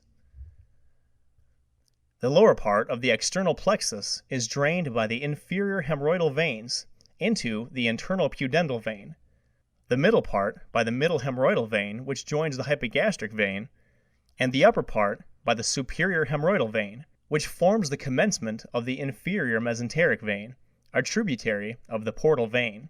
A free communication between the portal and systemic venous systems is established through the hemorrhoidal plexus. The veins of the hemorrhoidal plexus are contained in very loose connective tissue, so that they get less support from surrounding structures than most other veins, and are less capable of resisting increased blood pressure. The pudendal plexus lies behind the arcuate pubic ligament and the lower part of the symphysis pubis, and in front of the bladder and prostate. Its chief tributary is the deep dorsal vein of the penis, but it also receives branches from the front of the bladder and prostate. It communicates with the vesical plexus and with the internal pudendal vein, and drains into the vesical and hypogastric veins. The prostatic veins form a well-marked prostatic plexus, which lies partly in the fascial sheath of the prostate, and partly between the sheath and the prostatic capsule.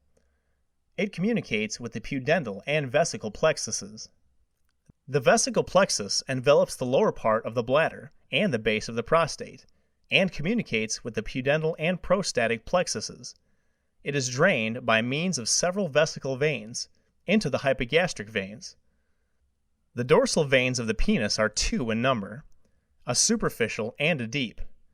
The superficial vein drains the prepuce and skin of the penis, and, running backward in the subcutaneous tissue, inclines to the right or left, and opens into the corresponding superficial external pudendal vein, a tributary of the great saphenous vein.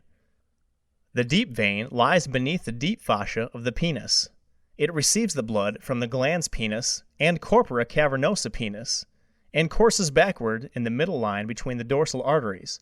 Near the root of the penis, it passes between the 2 parts of the suspensory ligament, and then through an aperture between the arcuate pubic ligament and the transverse ligament of the pelvis, and divides into 2 branches, which enter the pudendal plexus. The deep vein also communicates below the symphysis pubis with the internal pudendal vein. The uterine plexuses lie along the sides and superior angles of the uterus between the 2 layers of the broad ligament, and communicate with the ovarian and vaginal plexuses. They are drained by a pair of uterine veins on either side. These arise from the lower part of the plexuses, opposite the external orifice of the uterus, and open into the corresponding hypogastric vein. The vaginal plexuses are placed at the sides of the vagina. They communicate with the uterine, vesical, and hemorrhoidal plexuses, and are drained by the vaginal veins, 1 on either side, into the hypogastric veins. The common iliac veins are formed by the union of the external iliac and hypogastric veins, in front of the sacroiliac articulation. Passing obliquely upward toward the right side, they end upon the 5th lumbar vertebra, by uniting with each other at an acute angle to form the inferior vena cava.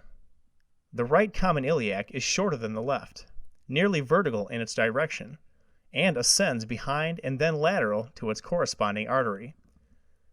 The left common iliac, longer than the right and more oblique in its course, is at first situated on the medial side of the corresponding artery, and then behind the right common iliac. Each common iliac receives the iliolumbar and sometimes the lateral sacral veins. The left receives, in addition, the middle sacral vein. No valves are found in these veins. The middle sacral veins accompany the corresponding artery along the front of the sacrum and join to form a single vein, which ends in the left common iliac vein, sometimes in the angle of junction of the 2 iliac veins. Peculiarities. The left common iliac vein, instead of joining with the right in its usual position, occasionally ascends on the left side of the aorta as high as the kidney, where, after receiving the left renal vein, it crosses over the aorta and then joins with the right vein to form the vena cava. In these cases, the 2 common iliacs are connected by a small communicating branch at the spot where they are usually united. The inferior vena cava returns to the heart the blood from the parts below the diaphragm. It is formed by the junction of the 2 common iliac veins on the right side of the 5th lumbar vertebra. It ascends along the front of the vertebral column on the right side of the aorta and, having reached the liver, is continued in a groove on its posterior surface. It then perforates the diaphragm between the median and right portions of its central tendon. It subsequently inclines forward and medialward for about 2.5 centimeters, and, piercing the fibrous pericardium, passes behind the serous pericardium to open into the lower and back part of the right atrium. In front of its atrial orifice is a semilunar valve, termed the valve of the inferior vena cava. This is rudimentary in the adult, but is of large size and exercises an important function in the fetus. Relations. The abdominal portion of the inferior vena cava is in relation in front, from below upward, with the right common iliac artery, the mesentery, the right internal spermatic artery, the inferior part of the duodenum, the pancreas, the common bile duct, the portal vein, and the posterior surface of the liver. The last partly overlaps and occasionally completely surrounds it. Behind, with the vertebral column, the right psoas major, the right crus of the diaphragm, the right inferior phrenic, suprarenal, renal and lumbar arteries, right sympathetic trunk and right celiac ganglion, and the medial part of the right suprarenal gland. On the right side, with the right kidney and ureter. On the left side, with the aorta, right crus of the diaphragm, and the caudate lobe of the liver. The thoracic portion is only about 2.5 centimeters in length, and is situated partly inside and partly outside the pericardial sac. The extrapericardial part is separated from the right pleura and lung by a fibrous band, named the right phrenico-pericardiac ligament. This ligament, often feebly marked, is attached below to the margin of the vena caval opening in the diaphragm, and above to the pericardium in front of and behind the root of the right lung. The intrapericardiac part is very short, and is covered anterolaterally by the serous layer of the pericardium. Peculiarities. In position. This vessel is sometimes placed on the left side of the aorta, as high as the left renal vein, and, after receiving this vein, crosses over to its usual position on the right side, or it may be placed altogether on the left side of the aorta, and in such a case, the abdominal and thoracic viscera, together with the great vessels, are all transposed. Point of termination. Occasionally, the inferior vena cava joins the azygos vein, which is then of large size. In such cases, the superior vena cava receives the whole of the blood from the body before transmitting it to the right atrium, except the blood from the hepatic veins, which passes directly into the right atrium. Tributaries. The inferior vena cava receives the following veins: lumbar, renal, inferior phrenic, right spermatic or ovarian, suprarenal, hepatic. The lumbar veins, 4 in number on each side, collect the blood by dorsal tributaries from the muscles and integument of the loins, and by abdominal tributaries from the walls of the abdomen, where they communicate with the epigastric veins. At the vertebral column, they receive veins from the vertebral plexuses, and then pass forward around the sides of the bodies of the vertebrae, beneath the psoas major, and end in the back part of the inferior cava. The left lumbar veins are longer than the right, and pass behind the aorta. The lumbar veins are connected together by a longitudinal vein, which passes in front of the transverse process of the lumbar vertebrae, and is called the ascending lumbar. It forms the most frequent origin of the corresponding azygos or hemiazygos vein, and serves to connect the common iliac, iliolumbar, and azygos or hemiazygos veins of its own side of the body. The spermatic veins emerge from the back of the testes and receive tributaries from the epididymis. They unite and form a convoluted plexus, called the pampiniform plexus, which constitutes the greater mass of the spermatic cord. The vessels composing this plexus are very numerous, and ascend along the cord, in front of the ductus deferens. Below the subcutaneous inguinal ring, they unite to form 3 or 4 veins, which pass along the inguinal canal, and, entering the abdomen through the abdominal inguinal ring, coalesce to form 2 veins, which ascend on the psoas major behind the peritoneum, lying one on either side of the internal spermatic artery.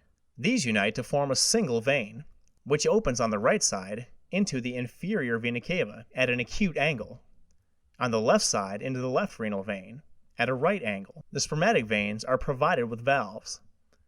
The left spermatic vein passes behind the iliac colon and is thus exposed to pressure from the contents of that part of the bowel. The ovarian veins correspond with the spermatic in the male. They form a plexus in the broad ligament near the ovary and uterine tube, and communicate with the uterine plexus. They end in the same way as the spermatic veins in the male. Valves are occasionally found in these veins.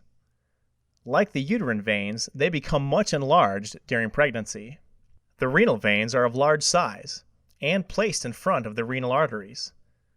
The left is longer than the right and passes in front of the aorta, just below the origin of the superior mesenteric artery. It receives the left spermatic and left inferior phrenic veins, and, generally, the left suprarenal vein. It opens into the inferior vena cava at a slightly higher level than the right. The suprarenal veins are 2 in number. The right ends in the inferior vena cava, the left in the left renal or left inferior phrenic vein. The inferior phrenic veins follow the course of the inferior phrenic arteries. The right ends in the inferior vena cava. The left is often represented by 2 branches, one of which ends in the left renal or suprarenal vein, while the other passes in front of the esophageal hiatus in the diaphragm, and opens into the inferior vena cava. The hepatic veins commence in the substance of the liver, in the terminations of the portal vein and hepatic artery, and are arranged in 2 groups, upper and lower. The upper group usually consists of 3 large veins, which converge toward the posterior surface of the liver, and open into the inferior vena cava, while that vessel is situated in the groove on the back part of the liver. The veins of the lower group vary in number, and are of small size. They come from the right and caudate lobes.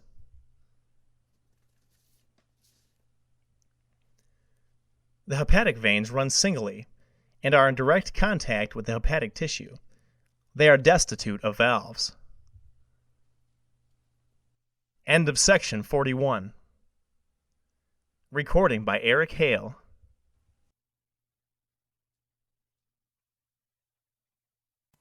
Section 42 of Gray's Anatomy, Part 3. Anatomy of the Human Body, Part 3, by Henry Gray. The portal system of veins. The portal system includes all the veins which drain the blood from the abdominal part of the digestive tube, with the exception of the lower part of the rectum, and from the spleen, pancreas, and gallbladder. From these viscera, the blood is conveyed to the liver by the portal vein. In the liver, this vein ramifies like an artery and ends in capillary-like vessels termed sinusoids, from which the blood is conveyed to the inferior vena cava by the hepatic veins. From this it will be seen that the blood of the portal system passes through 2 sets of minute vessels, namely, A, the capillaries of the digestive tube, spleen, pancreas, and gallbladder, and B, the sinusoids of the liver. In the adult, the portal vein and its tributaries are destitute of valves. In the fetus, and for a short time after birth, valves can be demonstrated in the tributaries of the portal vein. As a rule, they soon atrophy and disappear, but in some subjects they persist in a degenerate form. The portal vein, vena portae, is about 8 centimeters in length, and is formed at the level of the second lumbar vertebra by the junction of the superior mesenteric and lienal veins, the union of these veins taking place in front of the inferior vena cava and behind the neck of the pancreas. It passes upward behind the superior part of the duodenum, and then ascends in the right border of the lesser omentum to the right extremity of the porta hepatis, where it divides into a right and a left branch, which accompany the corresponding branches of the hepatic artery into the substance of the liver. In the lesser omentum it is placed behind and between the common bile duct and the hepatic artery, the former lying to the right of the latter. It is surrounded by the hepatic plexus of nerves, and is accompanied by numerous lymphatic vessels and some lymph glands. The right branch of the portal vein enters the right lobe of the liver, but before doing so generally receives the cystic vein. The left branch, longer but of smaller caliber than the right, crosses the left sagittal fossa, gives branches to the caudate lobe, and then enters the left lobe of the liver. As it crosses the left sagittal fossa, it is joined in front by a fibrous cord, the ligamentum teres, obliterated umbilical vein, and is united to the inferior vena cava by a second fibrous cord, the ligamentum venosum, obliterated ductus venosus. Tributaries. The tributaries of the portal vein are lienal, superior mesenteric, coronary, pyloric, cystic, and paraumbilical. The lienal vein, V. lienalis, splenic vein, commences by 5 or 6 large branches which return the blood from the spleen. These unite to form a single vessel, which passes from left to right, grooving the upper and back part of the pancreas, below the lineal artery, and ends behind the neck of the pancreas by uniting at a right angle with the superior mesenteric to form the portal vein. The lienal vein is of large size, but is not tortuous like the artery. Tributaries. The lineal vein receives the short gastric veins, the left gastroepiploic vein, the pancreatic veins, and the inferior mesenteric veins. The short gastric veins, VV gastrici brevis, 4 or 5 in number, drain the fundus and left part of the greater curvature of the stomach, and pass between the 2 layers of the gastrolienal ligament to end in the lienal vein or in one of its large tributaries. The left gastroepiploic vein, V. gastroepiploica sinistra, receives branches from the anterior superior and posterior inferior surfaces of the stomach and from the greater omentum. It runs from right to left along the greater curvature of the stomach and ends in the commencement of the lienal vein. The pancreatic veins, VV pancreaticae, consist of several small vessels which drain the body and tail of the pancreas and open into the trunk of the lienal vein. The inferior mesenteric vein, V. mesenterica inferior, returns blood from the rectum and the sigmoid and descending parts of the colon. It begins in the rectum as the superior hemorrhoidal vein, which has its origin in the hemorrhoidal plexus, and through this plexus communicates with the middle and inferior hemorrhoidal veins. The superior hemorrhoidal vein leaves the lesser pelvis and crosses the left common iliac vessels with the superior hemorrhoidal artery, and is continued upward as the inferior mesenteric vein. This vein lies to the left of its artery and ascends behind the peritoneum and in front of the left psoas major. It then passes behind the body of the pancreas and opens into the lienal vein. Sometimes it ends in the angle of union of the lienal and supramesenteric veins. Tributaries. The inferior mesenteric vein receives the sigmoid veins from the sigmoid colon and iliac colon, and the left colic vein from the descending colon and the left colic flexure. The superior mesenteric vein, V. mesenterica superior, returns the blood from the small intestine, from the cecum, and from the ascending and transverse portions of the colon. It begins in the right iliac fossa by the union of the veins which drain the terminal part of the ilium, the cecum, and the vermiform process, and ascends between the 2 layers of the mesentery on the right side of the superior mesenteric artery. In its upward course, it passes in front of the right ureter, the inferior vena cava, the inferior part of the duodenum, and the lower portion of the head of the pancreas. Behind the neck of the pancreas, it unites with the lienal vein to form the portal vein. Tributaries. Besides the tributaries which correspond with the branches of the superior mesenteric artery, namely the intestinal, ileocolic, right colic, and middle colic veins, the superior mesenteric vein is joined by the right gastroepiploic and pancreatic duodenal veins. The right gastroepiploic vein, V. gastroepiploica dextra, receives branches from the greater omentum and from the lower parts of the anterior superior and posterior inferior surfaces of the stomach. It runs from left to right along the greater curvature of the stomach between the 2 layers of the greater omentum. The pancreatic duodenal veins, VV pancreatico-duodenales, accompany their corresponding arteries. The lower of the 2 frequently joins the right gastroepiploic vein. The coronary vein, V. coronaria ventriculi, gastric vein, derives tributaries from both surfaces of the stomach. It runs from right to left along the lesser curvature of the stomach, between the 2 layers of the lesser omentum, to the esophageal opening of the stomach, where it receives some esophageal veins. It then turns backward and passes from left to right behind the omental bursa and ends in the portal vein. The pyloric vein is of small size and runs from left to right along the pyloric portion of the lesser curvature of the stomach, between the two layers of the lesser omentum, to end in the portal vein. The cystic vein, V. cystica, drains the blood from the gallbladder, and accompanying the cystic duct, usually ends in the right branch of the portal vein. Parumbilical veins, VV parumbilicalis. In the course of the ligamentum teres of the liver and of the middle umbilical ligament, small veins, parumbilical, are found which establish an anastomosis between the veins of the anterior abdominal wall and the portal, hypogastric, and iliac veins. The best marked of these small veins is one which commences at the umbilicus and runs backward and upward in or on the surface of the ligamentum teres between the layers of the falciform ligament to end in the left portal vein. Collateral venous circulation to relieve portal obstruction in the liver may be effected by communications between a. the gastric veins and the esophageal veins, which often project as a varicose bunch into the stomach, emptying themselves into the hemiazygos vein. B. the veins of the colon and the duodenum and the left renal vein. C. the accessory portal system of Sappi, branches of which pass in the round and falciform ligaments, particularly the latter, to unite with the epigastric and internal mammary veins, and through the diaphragmatic veins with the azygos. A single large vein, shown to be a parumbilical vein, may pass from the hilus of the liver by the round ligament of the umbilicus, producing there a bunch of prominent varicose veins known as the caput medusae. D. the veins of Retzius, which connect the intestinal veins with the inferior vena cava and its retroperitoneal branches. E. the inferior mesenteric veins, and the hemorrhoidal veins that open into the hypogastrics. F. very rarely, the ductus venosus remains patent, affording a direct connection between the portal vein and the inferior vena cava. End of section 42.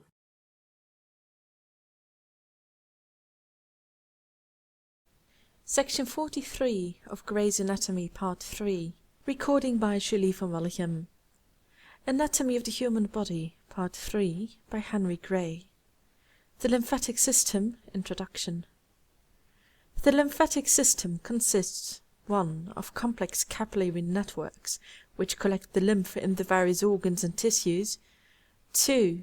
of an elaborate system of collecting vessels which conduct the lymph from the capillaries to the large veins of the neck at the junction of the internal jugular and subclavian veins, where the lymph is poured into the bloodstream. And 3. lymph glands or nodes, which are interspaced in the pathways of the collecting vessels, filtering the lymph as it passes through them and contributing lymphocytes to it. The lymphatic capillaries and collecting vessels are lined throughout by a continuous layer of endothelial cells, forming thus a closed system. The lymphatic vessels of the small intestine receive the special designation of lacteals or chyliferous vessels. They differ in no respect from the lymphatic vessels, generally excepting that during the process of digestion they contain a milky-white fluid, the chyle. The development of the lymphatic vessels. The lymphatic system begins as a series of sacs at the point of junction of certain of the embryonic veins.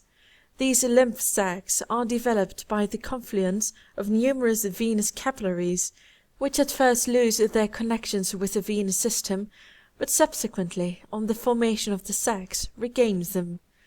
The lymphatic system is therefore developmentally an offshoot of the venous system, and the lining walls of its vessels are always endothelial.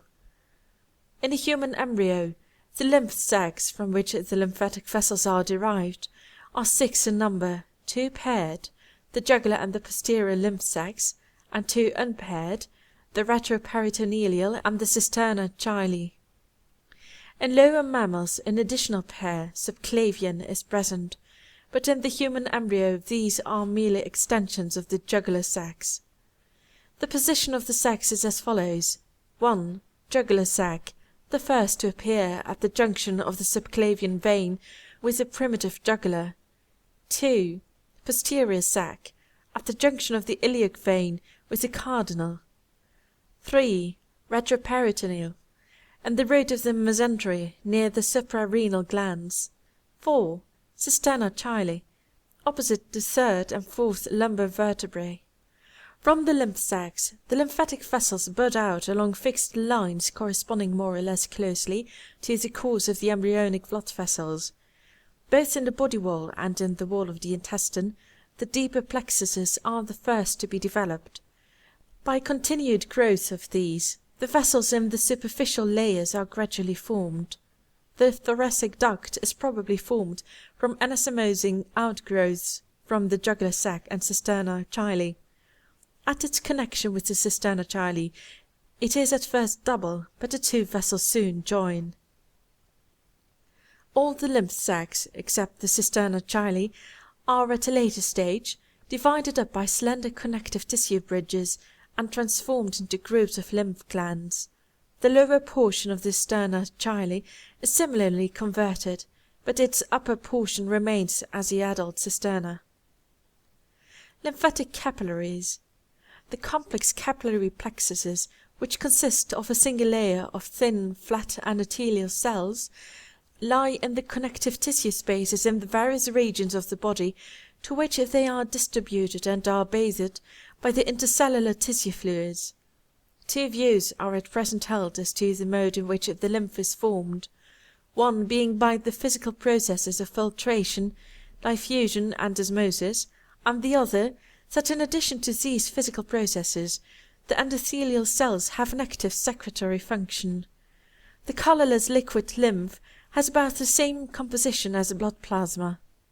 It contains many lymphocytes and frequently red blood corpuscles. Granules and bacteria are also taken up by the lymph from the connective tissue spaces, partly by the action of lymphocytes, which pass into the lymph between the endothelial cells, and partly by the direct passage of the granules through the endothelial cells. The lymphatic capillary plexuses vary greatly in form. The anastomoses are usually numerous. Blind ends, or cul-de-sacs, are especially common in the interstitial villi, the dermal papillae, and the filiform papillae of the tongue.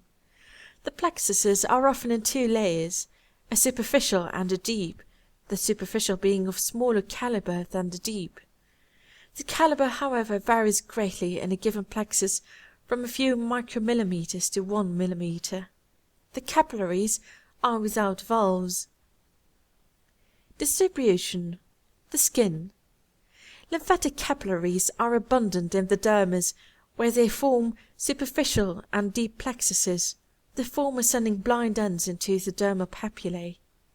The plexuses are especially rich over the palmar surface of the hands and fingers, and over the plantar surface of the feet and toes. The epidermis is without capillaries. The conjunctiva has an especially rich plexus. The subcutaneous tissue is without capillaries. The tendons of striated muscle and muscle sheaths are richly supplied. In muscle, however, their existence is still disputed. The periosteum of bone is richly supplied, and they have been described the Havesian canals. They are absent in cartilage and probably in bone marrow. The joint capsules are richly supplied with lymphatic capillaries. They do not, however, open into the joint cavities. Beneath the mesothelial lining of the pleural, peritoneal, and pericardial cavities are rich plexuses. They do not open into these cavities. The alimentary canal is supplied with rich plexuses beneath the epithelium, often as a superficial plexus, and the mucosa and a deeper submucosal plexus. Cul-de-sacs extend into the filiform papillae of the tongue and the villi of the small intestine. Those portions of the alimentary canal covered by peritoneum have in addition a subserous lymphatic capillary plexus beneath the mesothelium. The salivary glands are supplied with lymphatic capillaries. The liver has a rich subserous plexus in the capsule, and also extensive plexuses which accompany the hepatic artery and portal vein. The lymphatic capillaries have not been followed into the liver lobules. The lymph from the liver forms a large part of that which flows through the thoracic duct. The gallbladder and bile duct have rich subepithelial plexuses, and the former a subserous plexus. The spleen has a rich subserous set and a capsular set of lymphatic capillaries. Their presence in the parenchyma is uncertain. The nasal cavity has extensive capillary plexuses in the mucosa and submucosa. The trachea and bronchi have plexuses in the mucosa and submucosa, but the smaller bronchi have only a single layer. The capillaries do not extend to the air cells. The plexuses around the smaller bronchi connect with the rich subserous plexus of the lungs in places where the veins reach the surface. Lymphatics have been described in the thyroid gland and in the thymus. The adrenal has a superficial plexus divided into two layers, one in the loose tissue above the gland and the other beneath the capsule. Capillaries have also been described within the parenchyma. The kidney is supplied with a coarse subserous plexus and a deeper plexus of finer capillaries in the capsule. Lymphatics have been described within the substance of the kidney surrounding the tubules. The urinary bladder has rich plexus of lymphatic capillaries just beneath the epithelial lining, also a subserous set which anastomoses with the former through the muscle layer. The submucous plexus is continuous with the submucous plexus of the urethra. The prostate has a rich lymphatic plexus surrounding the gland and a wide-meshed subcapsular plexus. The testes has a rich superficial plexus beneath the tunica albuginea. The presence of deep lymphatics is disputed. The uterus is provided with a subserous plexus. The deep lymphatics are uncertain. Subepithelial plexuses are found in the vagina. The ovary has a rich superficial plexus and a deep interstitial plexus. The heart has a rich subserous plexus beneath the epicardium. Lymphatic capillaries have also been described beneath the endocardium and throughout the muscle. Lymphatic capillaries are probably absent in the central nervous system, the meninges, the eyeball, except the conjunctiva, the orbit, the internal ear, within striated muscle, the liver lobule, the spleen pulp and kidney parenchyma. They are entirely absent in cartilage. In many places further investigation is needed. Lymphatic vessels. The lymphatic vessels are exceedingly delicate, and their coats are so transparent that the fluid they contain is readily seen through them. They are interrupted at intervals by constrictions which give them a knotted or beaded appearance. These constrictions correspond to the situations of valves in their interior. Lymphatic vessels have been found in nearly every texture and organ of the body which contains blood vessels. Such non-vascular structures as cartilage, the nails, cuticle, and hair have none, but with these exceptions it is probable that eventually all parts will be found to be permeated by these vessels. Structure of lymphatic vessels. The larger lymphatic vessels are each composed of 3 coats. The internal coat is thin, transparent, slightly elastic, and consists of a layer of elongated endothelial cells with wavy margins by which the contiguous cells are dovetailed into one another. The cells are supported on an elastic membrane. The middle coat is composed of smooth muscular and fine elastic fibers, disposed in a transverse direction. The external coat consists of connective tissue intermixed with smooth muscular fibers longitudinally or obliquely disposed. It forms a protective covering to the other coats, and serves to connect the vessel with the neighboring structures. In the smaller vessels there are no muscular or elastic fibers, and the wall consists only of a connective tissue coat, lined by endothelium. The thoracic duct has a more complex structure than the other lymphatic vessels. It presents a distinct subendothelial layer of branched corpuscles, similar to that found in the arteries. In the middle coat there is, in addition to the muscular and elastic fibers, a layer of connective tissue with its fibres arranged longitudinally.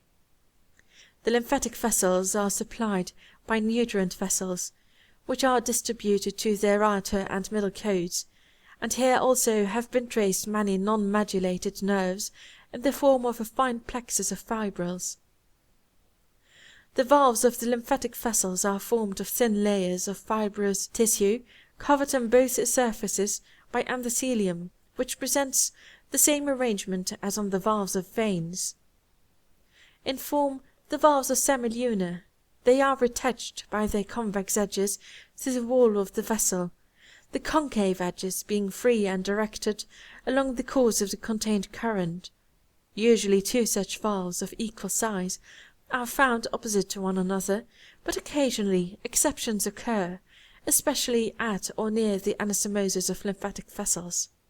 Thus, one valve may be of small size and the other increased in proportion. In the lymphatic vessels, the valves are placed at much shorter intervals than in the veins.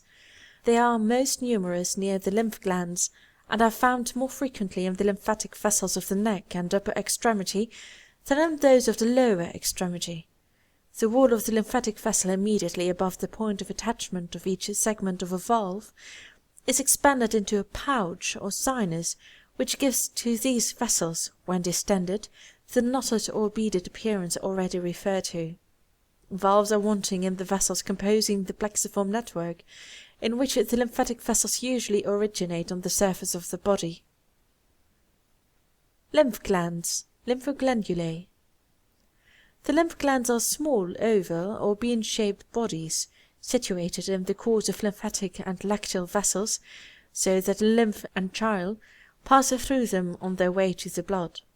Each generally presents on one side a slight depression, the hilus, through which the blood vessels enter and leave the interior.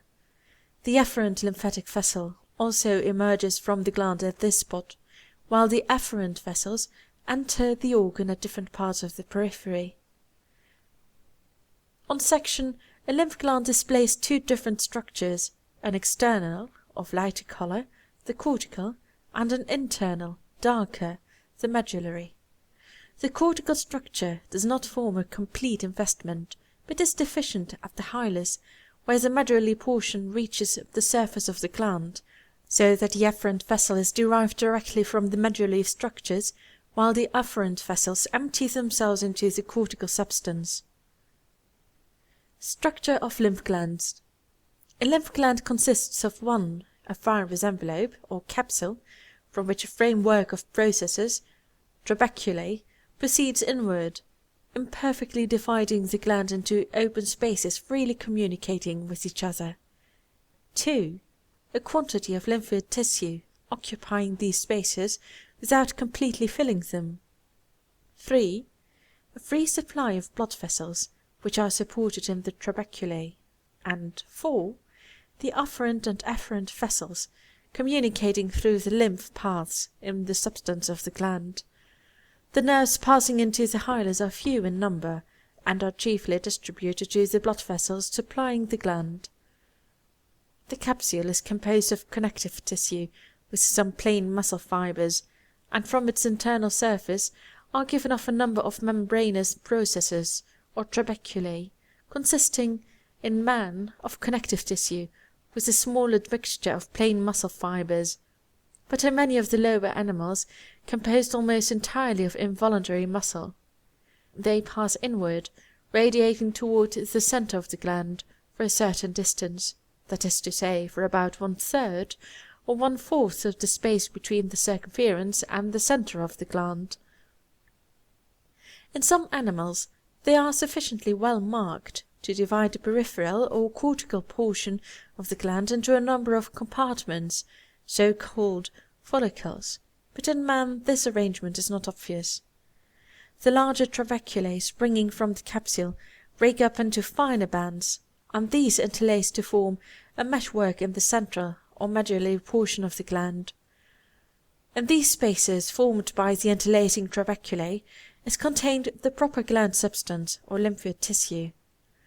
The gland pulp does not, however, completely fill the spaces, but leaves, between its outer margin, and the enclosing trabeculae a channel or space of uniform width throughout. This is termed the lymph path or lymph sinus. Running across it are a number of finer trabeculae of retiform connective tissue, the fibres of which are, for the most part, covered by ramifying cells. On account of the peculiar arrangement of the framework of the organ, the gland pulp in the cortical portion is disposed in the form of nodules, and in the medullary part in the form of rounded cords. It consists of ordinary lymphoid tissue, being made up of a delicate network of retiform tissue, which is continuous with that in the lymph paths, but marked off from it by a closer reticulation. It is probable, moreover, that the reticular tissue of the gland pulp and the lymph paths is continuous with that of the trabeculae, and ultimately with that of the capsule of the gland. In its meshes, in the nodules and cords of lymphoid tissue, are closely packed lymph corpuscles. The gland pulp is traversed by a dense plexus of capillary blood vessels. The nodules or follicles in the cortical portion of the gland frequently show, in their centres, areas where karyokinetic figures indicate a division of the lymph corpuscles. These areas are termed germ centres. The cells composing them have more abundant protoplasm than the peripheral cells. The afferent vessels, as stated above, enter at all parts of the periphery of the gland, and after branching and forming a dense plexus in the substance of the capsule, open into the lymph sinuses of the cortical part. In doing this, they lose all their coats except their endothelial lining, which is continuous with a layer of similar cells lining the lymph paths. In like manner, the afferent vessel commences from the lymph sinuses of the medullary portion. The stream of lymph carried to the gland by the afferent vessels thus passes through the plexus in the capsule to the lymph paths of the cortical portion, where it is exposed to the action of the gland pulp. Flowing through these, it enters the paths or sinuses of the medullary portion, and finally emerges from the hilus by means of the afferent vessel. The stream of lymph in its passage through the lymph sinuses is much retarded by the presence of the reticulum, hence morphological elements, either normal or morbid, are easily arrested and deposited in the sinuses. Many lymph corpuscles pass with the afferent lymph stream to join the general blood stream.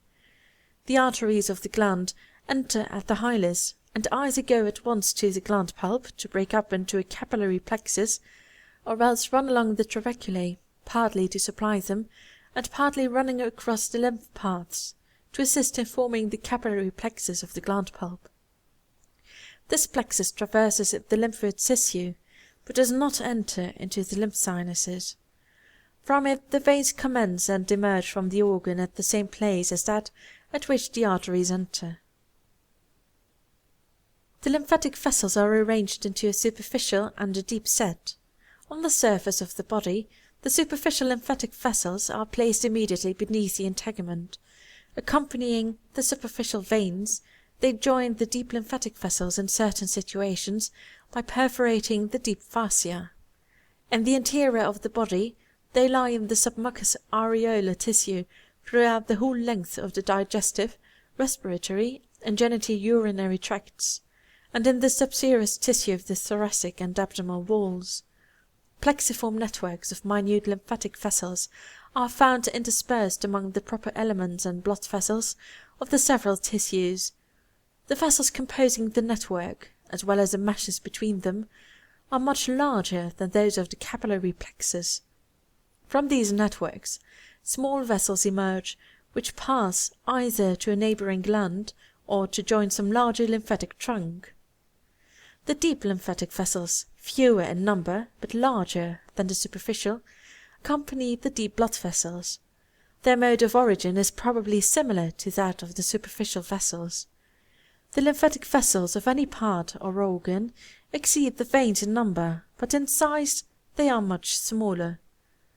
Their anastomosis also, especially those of the large trunks, are more frequent, and are effected by vessels equal in diameter to those which they connect, the continuous trunks retaining the same diameter. Hemolymph nodes or glands and hemal nodes, which are so abundant in some mammals, are probably not present in man. Lymph.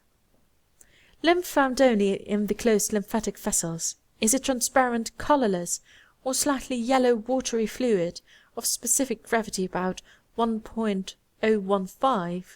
It closely resembles the blood plasma, but is more dilute.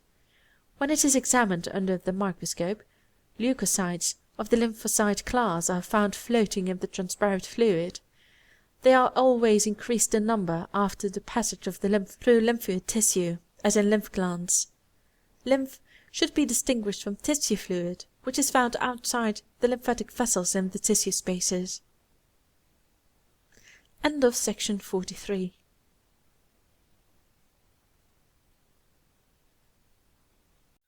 Section 44 of Gray's Anatomy, Part 3. Anatomy of the Human Body, Part 3, by Henry Gray. The Thoracic Duct. The thoracic duct, ductus thoracicus, conveys the greater part of the lymph and chyle into the blood. It is the common trunk of all the lymphatic vessels of the body, excepting those on the right side of the head, neck, and thorax, and right upper extremity, the right lung, right side of the heart, and the convex surface of the liver. In the adult it varies in length from 38 to 45 centimeters, and extends from the second lumbar vertebra to the root of the neck. It begins in the abdomen by a triangular dilatation, the cisterna chyli, which is situated on the front of the body of the second lumbar vertebra to the right side of and behind the aorta, by the side of the right crus of the diaphragm. It enters the thorax through the aortic hiatus of the diaphragm and ascends through the posterior mediastinal cavity between the aorta and azygous vein. Behind it in this region are the vertebral column, the right intercostal arteries, and the hemiazygous veins, as they cross to open into the azygous vein. In front of it are the diaphragm, esophagus, and pericardium, the last being separated from it by a recess of the right pleural cavity. Opposite the fifth thoracic vertebra, it inclines toward the left side, enters the superior mediastinal cavity, and ascends behind the aortic arch and the thoracic part of the left subclavian artery, and between the left side of the esophagus and the left pleura to the upper orifice of the thorax. Passing into the neck, it forms an arch which rises about 3 or 4 centimeters above the clavicle and crosses anterior to the subclavian artery, the vertebral artery and vein, and the thyrocervical trunk or its branches. It also passes in front of the phrenic nerve and the medial border of the scalenus anterior, but is separated from these two structures by the prevertebral fascia. In front of it are the left common carotid artery, vagus nerve, and internal jugular vein. It ends by opening into the angle of junction of the left subclavian vein with the left internal jugular vein. The thoracic duct at its commencement is about equal in diameter to a goose quill, but it diminishes considerably in caliber in the middle of the thorax, and is again dilated just before its termination. It is generally flexuous and constricted at intervals so as to present a varicose appearance. Not infrequently it divides in the middle of its course into two vessels of unequal size, which soon reunite, or into several branches which form a plexiform interlacement. It occasionally divides at its upper part into two branches, right and left, the left ending in the usual manner, while the right opens into the right subclavian vein, in connection with the right lymphatic duct. The thoracic duct has several valves. At its termination it is provided with a pair, the free borders of which are turned toward the vein, so as to prevent the passage of venous blood into the duct. The cisterna chyli, receptaculum chyli, receives the two lumbar lymphatic trunks, right and left, and the intestinal lymphatic trunk. The lumbar trunks are formed by the union of the efferent vessels from the lateral aortic lymph glands. They receive the lymph from the lower limbs, from the walls and viscera of the pelvis, from the kidneys and suprarenal glands, and the deep lymphatics of the greater part of the abdominal wall. The intestinal trunk receives the lymph from the stomach and intestine, from the pancreas and spleen, and from the lower and front part of the liver. Tributaries. Opening into the commencement of the thoracic duct on either side is a descending trunk from the posterior intercostal lymph glands of the lower 6 or 7 intercostal spaces. In the thorax, the duct is joined, on either side, by a trunk which drains the upper lumbar lymph glands and pierces the crus of the diaphragm. It also receives the efferents from the posterior mediastinal lymph glands and from the posterior intercostal lymph glands of the upper 6 left spaces. In the neck, it is joined by the left jugular and left subclavian trunks, and sometimes by the left bronchomediastinal trunk. The last named, however, usually opens independently into the junction of the left subclavian and internal jugular veins. The right lymphatic duct, Ductus lymphaticus dexter, about 1.25 cm in length, courses along the medial border of the scalenus anterior at the root of the neck and ends in the right subclavian vein, at its angle of junction with the right internal jugular vein. Its orifice is guarded by 2 semilunar valves, which prevents the passage of venous blood into the duct. Tributaries. The right lymphatic duct receives the lymph from the right side of the head and neck through the right jugular trunk, from the right upper extremity through the right subclavian trunk, from the right side of the thorax, right lung, right side of the heart, and part of the convex surface of the liver, through the right bronchomediastinal trunk. These 3 collecting trunks frequently open separately in the angle of union of the 2 veins. End of section 44.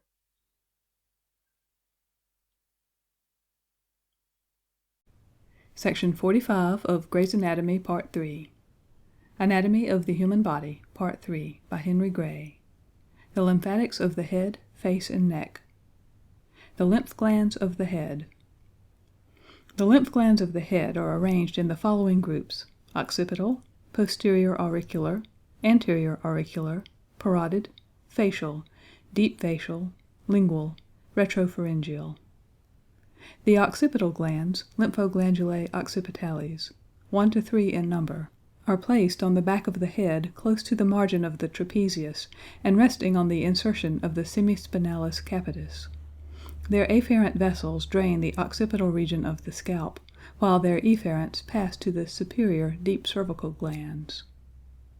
The posterior auricular glands, lymphoglandulae auriculares, mastoid glands, usually 2 in number, are situated on the mastoid insertion of the sternocleidomastoideus, beneath the auricularis posterior. Their afferent vessels drain the posterior part of the temporoparietal region, the upper part of the cranial surface of the auricula or pinna, and the back of the external acoustic meatus. Their efferents pass to the superior deep cervical glands. The anterior auricular glands, lymphoglandulae auriculares anteriores, superficial parotid or preauricular glands, from 1 to 3 in number, lie immediately in front of the tragus. Their afferents drain the lateral surface of the auricula and the skin of the adjacent part of the temporal region. Their efferents pass to the superior deep cervical glands.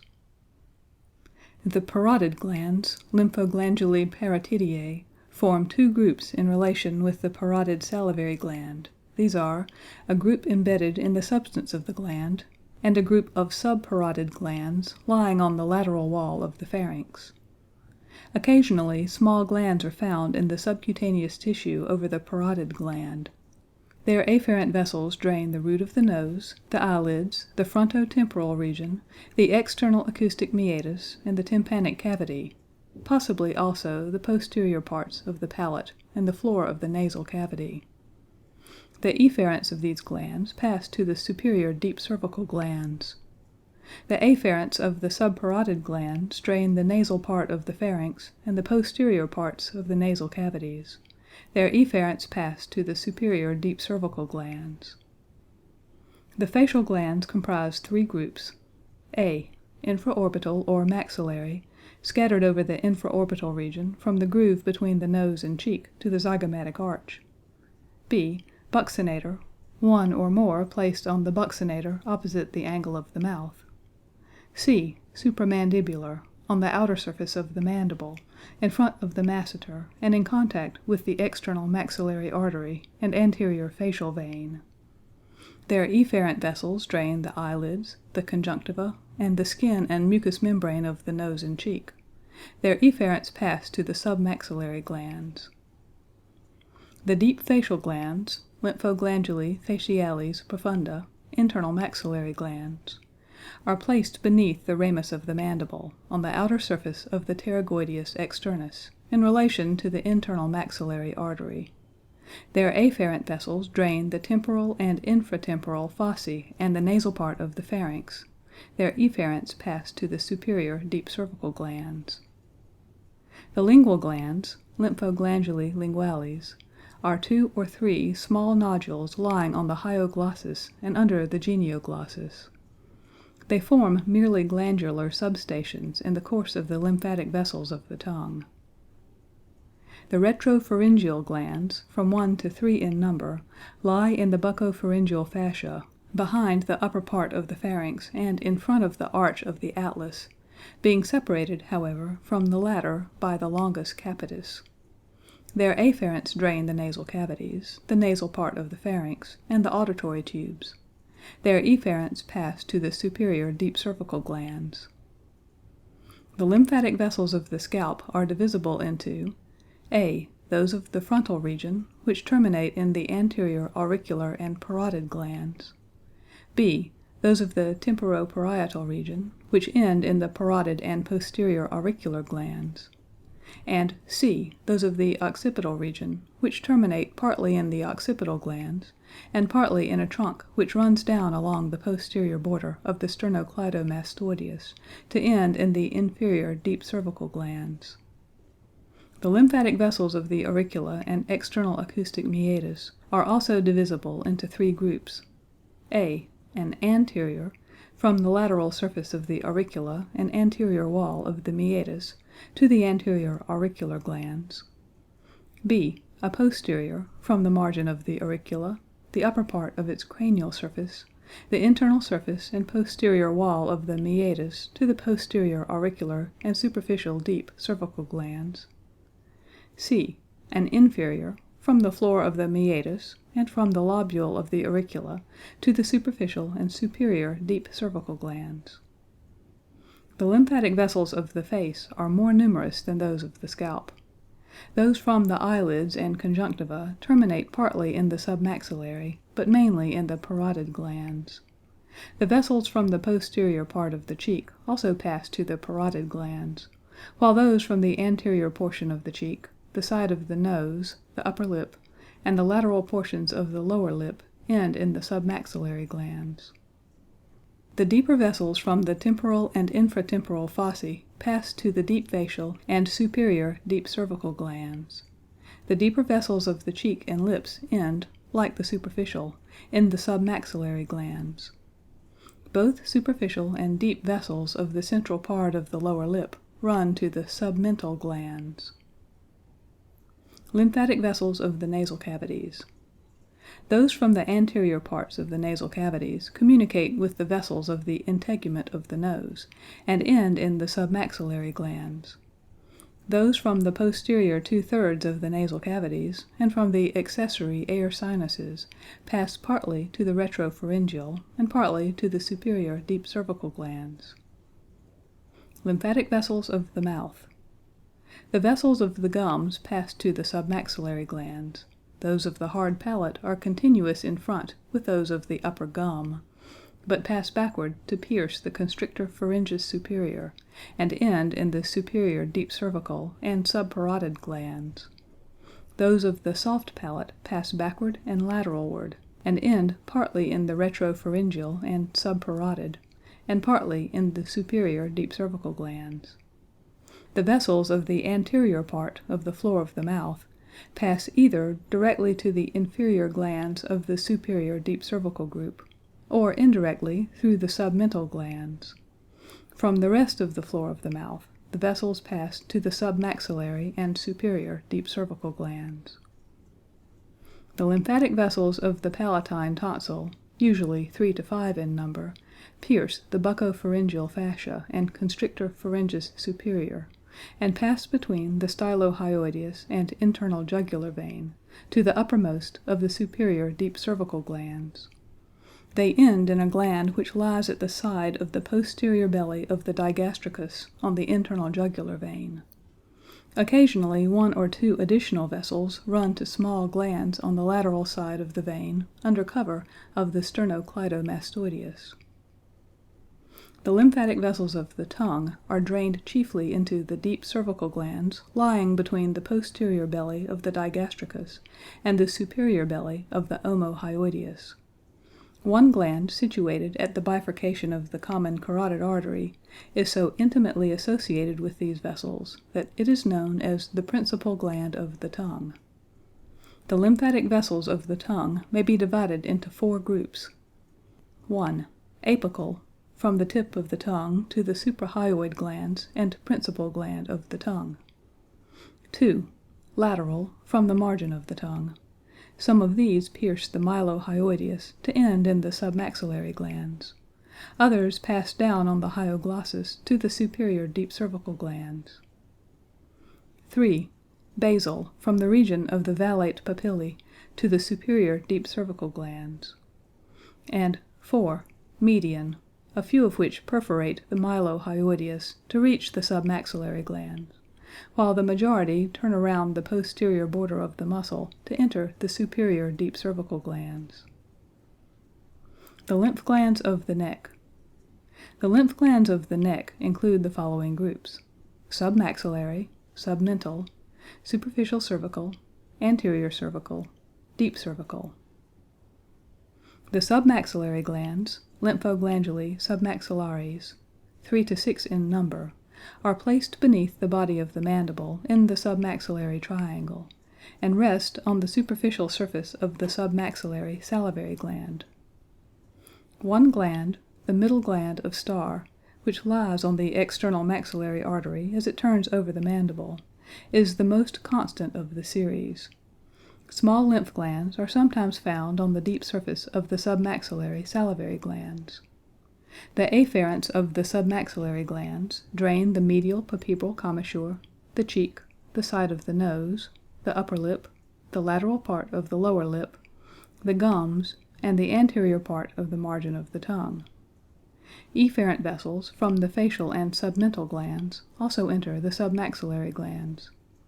Their efferent vessels pass to the superior deep cervical glands. The submental or suprahyoid glands are situated between the anterior bellies of the digastrici. Their afferents drain the central portions of the lower lip and floor of the mouth and the apex of the tongue. Their efferents pass partly to the submaxillary glands and partly to a gland of the deep cervical group situated on the internal jugular vein at the level of the cricoid cartilage.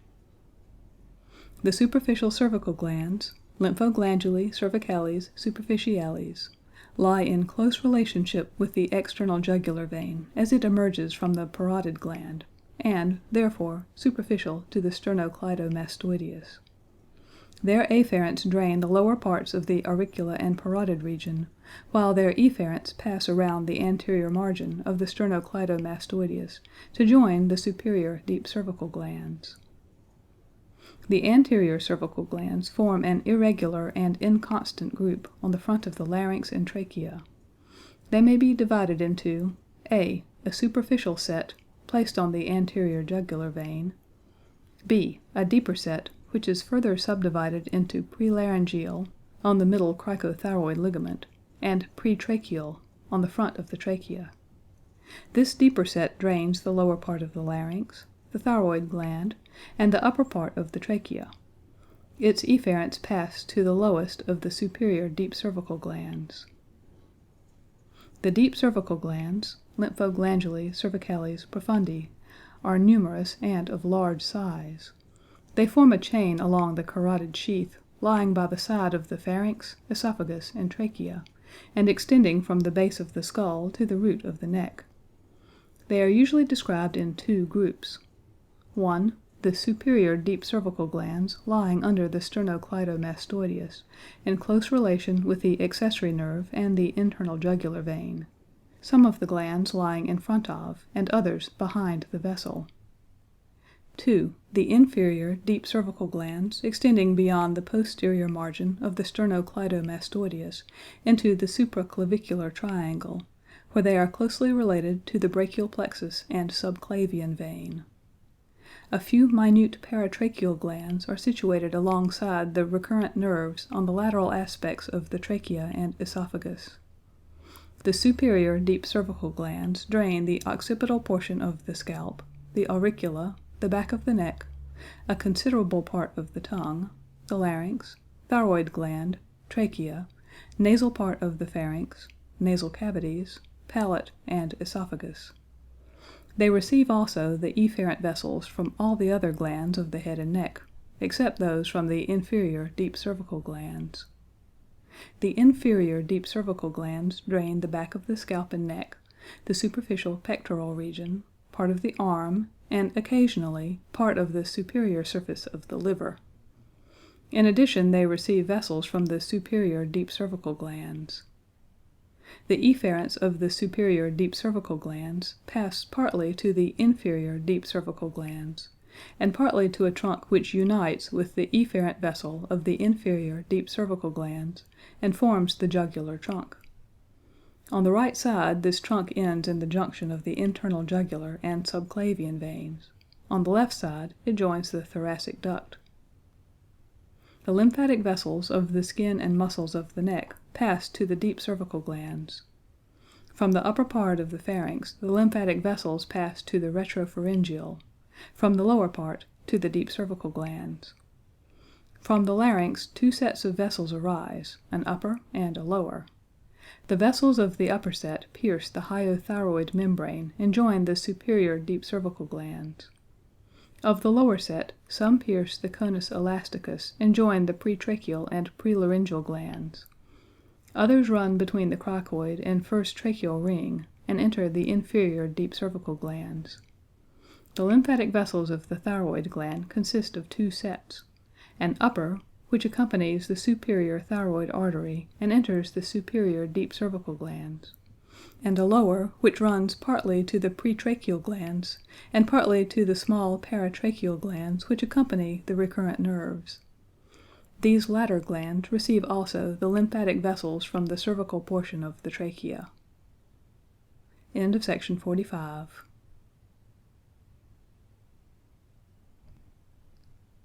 Section 46 of Gray's Anatomy, Part 3. Anatomy of the Human Body, Part 3, by Henry Gray. Section 46. The Lymphatics of the Upper Extremity. The lymph glands of the upper extremity. The lymph glands of the upper extremity are divided into two sets, superficial and deep. The superficial lymph glands are few and of small size. One or two supratrochlear glands are placed above the medial epicondyle of the humerus, medial to the basilic vein. Their afferents drain the middle, ring, and little fingers, the medial portion of the hand, and the superficial area over the ulnar side of the forearm. These vessels are, however, in free communication with the other lymphatic vessels of the forearm. Their efferents accompany the basilic vein and join the deeper vessels. One or two deltoidiopectoral glands are found beside the cephalic vein, between the pectoralis major and deltoideus, immediately below the clavicle. They are situated in the course of the external collecting trunks of the arm. The deep lymph glands are chiefly grouped in the axilla, although a few may be found in the forearm, in the course of the radial, ulnar, and interosseous vessels, and in the arm along the medial side of the brachial artery. The axillary glands, lymphoglandulae axillaries, are of large size, vary from 20 to 30 in number, and may be arranged in the following groups. 1.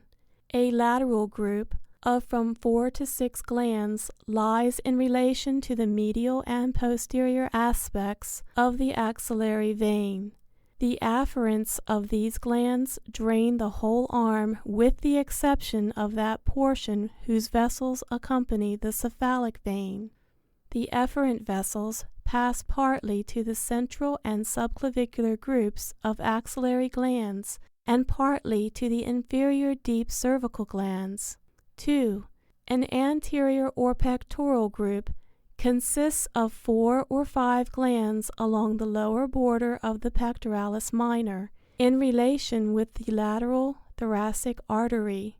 Their afferents drain the skin and muscles of the anterior and lateral thoracic walls, and the central and lateral parts of the nama. Their efferents pass partly to the central and partly to the subclavicular groups of axillary glands. 3. A posterior or subscapular group of 6 or 7 glands is placed along the lower margin of the posterior wall of the axilla in the course of the subscapular artery. The afferents of this group drain the skin and muscles of the lower part of the back of the neck and of the posterior thoracic wall. Their efferents pass to the central group of axillary glands. 4.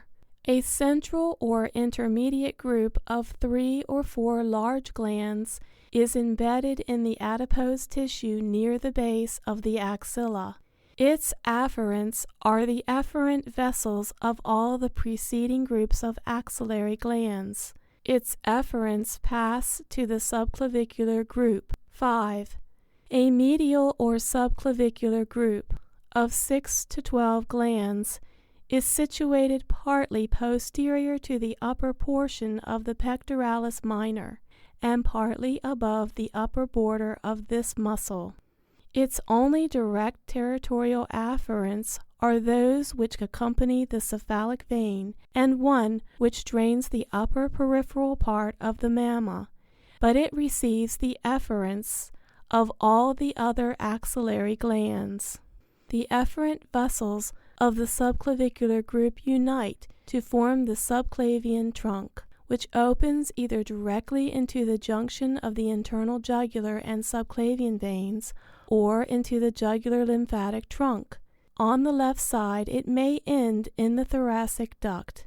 A few efferents from the subclavicular glands usually pass to the inferior deep cervical glands.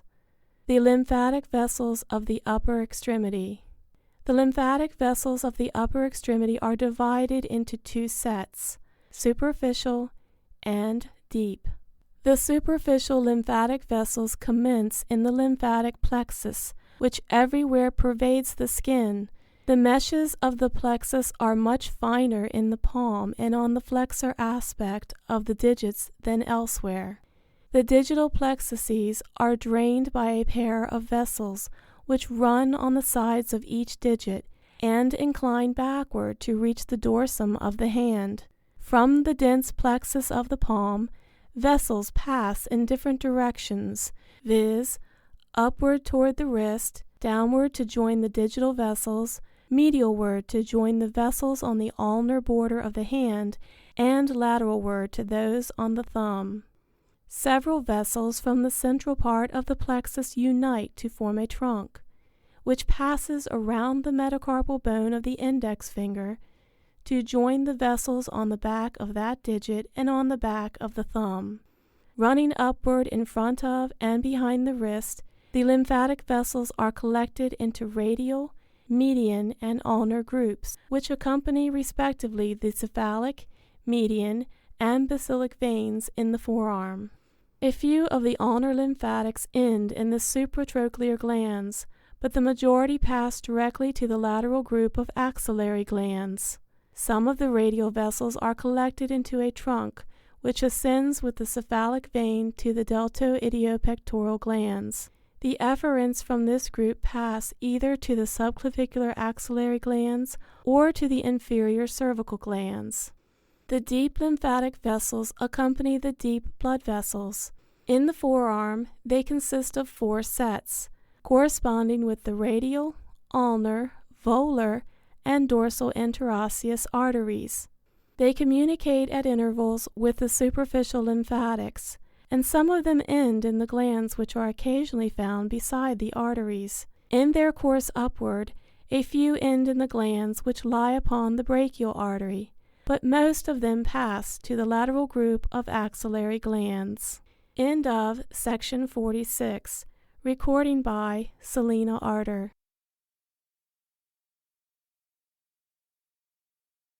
Section 47 of Gray's Anatomy, Part 3. Anatomy of the Human Body, Part 3, by Henry Gray. The lymphatics of the lower extremity. The lymph glands of the lower extremity. The lymph glands of the lower extremity consist of the anterior tibial gland and the popliteal and inguinal glands. The anterior tibial gland, lymphoglandula tibialis anterior, is small and inconstant. It lies on the interosseous membrane in relation to the upper part of the anterior tibial vessels, and constitutes a substation in the course of the anterior tibial lymphatic trunks. The popliteal glands, lymphoglandulae popliteae, small in size and some 6 or 7 in number, are embedded in the fat contained in the popliteal fossa. One lies immediately beneath the popliteal fascia, near the terminal part of the small saphenous vein, and drains the region from which this vein derives its tributaries. Another is placed between the popliteal artery and the posterior surface of the knee joint. It receives the lymphatic vessels from the knee joint together with those which accompany the genicular arteries. The others lie at the sides of the popliteal vessels and receive as efferents the trunks which accompany the anterior and posterior tibial vessels. The efferents of the popliteal glands pass almost entirely alongside the femoral vessels to the deep inguinal glands, but a few may accompany the great saphenous vein and end in the glands of the superficial subinguinal group. The inguinal glands, lymphoglandulae inguinales, from 12 to 20 in number, are situated at the upper part of the femoral triangle. They may be divided into 2 groups by a horizontal line at the level of the termination of the great saphenous vein. Those lying above this line are termed the superficial inguinal glands, and those below it the subinguinal glands, the latter group consisting of a superficial and a deep set. The superficial inguinal glands form a chain immediately below the inguinal ligament. They receive as afferents lymphatic vessels from the integument of the penis, scrotum, perineum, buttock, and abdominal wall below the level of the umbilicus. The superficial subinguinal glands, lymphoglandulae subinguinales superficiales, are placed on either side of the upper part of the great saphenous vein. Their efferents consist chiefly of the superficial lymphatic vessels of the lower extremity, but they also receive some of the vessels which drain the integument of the penis, scrotum, perineum, and buttock. The deep subinguinal glands, lymphoglandulae subinguinales profundae, vary from 1 to 3 in number, and are placed under the fascia lata, on the medial side of the femoral vein. When 3 are present, the lowest is situated just below the junction of the great saphenous and femoral veins, the middle in the femoral canal, and the highest in the lateral part of the femoral ring. The middle one is the most inconstant of the 3, but the highest, the gland of Cloquet or Rosenmuller, is also frequently absent. They receive as afferents the deep lymphatic trunks, which accompany the femoral vessels. The lymphatics from the glands penis, vel, clitoridis, and also some of the efferents from the superficial subinguinal glands. The lymphatic vessels of the lower extremity. The lymphatic vessels of the lower extremity consist of 2 sets, superficial and deep, and in their distribution correspond closely with the veins. The superficial lymphatic vessels lie in the superficial fascia, and are divisible into 2 groups, a medial, which follows the course of the great saphenous vein, and a lateral, which accompanies the small saphenous vein. The vessels of the medial group are larger and more numerous than those of the lateral group, and commence on the tibial side and dorsum of the foot.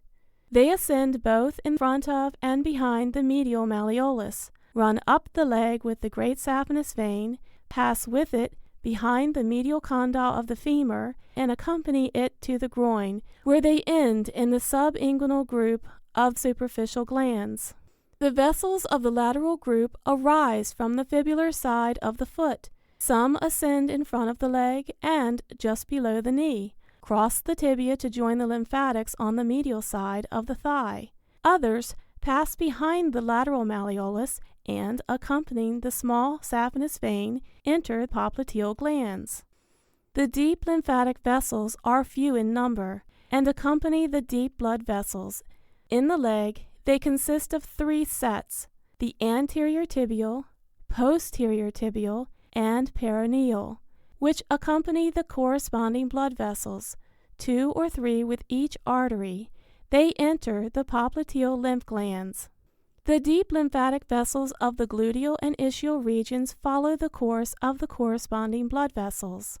Those accompanying the superior gluteal vessels end in a gland which lies on the intrapelvic portion of the superior gluteal artery near the upper border of the greater sciatic foramen. Those following the inferior gluteal vessels traverse 1 or 2 small glands, which lie below the piriformis muscle, and end in the hypogastric glands. End of section 47. Recording by Selena Arter.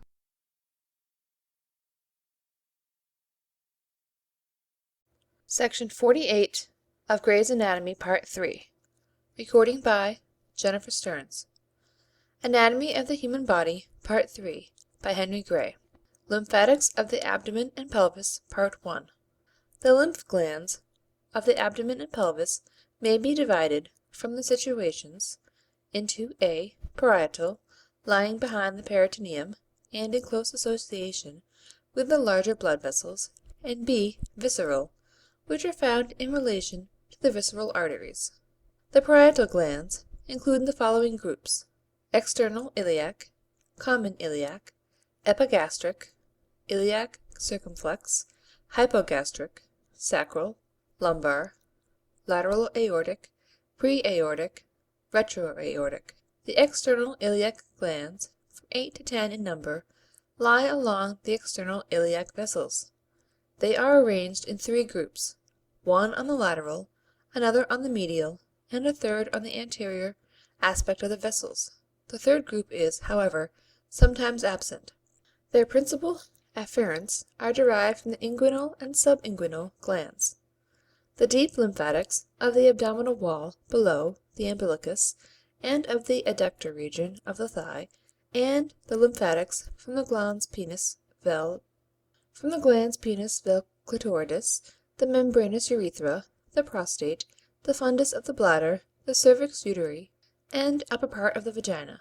The common iliac glands, 4 to 6 in number, are grouped behind and on the sides of the common iliac artery, 1 or 2 being placed below the bifurcation of the aorta, in front of the 5th lumbar vertebra. They drain chiefly the hypogastric and external iliac glands, and their efferents pass to the lateral aortic glands. The epigastric glands, lymphoglandulo epigastrico, 3 or 4 in number, are placed alongside the lower portion of the inferior epigastric vessels. The iliac circumflex glands, 2 to 4 in number, are situated along the course of the deep iliac circumflex vessels. They are sometimes absent. The hypogastric glands, lymphoglandulo hypogastrico, internal iliac gland, surround the hypogastric vessels and receive the lymphatics corresponding to the distribution of the branches of the hypogastric artery. That is, they receive lymphatics from the pelvic viscera, from the deeper parts of the perineum, including the membranous and cavernous portions of the urethra, and from the buttock and back of the thigh. An obturator gland is sometimes seen in the upper part of the obturator foramen. The sacral glands are placed in the concavity of the sacrum, in relation to the middle and lateral sacral arteries. They receive lymphatics from the rectum and posterior wall of the pelvis. The efferents of the hypogastric group and in the common iliac glands. The lumbar glands, lymphoglandulo-lumbales, are very numerous, and consist of right and left lateral aortic, pre-aortic, and retroaortic groups. The right lateral aortic glands are situated partly in front of the inferior vena cava, near the termination of the renal vein, and partly behind it on the origin of the psoas major, and on the right crus of the diaphragm. The left lateral aortic glands form a chain on the left side of the abdominal aorta in front of the origin of the psoas major and left crus of the diaphragm. The glands on either side receive a. the efferents of the common iliac glands, b. the lymphatics from the testes in the male and from the ovary, uterine tube, and body of the uterus in the female, c. the lymphatics from the kidney and suprarenal gland, and d. the lymphatics draining the lateral abdominal muscles and accompanying the lumbar veins. Most of the efferent vessels of the lateral aortic glands converge to form the right and left lumbar trunks, which join the cisterna chyli, but some enter the pre- and retroaortic glands, and others pierce the crura of the diaphragm to join the lower end of the thoracic duct. The pre-aortic glands lie in front of the aorta and may be divided into celiac, superior mesenteric, and inferior mesenteric groups, arranged around the origins of the corresponding arteries. They receive a few vessels from the lateral aortic glands, but their principal efferents are derived from the viscera supplied by the three arteries with which they are associated. Some of the efferents pass to the retroaortic glands, but the majority unite to form the intestinal trunk, which enters the cisterna chyli. The retroaortic glands are passed below the cisterna chyli on the bodies of the third and fourth lumbar vertebrae. They receive lymphatic trunks from the lateral and pre-aortic glands, while their efferents end in the cisterna chyli. The lymphatic vessels of the abdomen and pelvis. The lymphatic vessels of the walls of the abdomen and pelvis may be divided into two sets, superficial and deep. The superficial vessels follow the course of the superficial blood vessels and converge to the superficial inguinal glands. Those derived from the integument of the front of the abdomen below the umbilicus follow the course of the superficial epigastric vessels, and those from the sides of the lumbar part of the abdominal wall pass along the crest of the ilium, with the superficial iliac circumflex vessels. The superficial lymphatic vessels of the gluteal region turn horizontally around the buttock and join the superficial inguinal and subinguinal glands. The deep vessels run alongside the principal blood vessels. Those are the parietes of the pelvis, which accompany the superior and inferior gluteal and obturator vessels, follow the course of the hypogastric artery, and ultimately join the lateral aortic glands. Lymphatic vessels of the perineum and external genitals. The lymphatic vessels of the perineum, of the integument of the penis, and of the scrotum or vulva follow the course of the external pudendal vessels and end in the superficial inguinal and subinguinal glands. Those of the glands penis, vel, clitoridis terminate partly in the subinguinal glands and partly in the external iliac glands. The visceral glands are associated with the branches of the celiac, superior and inferior mesenteric arteries. Those related to the branches of the celiac artery form three sets, gastric, hepatic, and pancreaticorenal. The gastric glands consist of two sets, superior and inferior. The superior gastric glands, lymphoglandulo-gastrico-superiores, accompany the left gastric artery and are divisible into three groups, namely, a. upper, on the stem of the artery, b. lower, accompanying the descending branches of the artery along the cardiac half of the lesser curvature of the stomach, between the two layers of the lesser omentum, and c. pericardial, outlying members of the gastric glands, disposed in a manner comparable to a chain of beads around the neck of the stomach. Jameson and Dobson. They receive their efferents from the stomach. Their efferents pass to the celiac group of the pre-aortic glands. The inferior gastric glands. Lymphoglandulo-gastrico-inferiores, right gastric epilogic gland, 4 to 7 in number, lie between the two layers of the greater omentum along the pyloric half of the greater curvature of the stomach. The hepatic glands, lymphoglandulo-hepatico, consist of the following groups: a. hepatic, on the stem of the hepatic artery, and extending upward along the common bile duct, between the two layers of the lesser omentum, as far as the porta hepatis. The cystic gland a member of this group, is placed near the neck of the gallbladder. B. Subpyloric, 4 or 5 in number, in close relation to the bifurcation of the gastroduodenal artery. In the angle between the superior and descending parts of the duodenum, an outlying member of this group is sometimes found above the duodenum on the right gastric pyloric artery. The glands of the hepatic chain receive efferents from the stomach, duodenum, liver, gallbladder, and pancreas. Their efferents join the celiac group of pre-aortic glands. The pancreaticorenal glands, lymphoglandulo-pancreaticorenalis, splenic glands, accompany the renal splenic artery and are situated in relation to the posterior surface of the upper border of the pancreas. 1 or 2 members of this group are found in the gastrorenal ligament, Jamieson and Dobson, in the work that was cited. Their afferents are derived from the stomach, spleen, and pancreas. Their efferents join the celiac group of the pre-aortic glands. The superior mesenteric glands may be divided into 3 principal groups: mesenteric, iliacoelic, and mesocolic. The mesenteric glands, lymphoglandulo-mesenterico, lie between the layers of the mesentery.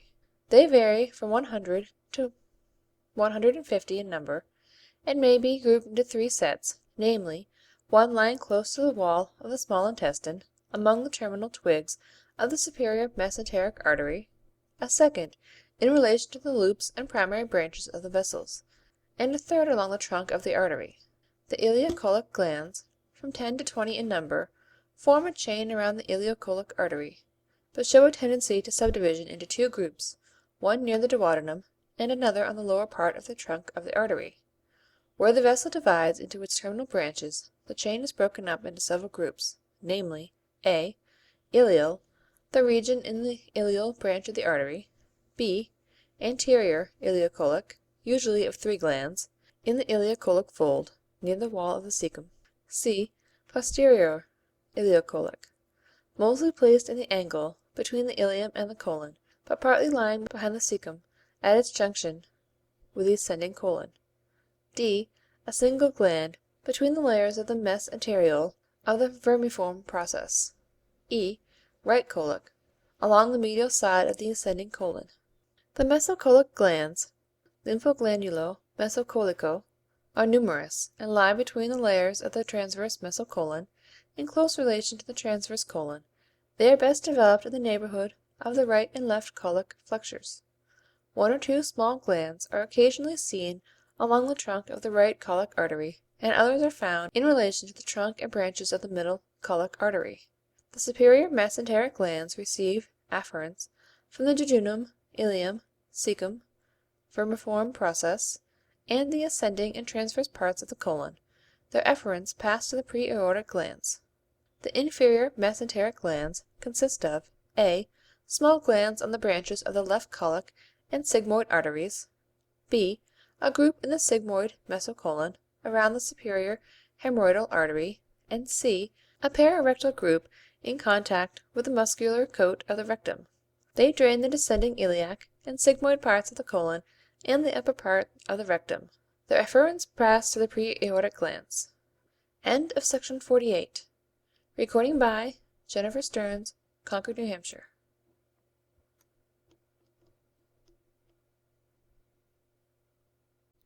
Section 49 of Gray's Anatomy, Part 3. Recording by Jennifer Stearns. Anatomy of the Human Body, Part 3, by Henry Gray. Lymphatics of the Abdomen and Pelvis, Part 2. The lymphatic vessels of the abdomen and pelvic viscera. The lymphatic vessels of the abdominal and pelvic visceral consist of 1. Those of the subdiaphragmic portion of the digestive tube and its associated glands, the liver and pancreas; 2. Those of the spleen and suprarenal glands; 3. Those of the urinary organs; 4. Those of the reproductive organs. 1. The lymphatic vessels of the subdiaphragmatic portion of the digestive tube are situated partly in the mucous membrane and partly in the seromuscular coats, but as the former system drains into the latter, the two may be considered as one. The lymphatic vessels of the stomach are continuous at the cardiac orifice with those of the esophagus, and at the pylorus with those of the duodenum. They mainly follow the blood vessels, and may be arranged in 4 sets. Those of the first set accompany the branches of the left gastric artery, receiving tributaries from a large area on either surface of the stomach, and terminate in the superior gastric glands. Those of the second set drain the fundus and body of the stomach on the left of a line drawn vertically from the esophagus. They accompany, more or less closely, the short gastric and left gastro-epiglottic arteries, and end in the pancreaticorenal glands.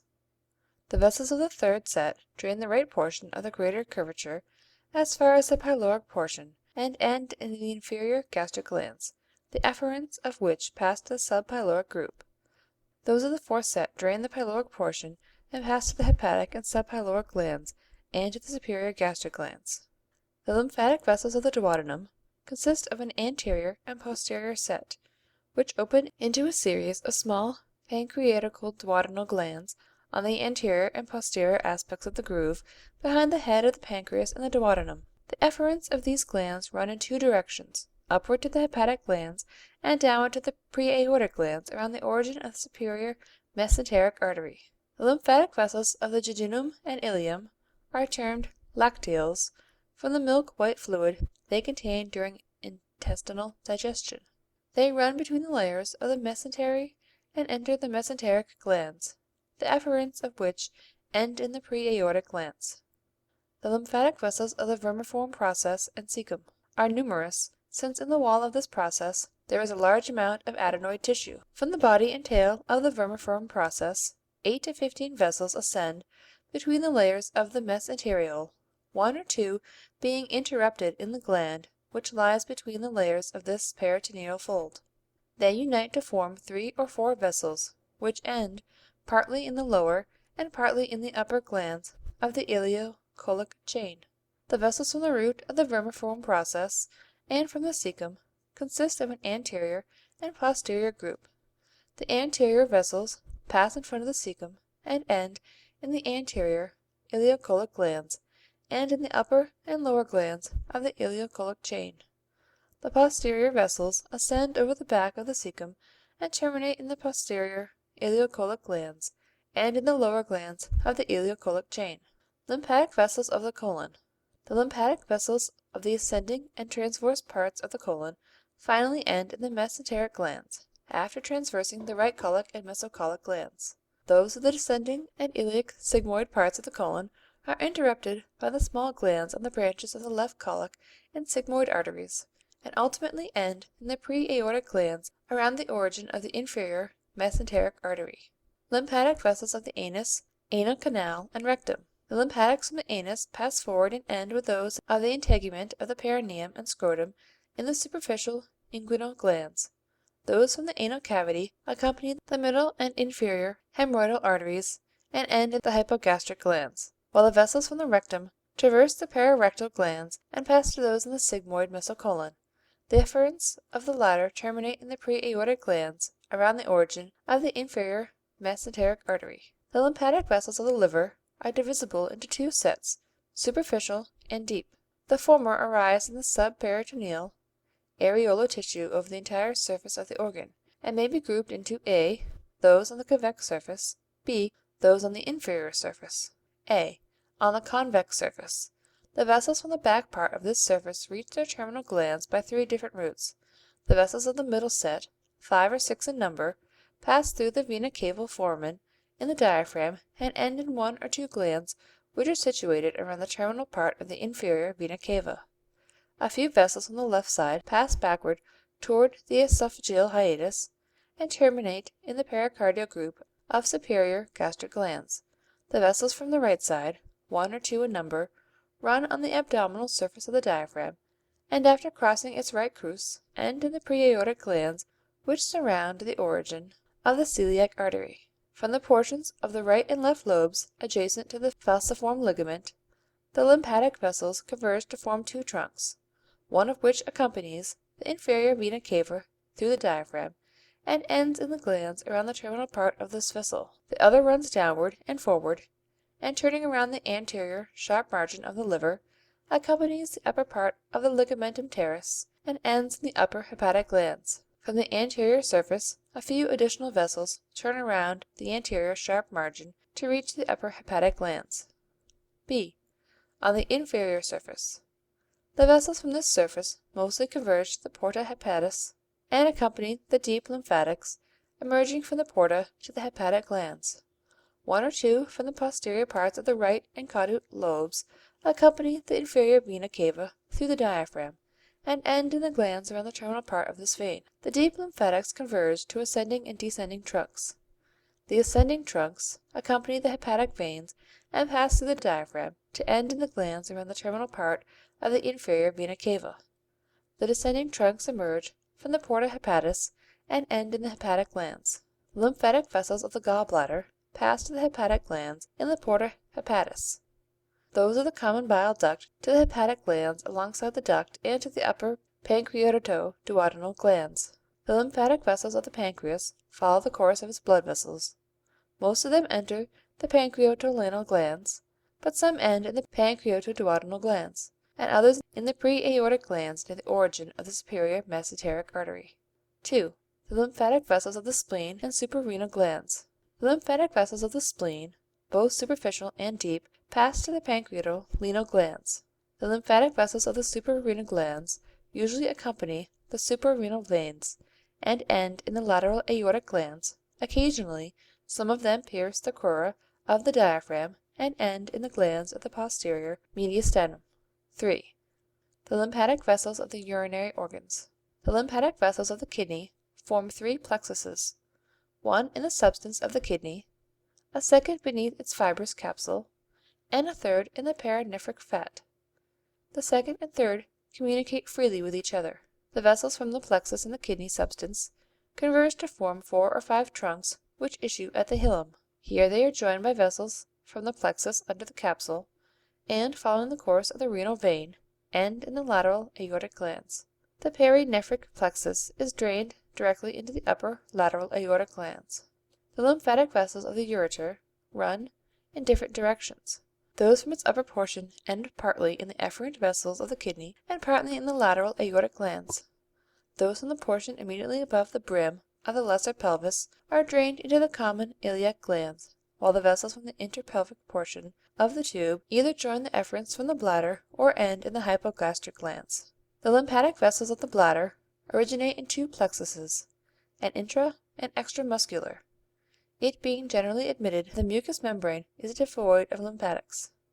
Footnote. Some authorities maintain that a plexus of lymphatic vessels does exist in the mucous membrane of the bladder. Consult Médecine opératoire des voies urinaires par J. Eberin, Paris, 1909. End footnotes. The efferent vessels are arranged in 2 groups, one from the anterior and another from the posterior surface of the bladder. The vessels from the anterior surface pass to the external iliac glands, but in their course minute glands are situated. These minute glands are arranged in 2 groups, an anterior vesicle in front of the bladder, and a lateral vesicle in relation to the lateral umbilical ligament. The vessels from the posterior surface pass to the hypogastric external and common iliac glands. Those draining the upper part of this surface traverse the lateral vesical glands.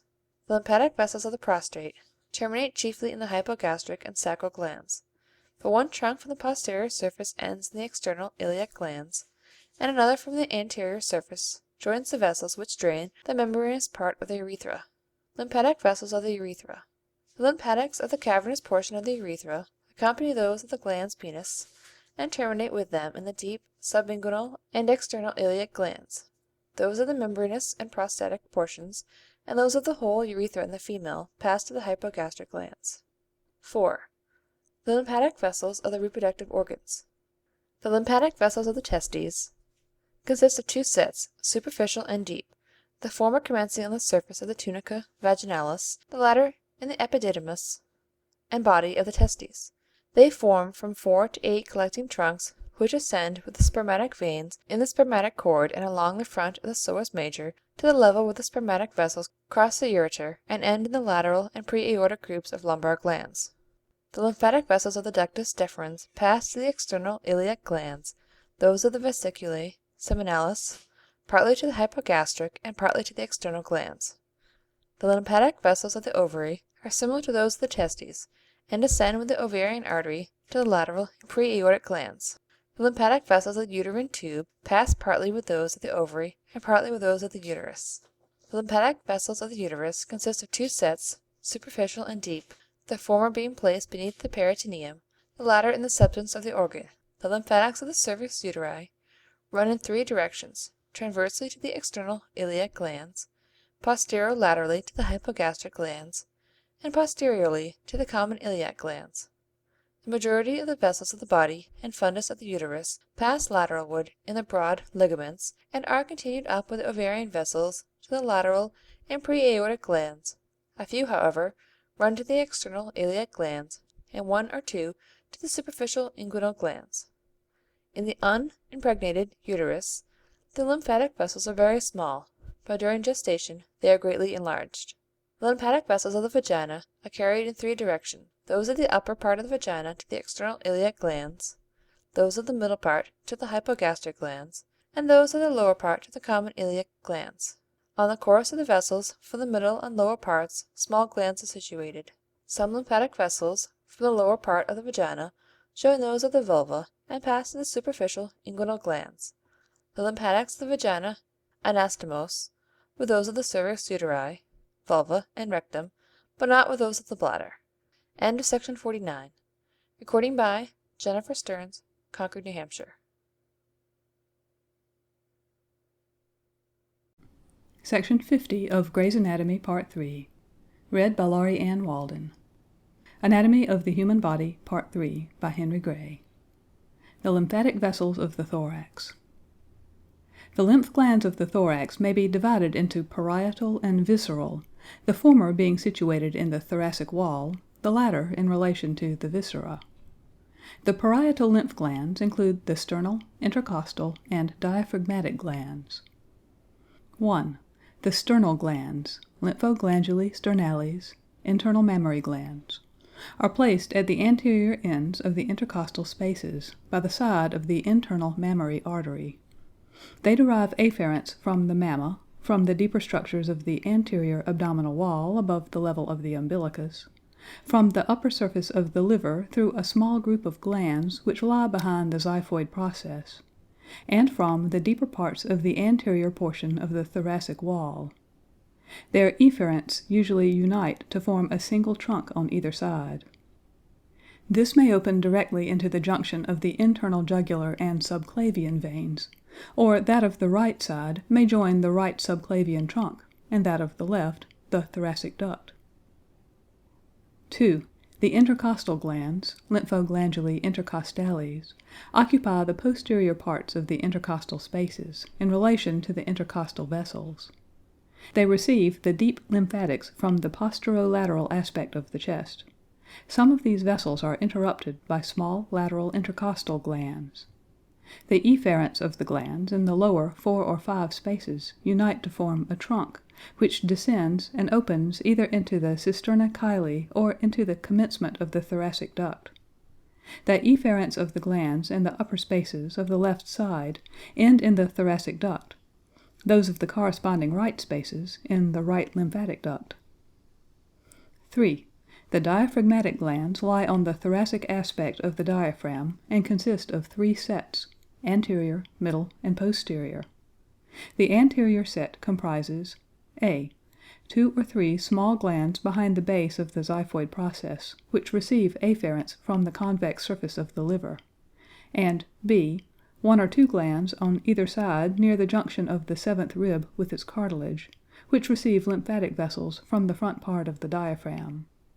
The efferent vessels of the anterior set pass to the sternal glands. The middle set consists of 2 or 3 glands on either side close to where the phrenic nerves enter the diaphragm.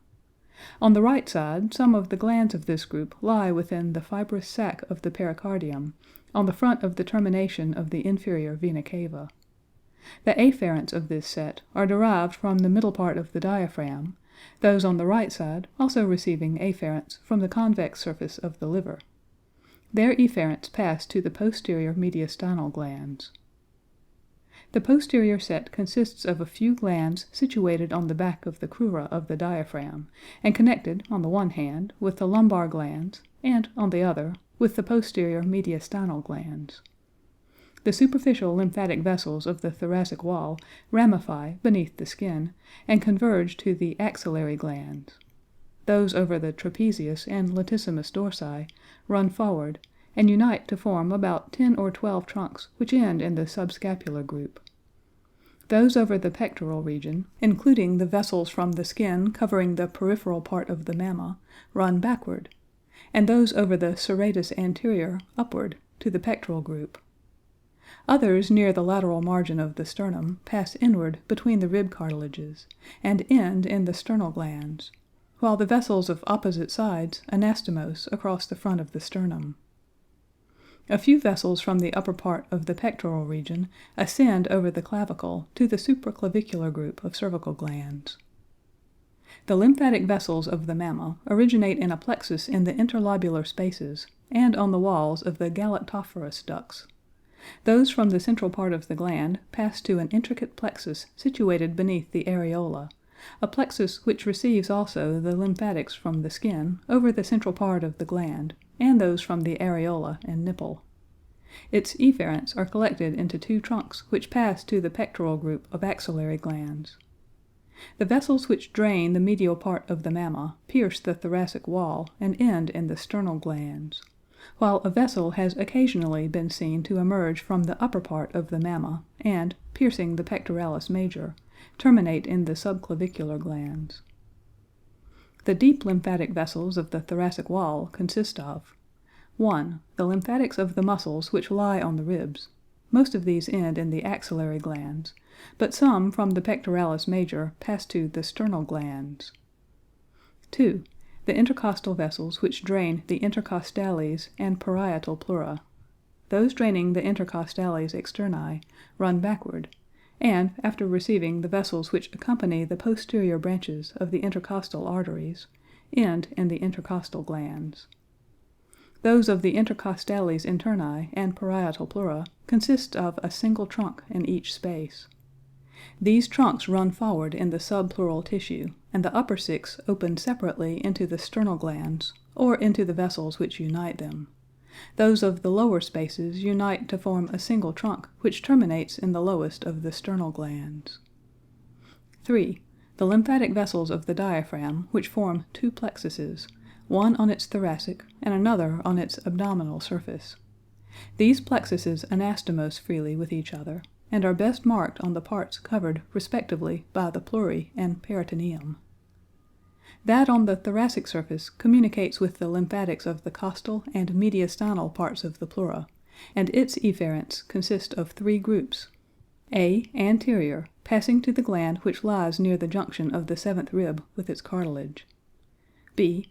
Middle, to the glands on the esophagus and to those around the termination of the inferior vena cava. And C. Posterior, to the glands which surround the aorta at the point where this vessel leaves the thoracic cavity. The plexus on the abdominal surface is composed of fine vessels, and anastomoses with the lymphatics of the liver, and, at the periphery of the diaphragm, with those of the subperitoneal tissue. The efferents from the right half of this plexus terminate partly in a group of glands on the trunk of the corresponding inferior phrenic artery, while others end in the right lateral aortic glands. Those from the left half of the plexus pass to the pre- and lateral aortic glands, and to the glands on the terminal portion of the esophagus. The visceral lymph glands consist of 3 groups, that is, anterior mediastinal, posterior mediastinal, and tracheobronchial.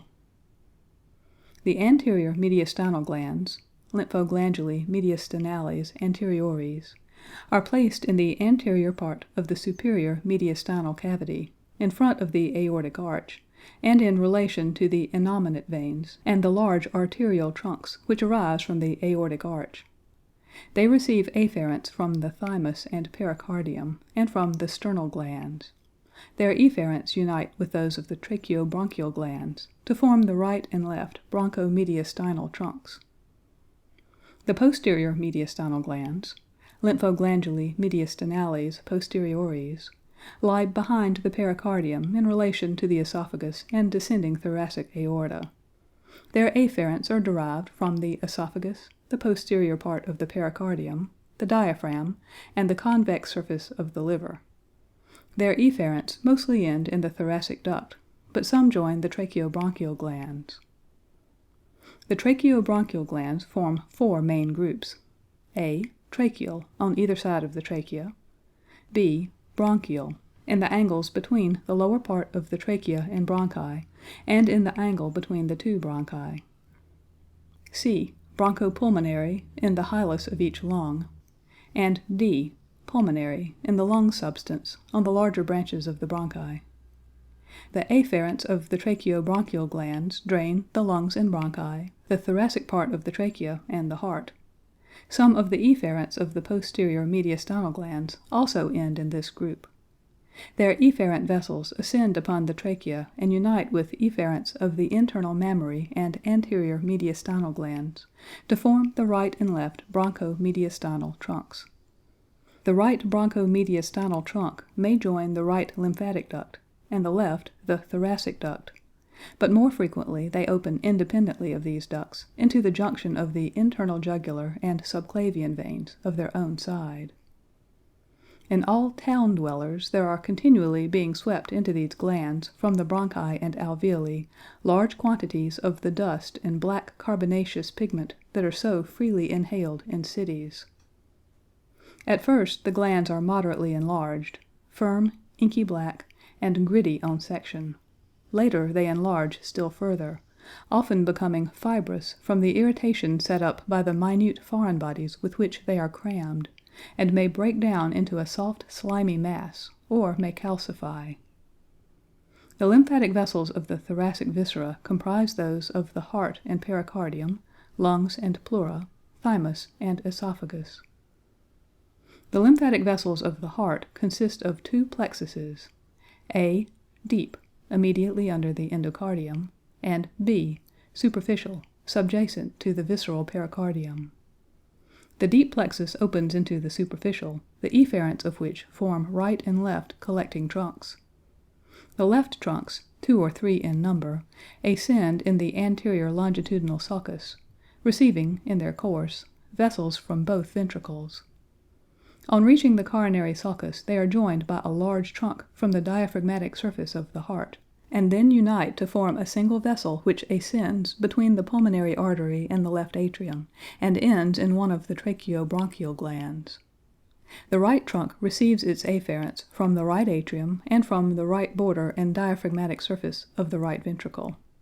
It ascends in the posterior longitudinal sulcus, and then runs forward in the coronary sulcus, and passes up behind the pulmonary artery to end in one of the tracheobronchial glands. The lymphatic vessels of the lungs originate in two plexuses, a superficial and a deep. The superficial plexus is placed beneath the pulmonary pleura. The deep accompanies the branches of the pulmonary vessels and the ramifications of the bronchi. In the case of the larger bronchi, the deep plexus consists of two networks, one submucous between the mucous membrane, and another peribronchial outside the walls of the bronchi. In the smaller bronchi there is but a single plexus, which extends as far as the bronchioles, but fails to reach the alveoli, in the walls of which there are no traces of lymphatic vessels. The superficial efferents turn around the borders of the lungs and the margins of their fissures, and converge to end in some glands situated at the hilus. The deep efferents are conducted to the hilus along the pulmonary vessels and bronchi, and end in the tracheobronchial glands. Little or no anastomosis occurs between the superficial and deep lymphatics of the lungs, except in the region of the hilus. The lymphatic vessels of the pleura consist of two sets, one in the visceral and another in the parietal part of the membrane. Those of the visceral pleura drain into the superficial efferents of the lung, while the lymphatics of the parietal pleura have three modes of ending. These are: A. Those of the costal portion join the lymphatics of the intercostales interni, and so reach the sternal glands. B. Those of the diaphragmatic part are drained by the efferents of the diaphragm, while C. Those of the mediastinal portion terminate in the posterior mediastinal glands. The lymphatic vessels of the thymus end in the anterior mediastinal, tracheobronchial, and sternal glands. The lymphatic vessels of the esophagus form a plexus around that tube, and the collecting vessels from the plexus drain into the posterior mediastinal glands. End of section 50. End of Anatomy of the Human Body, Part 3, by Henry Gray.